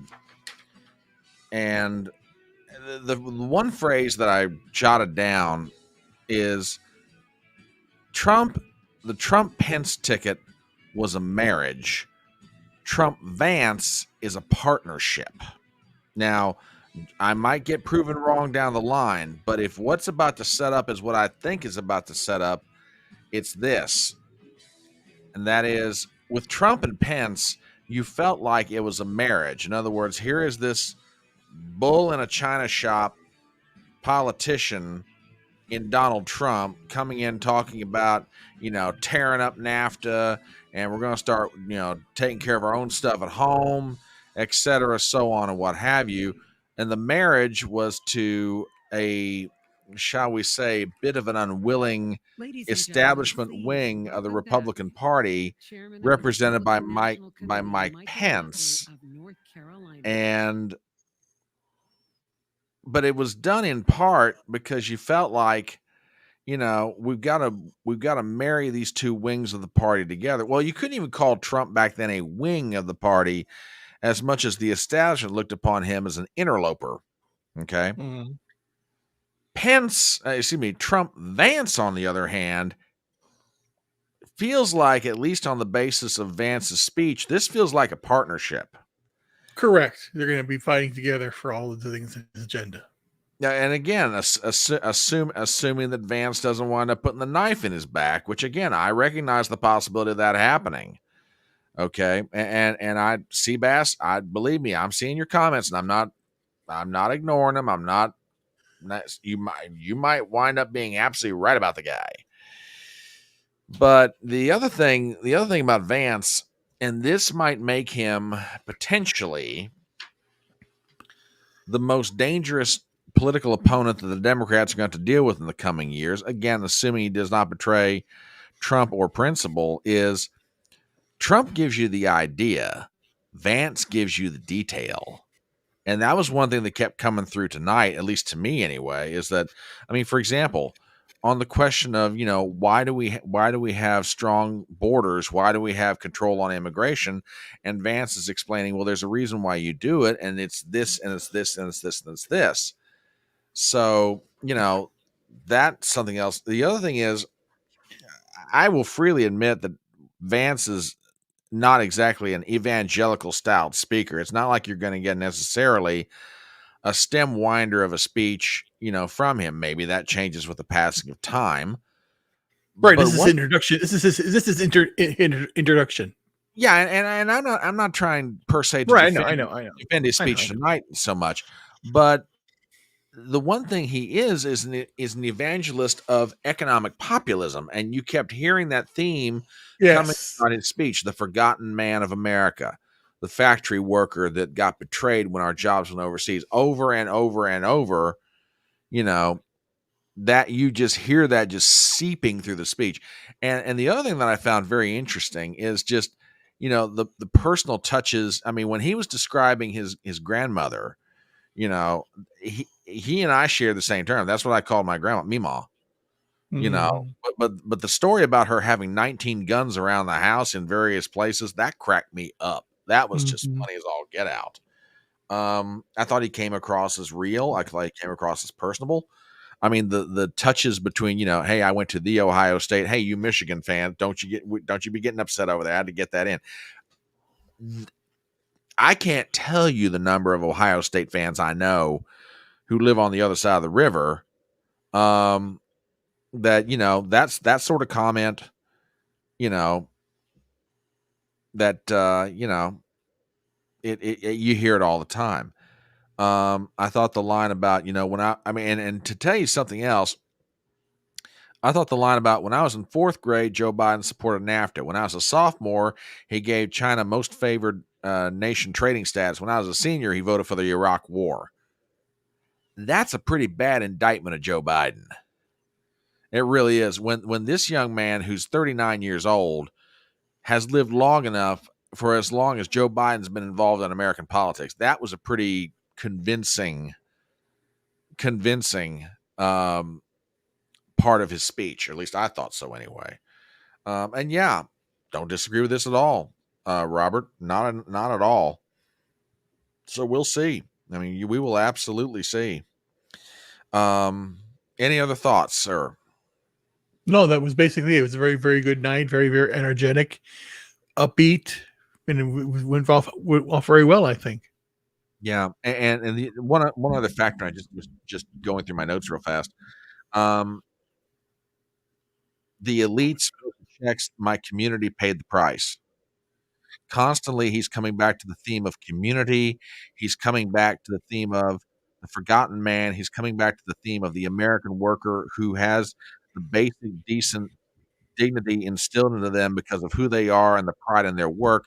They just want the chance to be able to do it again and to rebuild, the idea of rebuilding communities like Middletown, Ohio. So, yeah, I mean, I thought on the whole, it was a pretty good speech, different than what I was anticipating. But Vance, and this is one thing about Vance, he's going to be a very, and I agree. This probably says it better than I ever could. Very polished politician, well groomed. He's very articulate. I'm going to be very curious to see the vice presidential debate, depending on who's in it for the Democrats. But I mean, it remains to be seen.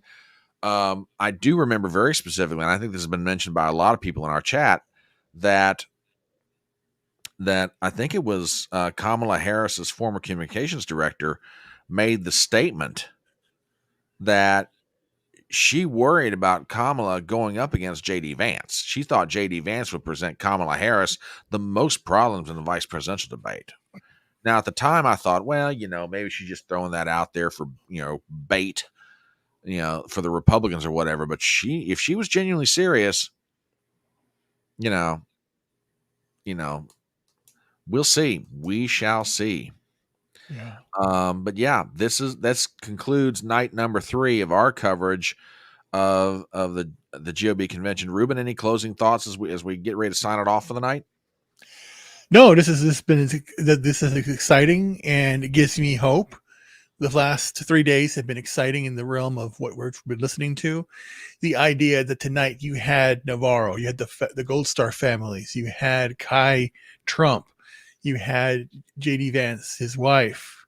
Again, it's a nonstop cavalcade of personal stories, and I'm looking at this and I'm having flashbacks to because I watched both parties debates. Conventions since 1976, and this reminds me of a Democratic convention like '88. Yeah, I can see exactly what you're saying. This is. We've been. The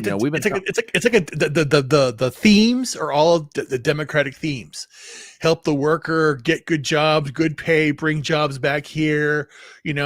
Start working on infrastructure. All the stuff that they would talk about, and then if they're going to talk about, we got to fight, we got to bring up the war, we got to help corporate news, and it's all the corporations. Yeah. It's like absolutely it's so weird.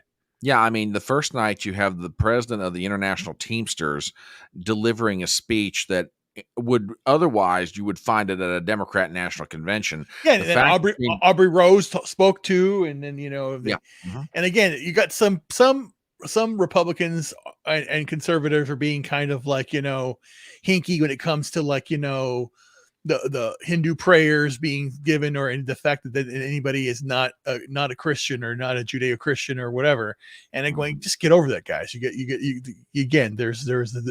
This is about what the bottom line is. It's all about doing right for America, and you have to embrace everybody.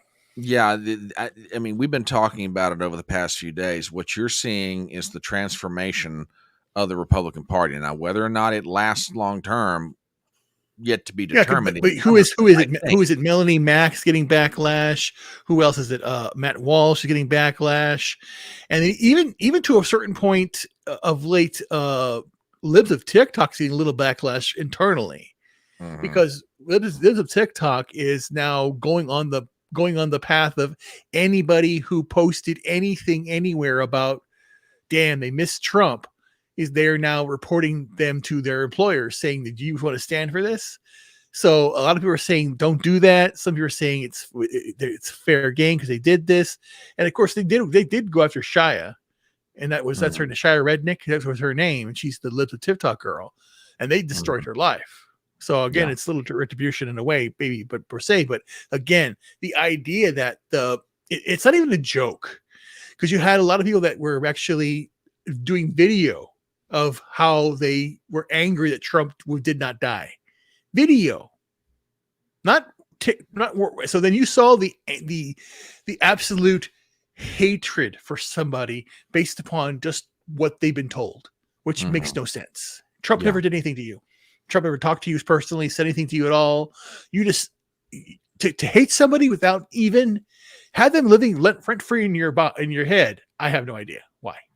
Just crazy. Yeah, but like I said, what the Republicans have done in the last 3 days, and what's been happening based upon the fact that Trump survived the assassination attempt, has been a white pill moment in a way, where people have seen the news and said, wait a minute, this guy who was bad is actually he survived, and then you saw it when we saw the hood, the kids in the hood were doing the Donald Trump. He survived. He's never gonna. People are talking. Yeah, I agree. So and again, Twitter's gonna light up. The news cycle. So who knows what tomorrow's going to bring? We'll see if how will they spend this? Because again, they pulled Morning Joe. Yeah, and they fired. Well, I think they fired like 1,000 people from CNN or something like that. I believe they recently had a major layoff over at CNN. Yeah. So they're and again, they're destroying themselves because they believe something that's not true. True. And again, what tonight showed is a man who you put in jail comes out surviving. A man you're trying to shoot comes out surviving. A man who strived with a family with addiction comes out striving, marries a woman from an immigrant family, comes out striving. And then you had those 13 families out there who, despite what they're going through, still want our country to survive, are not talking about going after anybody with retribution. They just want justice for their children, and they want no one else to die in any war. And Trump had no war. We have war now. It's insane. So again, great night tonight. JD Vance did a great job. Peter Navarro did a great job. All around, I love this night. It was very good, and I'm excited to be here. Yeah, it really is. And tomorrow is the ultimate event. And, Trump by his own admission says, yeah, I had a speech prepared. It's going to be a really humdinger. And, and given what happened Saturday, it's going to change. I'm going to be very interested to hear the tone, the wording of Trump's speech. Is this going to be a call for unity? And if so, how is he going to do it? Because if he pulls that off in the midst of this convention, they're off to the races. They really are. Now, it's not locked in, but they're off to the races. And with the turmoil that's taking place in the Democrat Party right now, right now you had a wonderful you have a wonderful night with a granddaughter, first big speech of a vice president candidate, young buck, a thriving party. It's diverse. I don't want to give a shit. If the good people come, they want to be part of it, come in, let's do this. This is all about individual freedom. Again, that's what people want to come to. And then let's do this. Yeah. Sorry. So with that, we're going to go ahead and wrap it up, folks, because, bless your hearts, you guys have been with us for quite a while this evening. And the hosts aren't going to lie. We aren't as good as we once was, but we're as good once as we ever was. So with that, Ruben, give everybody your coordinates. Where can they find you on social media? And what can they do to help you out? Good night. Go away. Just kidding. No, find me on Rumble. Find me on YouTube. Find me at X. I'm tired too, but it's all good. Absolutely. And then of course, and then you find me everywhere. And hiya, baby. Go follow me on StreamYard. I'm going over there. Free love it, baby. Go. All right. And with that, I'm on Rumble. I'm on YouTube. Thank you to all the folks who are subscribing to my channel and everybody spreading the word about the coverage that we're doing. And I will be back tomorrow at 2 p.m. Eastern for Chatting on the Porch. And then we'll be back tomorrow night. Time to be determined, because it might be time to thin this out a little bit, bless everybody's hearts here. But anyway, thank you guys so much for being here tonight. We will be back tomorrow. God love you guys. Have a great night. Thank you for being here, and have a good evening.